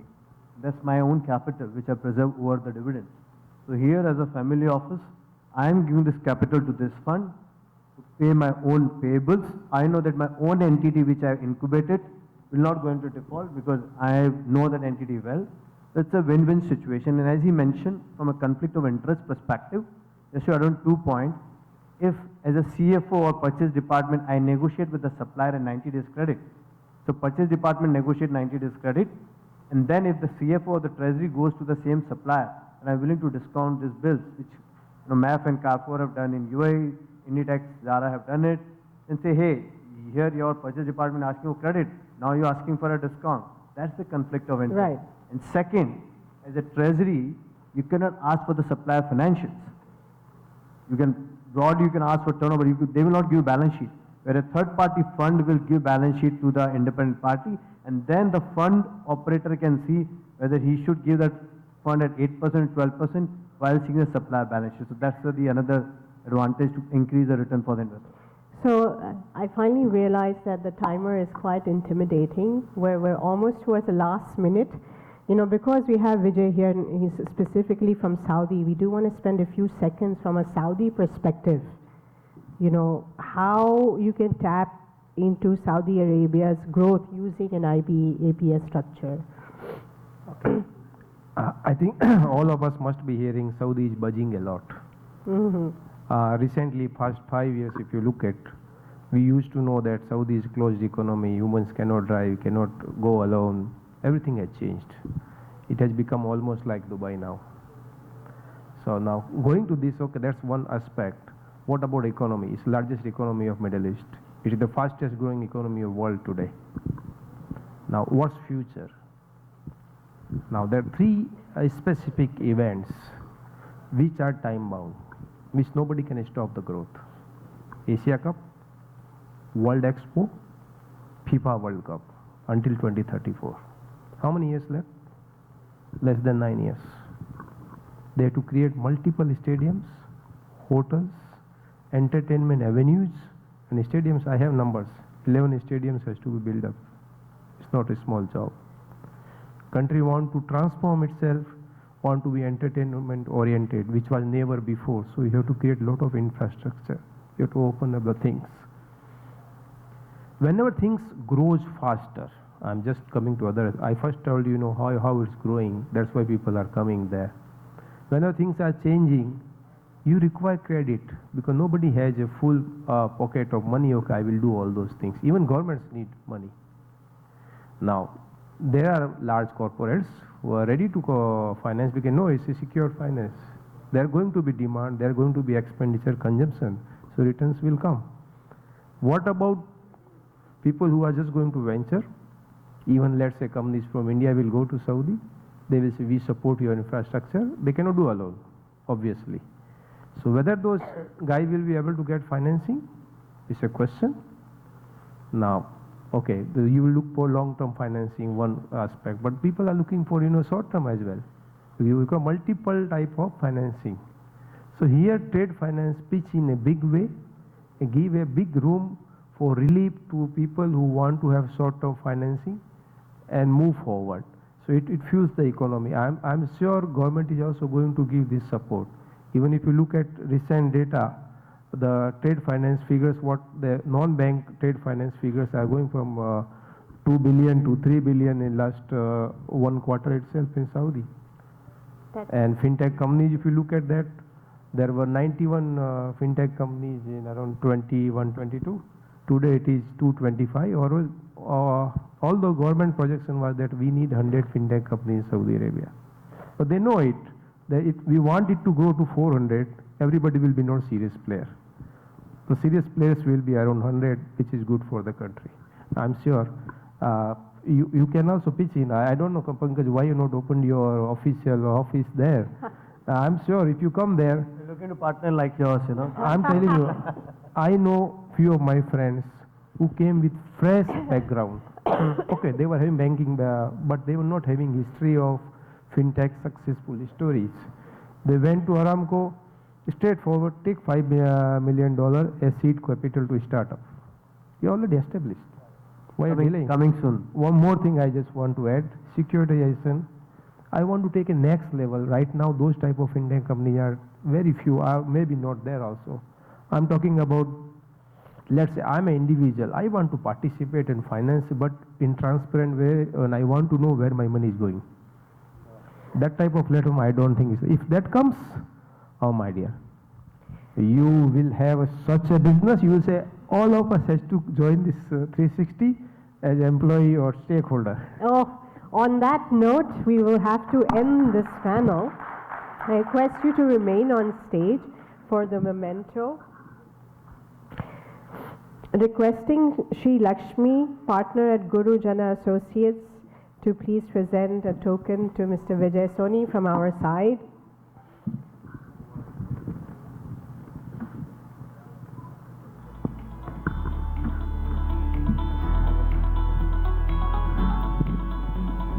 Hi Lakshmi, congratulations.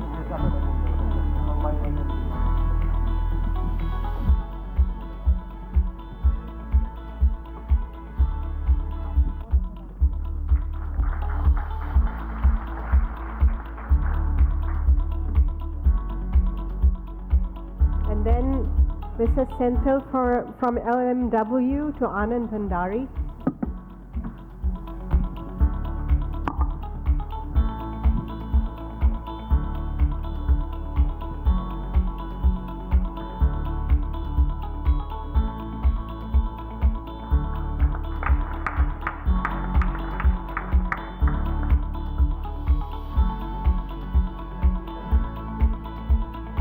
And then Jagdish Dargar, Family Office Naika to Manish Mathur, please.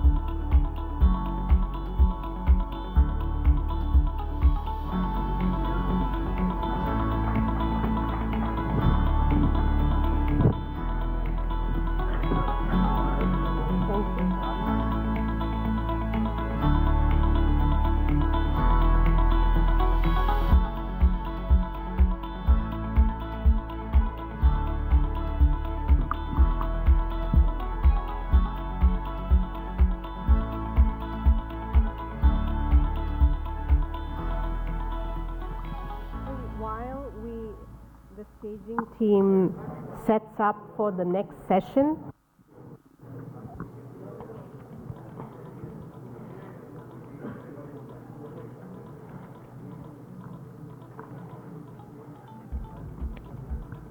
It's almost 4 p.m. And as promised, we're going to announce the raffle winner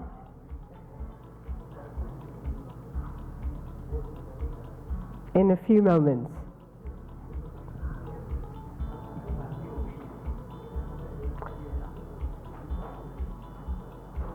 Raffle winner.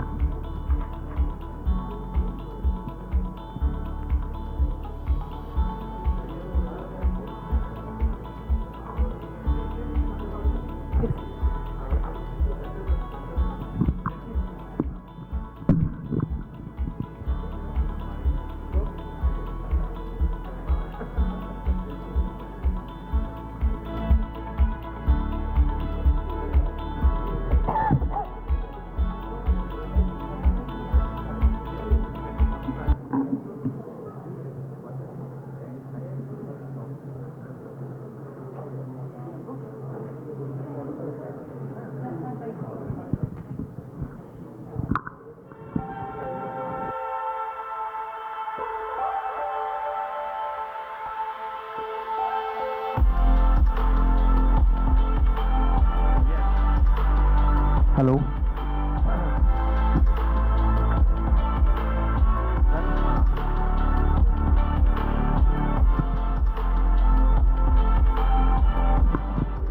So we have a very, very exciting one-on-one address from I would say one of the doyens of banking and finance coming up shortly. But before that, I would like everyone to look at this painting. This is called Madhubani art. I hope I'm saying it correctly. This has been given to all our speakers for joining us today. What's special about this is that each and every painting has been painted by a 360 TF member. Her name is Chanchal Sharma. She has painted all of them. They're absolutely stunningly beautiful. So we hope that you do take care of the speaker goodie bag that you received, and you put this up as a memento.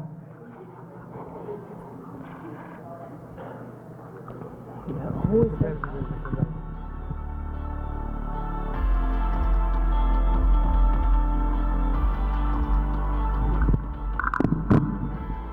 So before we begin this session, as they say, teaser, the appetizer to the session, the winner of the raffle will receive this fantastic book, The Gym of Leadership, Insights to Help You Build Leadership Muscles, by Anil K. Khandelwal, who is right here in the flesh.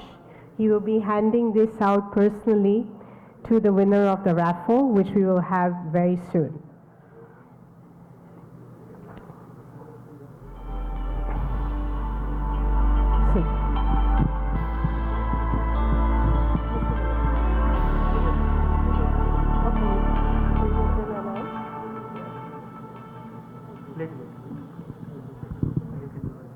Okay, so we will have the gift or the book hand. We can't say gift and gift, but we will have the book handing over by Dr. Anil Khandelwal later on. But first, we will hear from him.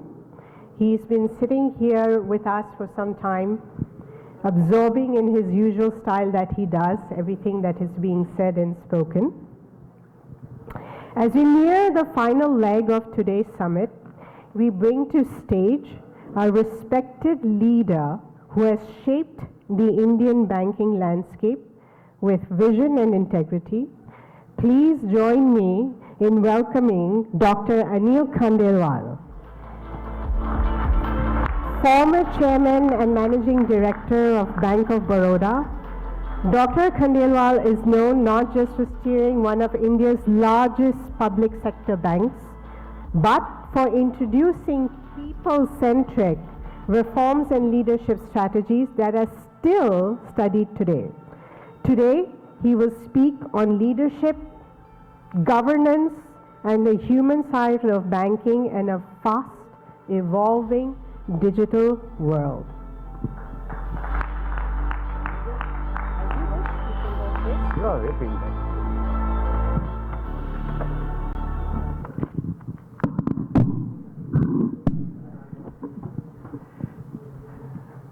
Thank you, Pankaj and Vikram, for taking the risk of inviting me in this wonderful anticlimax of your session on finance. My experience is finance industry is so much transaction oriented that sometimes leadership from your thinking is as far as from Delhi is from Antarctica. That does not mean undermining your own leadership. You are great leaders. But when you discuss transactions, the leadership is all about transformation. But anyway, I'll come. We can understand leadership only by some examples. I remember Warren Bennis, one of the mightiest leadership guru of America, once said, and I couldn't understand at that time, he said, world has less danger from nuclear devices than deficit of leadership. And today we are witnessing it. We are witnessing it. One man in America has held the entire world, the so-called Vishwagurus included. They're really gasping for air. That's the might of leadership.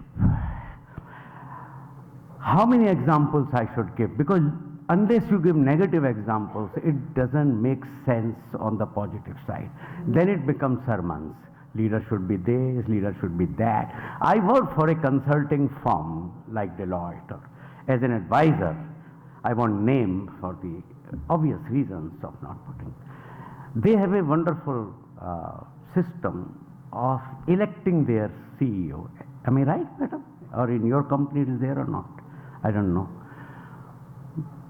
It was one of the global firms, and the firm has been doing quite well. And everyone, when the elections were coming, leader is elected, CEO is elected, mind you. And one of the brightest CEO was rejected in the election because he was toxic. He had fits of raises. And the behavioral pattern was something like this, that if somebody is making presentation, even from the group, and you know they are all partners, very bright people coming from very bright schools and whatnot, he would say, look, this even a kindergarten team will do. In another case, he said, who was in the team who recruited you?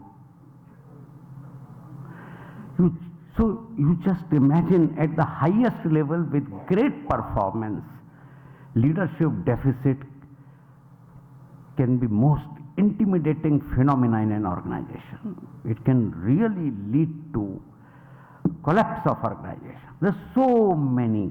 So we normally rate great leaders, what infrastructure they have developed, how many buildings they have made, how many power plants they have made, how many this. The world looks different. We just heard a little bit of story from Vijay Saab about that, how Saudi is changing. But the leadership is about emotions. Leadership is about soul, not about the body, in the typical Gita sense. It is the soul. As to how do you feel, you may meet one of the mightiest person, but how he or she made you feel, that is leadership. I wanted to say that leadership is about emotions, feeling. It is the software, it is not hardware, unfortunately. Now, to give you a shocking news, by the way, I was reading an article in a very, very prominent global magazine, The Impact of AI. And it said that if any large organization you require 500 finance professionals as of today. In the next 7 to 8 years, you will require 50. How do you cope with this onslaught, which is looking right now not that grave, but believe me, as time passes, as years passes, what's going to happen? So therefore, it's only the leadership we should save. We have heard of VUCA word. How many of you know the term VUCA? Please raise your hands. Not many, but so let me explain. VUCA stands for V for volatility, U for anyone? Yes, uncertainty, C for complexity, A for ambiguity. The word is dealing with VUCA, but it is replaced now by what is called Bani word. B for brittleness, A for anxiety, sorry, Bani, N for non-linearity, I for incomprehensibility. That you don't know, the damage is not proportional. Damage is not proportional at all. You cannot comprehend what will be the impact of damage. That is our great trump. He has already taken us to Bani word. Brittle, B for brittle. So we simply cannot fathom. There were always, we used to see horror films, dreams and all. We don't know what all. But what is coming is really, it's not a laughing matter, let me tell you. Something very serious is coming. What I have been wondering, all the great knowledge has been coming from the West, America especially. How America feels, is Trump America? We don't know. We don't know. Is America thinking that way? Is American intellect is now under siege of an individual? We don't know. We don't know. I hope America is not. Trump has made America, in himself, but the fact is world is changing. Let us face it. Organizations are changing. To give you an example, I come from banking industry, though I very hesitatingly introduce myself as a banker. I've been a non-banker. I will share why I feel a non-banker. I want to share with you, for 50 years there has been dominance of finance people in the world. In every industry, ask my finance men, ask my, finance team. That has been the thing. In banking also, chartered accountants were glorified, I tell you. I remember when I joined, there were 6 chartered accountants and they were unmanageable. What they said was the law. Every chairman was a prisoner in this gang of chartered accountants. I have seen that time. I would be brutal, and that's the advantage of my grey hairs. I'm just 77 years young, and that's my advantage. Love me, hate me, but you can't ignore me. Because I want to speak something. I have seen the terror of chartered accountants. They always, when the chairman, hesitatingly we are waiting to meet chairman, but there is some CA sitting inside, and then when he comes and they are discussing some account and they are doing this, auditors have come, and auditors are another gang of terrorists that they will be. So they will always at the gunpoint.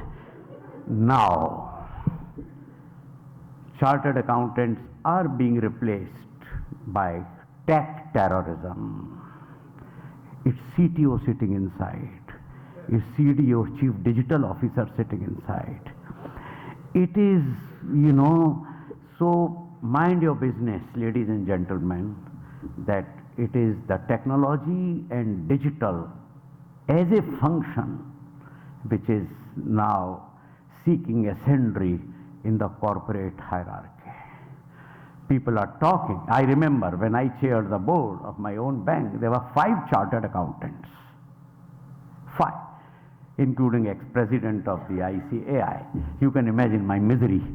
But anyway, we survived. We are friends still. 18 years after my retirement, we are in touch practically with everyone.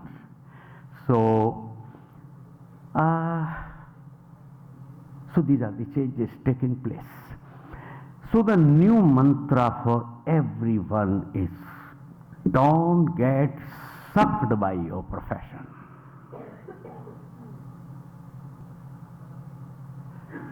Mind my words, don't get sucked, because morning, evening, afternoon, you are reading your, things related to your profession. I think you must change your track little bit. Change your track. There was a time, if chartered accountant appeared for executive director chairman's position, nobody competed. He or she has to be selected. In last several years, very few CAs have become bank chairmen. People are looking for transformational leaders who can change the course of river. I will tell you about myself. I said, and you must be confused, I am not a banker by training. In fact, I hated accounts. I have no love for numbers. I am an engineer. I abandoned engineering after doing it because I thought inside me is a social scientist. I couldn't afford, without being a job, in early 70s.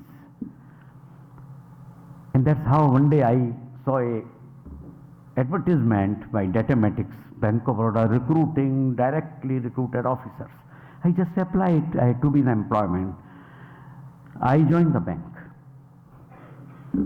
And I discovered that the bank did everything what it was not supposed to do, and did nothing of that which it was supposed to do. Customer service. In 6 months of my working, I realized customers are coming to write those days, write their passbooks in the evening. They will come almost to bribe my accountant with pans. He liked pans. And they will bring all kind of pans so that something can be done. Customer, I gave a new definition. Customer bank में वो है जो कष्ट से मर रहा है. Customer. और वो आज भी मर रहा है. Run into any small digital problem. You go to a branch, they will see, वो digital को कौन जानता है? That man. You're not ready. You will not realize because you are all on internet banking. Imagine people whose main savings are with the bank, retired people. It's too late in their life to deal with any problem of a digital, and there is no one to help. So there are a whole lot of customer is still valid, The social system of the employees, if I tell you, till mid-2000, employees were, I don't know how I can describe employees and their trade unions. Trade unions who were trading in unionism, not looking after workers, trading in unionism. Management was under siege. Actually, my PhD work is on this. Why top management was under siege of trade unions. And my book published by Oxford University Press is CEO, Chess Master or Gardner. One thing I have always written, I have never gone back from written because I found it too difficult to sleep with problems. Now how my career moved? Because this is last session, you should enjoy the session rather than, and you should detoxify finance. There is too much of it. So you'll be shocked to learn when some assignment for me comes for speaking, I do all the work, and they were genius, that banking reform to resilience to banking, all that they, and that's good for brochure, but not for me. I will speak what I want to speak. So, look here. I have bought 7-8 page notes preparing, which with contempt I am keeping them aside, because I want to do something that I want to do, and that's what I have done in my career. So when I became I was an officer, I decided to leave. I said enough of it, and I was already becoming a liability. In fact, my manager told that I don't think with your attitude we can recommend you for confirmation. So, okay, a man whose confirmation was in doubt became eventually chairman of the bank. So you can see, and not of one bank, 2 banks. Not only that, I refused chairmanship. It came front page Economic Times. Minister called me, fired me. यहाँ तो ministry में लोग चक्कर लगाते हैं chairman बनने के लिए, आपने मना कैसे कर दिया? Because I said, you asked my consent. So I said no. So I have undergone all kinds of twists and turns in my life. Actually, there is a term called, and there is a book about it, tempered radical. That you are in an industry, yet you don't belong emotionally to that industry. That is me, a tempered radical. Because you question many things, the way they are going on. Today, if I am qualified to speak before you, and a very generous introduction was given about me, that's a fact. Bank of Baroda has been one of the biggest, largest, and one of the very good bank, I can tell you. But there is no guarantee that you will always, with greatest of brand, you know, one Air India crash brought down Tata's brand by several notches. By several notches. So many questions have. So never celebrate the brand. You don't know what's going to happen. So in 2004, I don't want to take you to those who are interested to read a full story of Bank of Baroda, my best-selling book from Penguin is Dare to Lead, because I believe leading is daring. Otherwise, people are, even at the highest position, are clerks of works. They come, they do throughout the day their clerical work, which we call decision making. Actually, that is clerical work. Somebody takes decision to open toilet, somebody takes decision to sanction a loan. It is clerical work, if you ask me. It's not leadership work. If I have more time, I will prove it's clerical work. So some are clerks of works, and some are leaders who can give decisive shift to their organization. Very decisive shift to their organization. And we ran into problems. In 2004, a bank, 97 years, had never shown profit, and we were on the verge of loss. And the bank was collapsing from all sides. It became number 4. And then, of course, I'm an insider, but for 1 year, I was sent to Dena Bank to turn around, or close it, or merge it with Bank of Baroda. That was the mandate. But they recalled me in a record 11 months to head Bank of Baroda, a non-banker. I'll tell you how I'm a non-banker. For 25 years, I was in human resource function. When I was called upon by then chairman that from a point of view of the public sector bank, you are still too young, 43 years, and you are a DGM. Next year you will be general manager, and you will slog. So why don't you go to operations? I said, I hate operations. This was my word. My initial 1.5 years were a waste of time, and I don't think banking excites me. And I'm not interested in a career in banking. He said me one thing, and that was a leadership thing. He said, Khandelwal, if you can do PhD under Director IIM Ahmedabad, you can learn banking.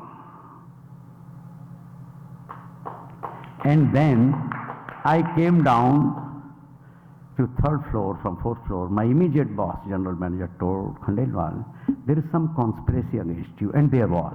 Trade unions were after my blood. They told chairman he shouldn't be GM, HR.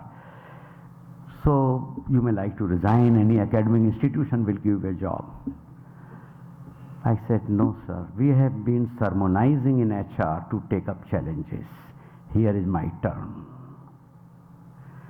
And rest is a history. Believe me, one thing. My first job in banking, a serious job, that was a training early, was zonal manager, managing 200 branches. And believe me, on that day I didn't know the difference between cash credit and hypothecation. Imagine customers will come and all that. So I tell you a little story. Before going, I was doing morning walk. I used to live in a Nepean Road building. I was a DGM already. So I asked one colleague of mine, I said, "Yaar, you have been zonal manager. Can you tell me how to start? People will feel that this man knows nothing of banking and he's our big boss." He said, "Khandelwal sahab, kuch nahi karne ka hai. Visit branches, go. Ask them how this is happening, why this is happening, why should I not take action against you?" I said, "You will be established."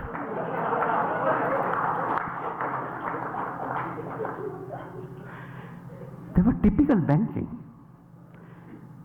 I heard everyone. I also tried to take from my juniors some learning tuitions, two sides of balance sheet, this, that, everything, what are contingent liability, whatever little I could do with reluctant intelligence. If you don't want to learn, I had such a horrifying idea of accountancy. I don't know why.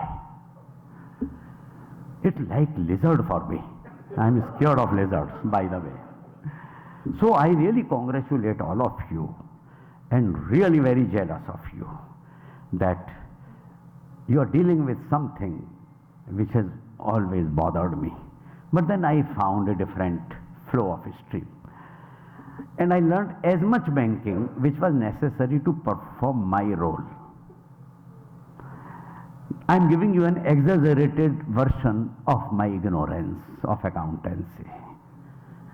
Exaggerated version. The fact is, yes, as much which is necessary to perform my role. I've never been an auditor, so don't expect me to find fault. But I can now see things as they move. So now I want to tell you something that this man told me, go create fear, ask questions. Why your deposits are not rising? Why credit is not taking place? There is a housekeeping problem. I did exactly opposite. I called people, my several conferences of branch managers in different regions. I said, look, you know who am I? Everyone knows. You even try to pretend, you know I'm not. You know your craft. Tell me how can I help you perform better? And everyone those days told me only one thing. Staff does not work. They come late. They go early. Trade unions are on our head. And whenever in the past we raise these issues, our bosses have told, manage the situation tactfully. That means don't refer to us. Because even we don't know what it is. So I said, please delegate all these problems to me because that is my craft. And we had a symbiotic relationship that they will do business, I will remove hurdles from business. I will take charge of the things which they consider hurdle. Believe me, very first year I was promoted. Everyone was surprised because when I was going, people had written my premature funeral, professional funeral. And here, a dead man is awakened. Now I am giving another. The Waterloo of anyone's career is Calcutta posting. Calcutta. So first call from your friends come, ये तो punishment दिया है बेटा तुम्हें. Punishment. And actually in our bank, Calcutta was considered as an amputated leg in the corporate body. Nobody expected anything. because Calcutta's track record was that there were 40 days strike on job rotation from, let us say, this hotel to an opposite hotel, this much distance. So much of strong, those days of Marxist and what not, nothing could happen. You can imagine our India Exchange branch had 250 clerks and 110 sub-staff, peons. It was a jungle, nobody knows, and it was stagnating. So chairman was apologetic. He called me to Delhi. He said, Khandelwal, you go to Calcutta for 1 year. After that, I will send to New York. So then I told him, sir, I have only one request or condition. He was a bit horrified. I said, sir, you send me for 3 years to Calcutta. But I want to do something there. And don't be apologetic. If I was chairman of the bank, I would send only Anil Khandelwal to Calcutta. And I said it. He was, I thought, tons of bricks came out from his head, because Calcutta average tenure of a zonal manager for last 15 years in the bank was 7 months. Within 7 months, leave for several days. It was a circus, I cannot tell you. And that was if I had not gone to Calcutta, I would have never become chairman of the bank. So I go to Calcutta. Again, my strategy is meeting people, diagnose. Like you go to doctor, what first thing he doesn't say, no, you have fever because this is the problem. He sends you for investigations. Two people may have same problem, but investigation reveals different, So I met people. I had some reputation by that time that he is an unrelenting person. इसको Burr के छत्ते में हाथ डालने की आदत है. Your reputation travels faster than you. Please remember, in every job. Let us say you are accountant, statutory auditors in a bank. They say, इनको manipulate नहीं कर सकते. They are very tough people, huh? Because I have seen in the bank, in my junior management days, throughout the day, auditors will be, in the evening, our general managers will go with a whiskey bottle in the Taj. And some of the younger, they were not partners, they were, just what you call them? They were staying in Taj themselves. Once I got a bill of 80,000 rupees all day, somebody was talking to his girlfriend whole night on STD. These kind of things I had seen early in my career. Those memories were inside my mind. And our auditors will hold us to ransom. So much so that on a board day, they will say, when I became chairman, they said, "Aapka kaun sa pen de rahe hain sahab?" And Mont Blanc used to be given to auditors. You have missed the fun, madam. You became economist. You should have been. Yeah. I am telling you some of the things. So they say, "Aapke," now I tell you real case. So on that day, this firm, if I privately tell you, you will recognize, because they are all people, or everyone is known by reputation. He brought his two sons also. So he wanted 3 Mont Blancs. So our general manager accounts came. So I said, "Are you giving Mont Blanc pens?" You didn't tell me, otherwise I wouldn't give. So, okay, you are giving, but he is wanting 3. So I called that chart. क्या साहब, ये छोटी सी चीज़ है, आप इसमें सारा काम हो गया है, with great difficulty हमारा NPF figure वगैरह भी approve हो गया है. Now they also knew me that I am a trouble creator. So I called him. I said, and I told him कि मुझे एक बारात में मैं गया था, मेरे in-laws में. तो वहाँ क्या हुआ, बारात में दोनों साइड रिच थी. Those days बारातियों को चीज़ें देते थे ना, 30-40 साल पहले. तो उन लोगों ने, बेचारों ने, चांदी की एक थाली और 5 कटोरियां हर बाराती को दी थी. But our side, my in law side people were insistent कि हमारे 15 रिश्तेदार नहीं आए, इनकी भी दीजिए आप. और उस चक्कर में इतना कॉन्फ्लिक्ट हो गया कि वो कुछ लेके नहीं आए, शादी हो गई लेके नहीं आए. I told him this story, he understood, and I did not give him.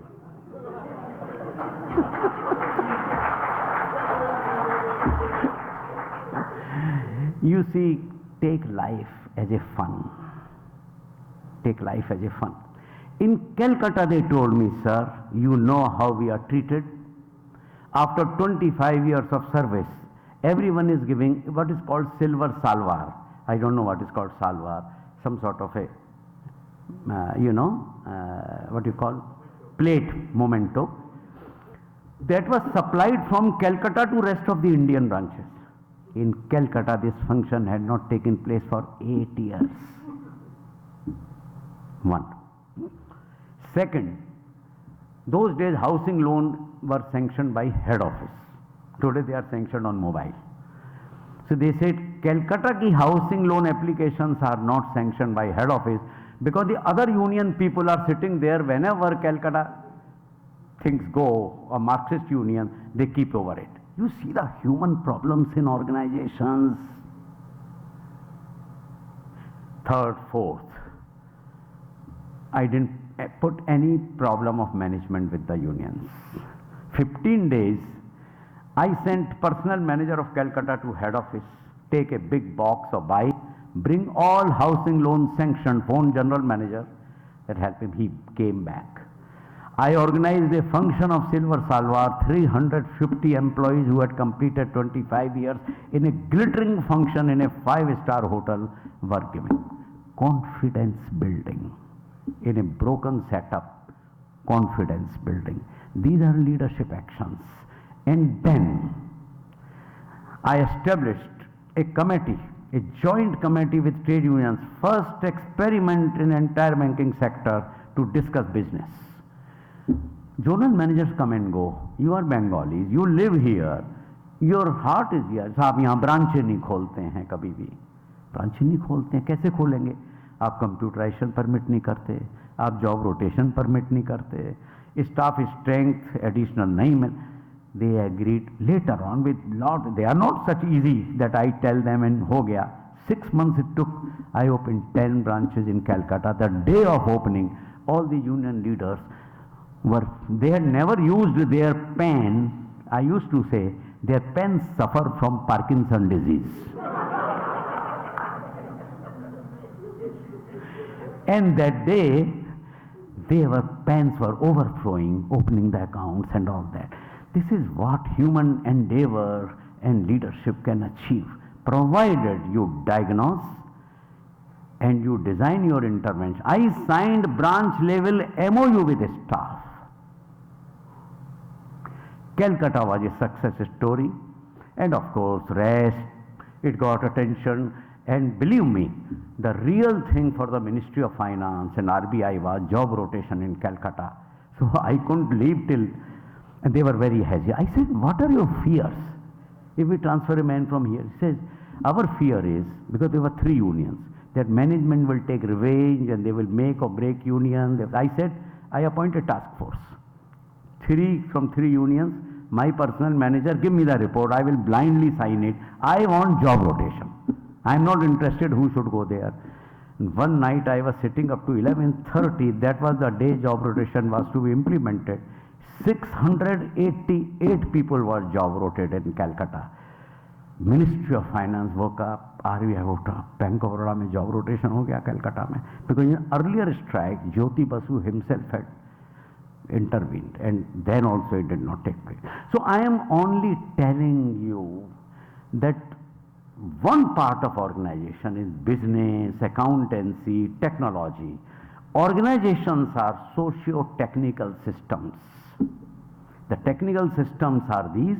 There is a social system of organization. How people live the life in organization, how teams are built up, how leaders behave, how managers interact. This social system is really unfed, and this is where a leader has to be a gardener, tending the plants, seeing how they are growing, what is happening in human emotions. To give you one example, Bank of Baroda, 40,000 employees, 3,000 branches. How do you manage staff? I started 2 helplines. One for 40,000 staff, if there is a life and death problem, you could directly reach out to my office, guaranteed solution in 24 hours. You see, branches are somewhere in Dumka, somewhere in Chittuputupalli, in some Tamil Nadu, or some Chitragandha, something in Karnataka. You know, we have very good names here. Or some Jhalawad, or some. Somebody is working, staff there, he runs into life and death problem. The father is suffering from cancer, mother got a heart attack. Where should he go? Bataiye. It was my brochure, big, what you call them, which you put on. They were circulated in all branches, but I had written very clearly. These are not the transfers triggered by ladka 10वें में है, लड़की 12वें में है. I don't care. Otherwise, bank will get closed. Only life and death issue. And I want to give you one example. First problem came, I was in Hong Kong on that day. And there was a special young HR officer in chairman's secretariat only to guide me and do.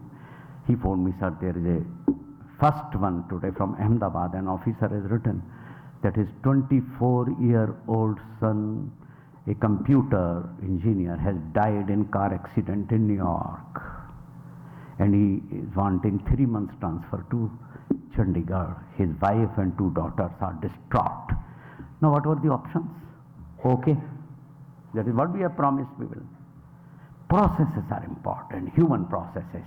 I got connected, talked to this officer 24 minutes exactly, offering him to fly to New York at bank's cost, since we have a branch. You have to understand compassion, empathy. He said, नहीं साहब, सब हो गया, मुझे जल्दी से जल्दी चंडीगढ़ जाना है. एक ऑफिसर को साथ में लगा के, I delivered him to Chandigarh. He had requested 3 months transfer. I gave him 3 years transfer. ये ऐसी ट्रेजेडी थी जो 3 महीने में पूरी नहीं होती. Once you touch the human chord, as negative news travel fast, positive news also travels fast. And therefore, the staff passion and engagement was so great that what Bank of Baroda did in 97 years, we achieved more than that in 3 years. It's a huge story covered by Harvard Business Review, Wharton, and researchers, 2 cases by Ahmedabad, Bombay. How did it happen? I think intangibles. In organization functioning, if you work on the tangible side is accounts, finance, technology, this, that, business itself. The intangible side is culture building, human factor, leadership, branding, and whatnot. I think in our country, in our quest to become quick rich, some of these dimensions. Look today why people talk of Tatas, for example. Look, 100-year history of human compassion is there. Anyway, I can keep on going. I want to speak something about 360. This company was started 2021. Today they have a global conference of 250 people. I promise you, I would have found it difficult to organize a conference like this with such finis and elan, with all the resources at our command. In Bank of Baroda, I couldn't have. I would have these young lads and their team. They have delivered this 4 years. And I have known these people for 10 years. I was actually fascinated when I got an invitation in 2015 or so, I don't know, 15. This man who hasn't added 1 gray hair, whose weight is rather reduced than increased. I was alerting his wife that the way he is getting young, beware of him. So, because he keeps traveling the world, So, no, that's a fact. Please take my advice seriously, by the way. So, how it has happened? This dramatic transformation. In between, I have seen his highs and lows. I've seen high and lows. In 4 years, creating 360 TF, twice I have addressed their young team. Believe me, each young and not so young member are so motivated, so passionate. Is it an accounting game? No. This man himself, I don't know how many of you know, disappears from the world for 8 days every year, no mobile, nothing, in the company of a very famous guru. And today, when I have nothing to do, I am retired. I can't think of 8 days disappearing, doing that. This is investment of the self into the self, what you call Gita, Uddher Atman, Atmanam, Matmanam. Chapter 4 or 6, I'm forgetting. You have the capacity to build yourself, you have the capacity to destroy yourself. He has chosen the earlier path. And his eyes, are always, sparkle when you talk of his staff and people. And I'm in touch with several of their people, and then, of course, the handsome Vikram came and made all the difference. Their team is fantastic, I tell you. I'm so proud. Thanks to you, madam, for allowing him to do. So I wish everyone good luck. I would only say, please keep investing in yourself. You make investments in family offices, you make investment for others, you make investment for India. Please make investment in yourself. And this investment comes through daily reflection of 15 minutes in the night, and think how the day has gone, what has gone right, what has gone wrong, did I hurt anyone, did someone hurt me, the how and why of life, and you would see you are different. Thank you very much, ladies and gentlemen.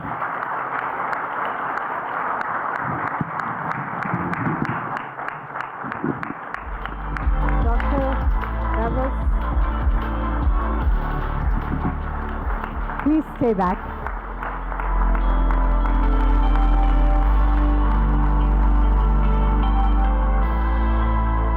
Please stay back. No surprise that speech, the address, I think we could have heard him for another hour. Absolutely fantastic, the leadership values, the human values that Dr. Khandelwal always imparts. I request Vikram, Pankaj, and Mr. Vimal Shah to join me and Dr. Khandelwal on stage. And Benita.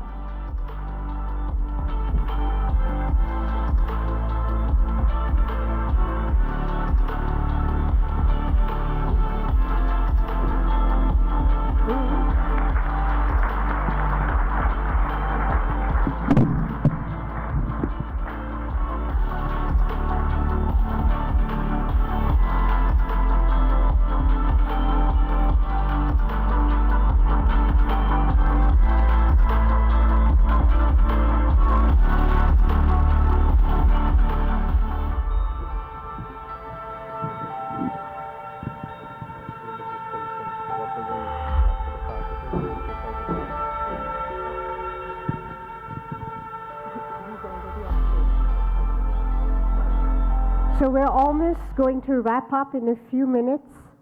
We have the raffle winners.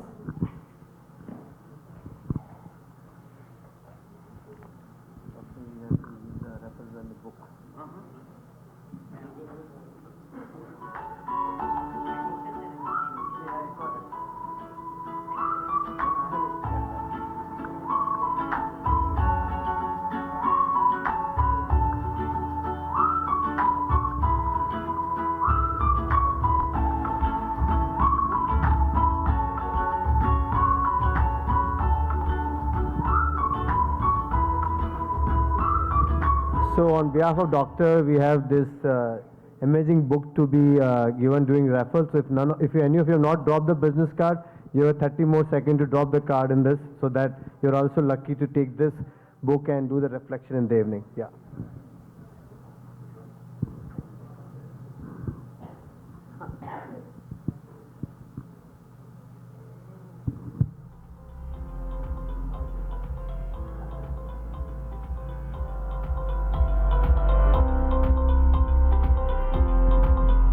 Don't shy. Yes. Speakers are eligible, they can also drop the business cards.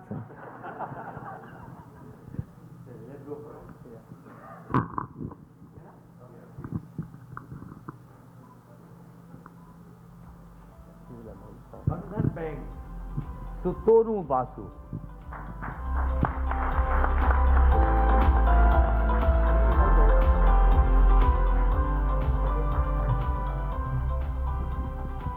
Canara Bank, Sudhanshu Suman. Sudhanshu Suman.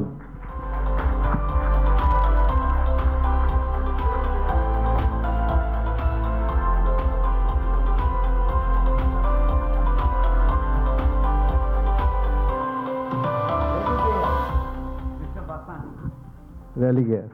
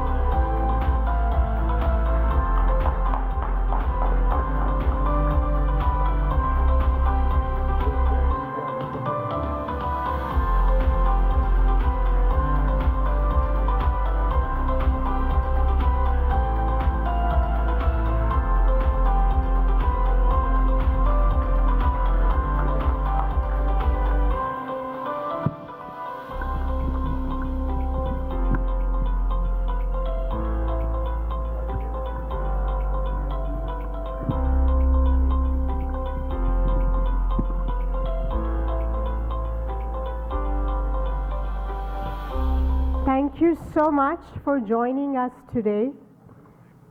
Hopefully there was a lot of learning and insight that you live, eat, breathe, pray, trade finance like we do here at 360 TF.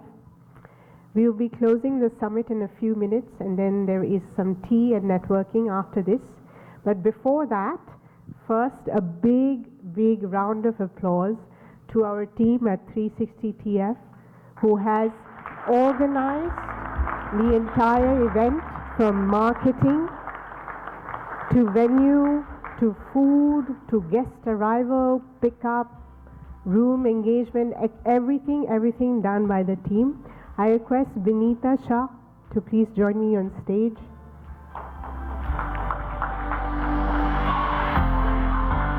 She and the team have been working tirelessly for days. Just a few seconds from her, Vikram Pankaj, please do join on stage.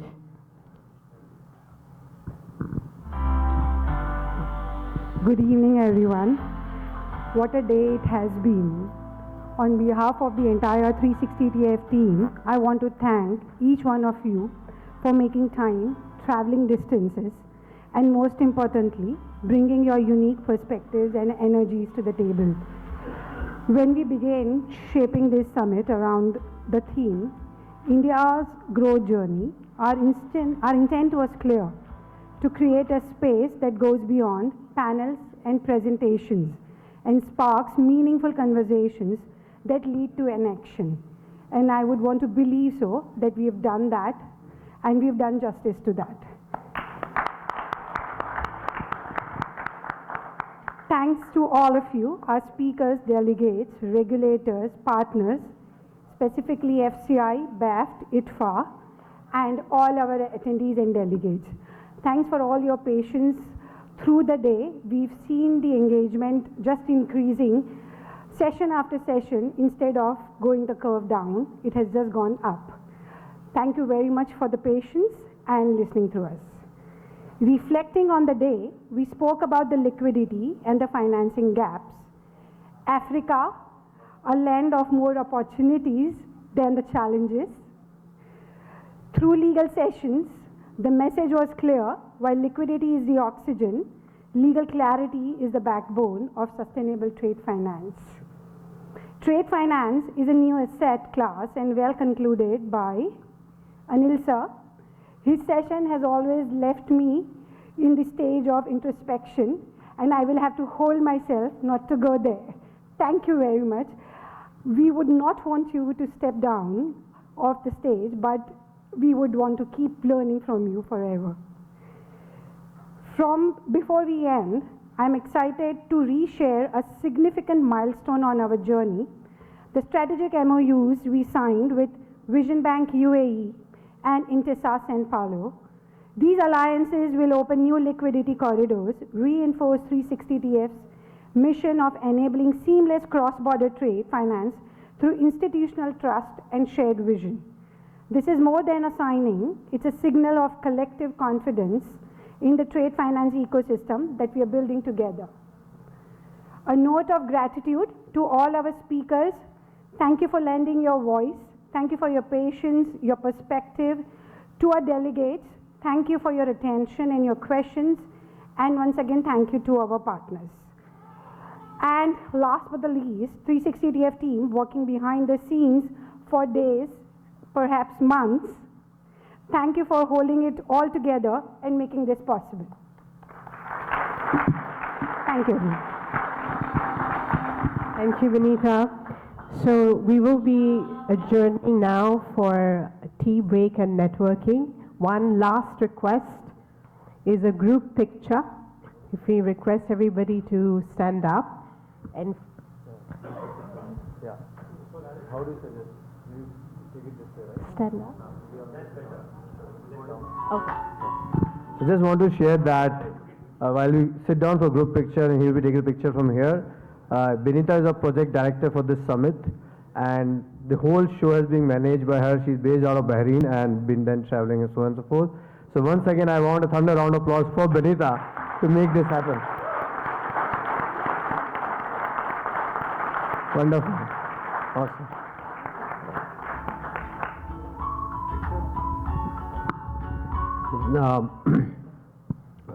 Thanks once again to all of you, all our speakers, all our guests. Just to share some insights, we had a peak presence of 300 plus people today. We had representation from 11 different countries today. We had the entire top brass of the regulator today speaking to you at length. We had Vimal Bhai, we had Peter. They've come all the way from different countries. We had Khandelwal Saab come in on request. So this has been phenomenal for us, and this is the first summit that we are organizing. The experience has been overwhelming, and I promise you we'll come back again a year later, and we'll try and make it an annual affair for us for 360TF. Thank you once again for being here.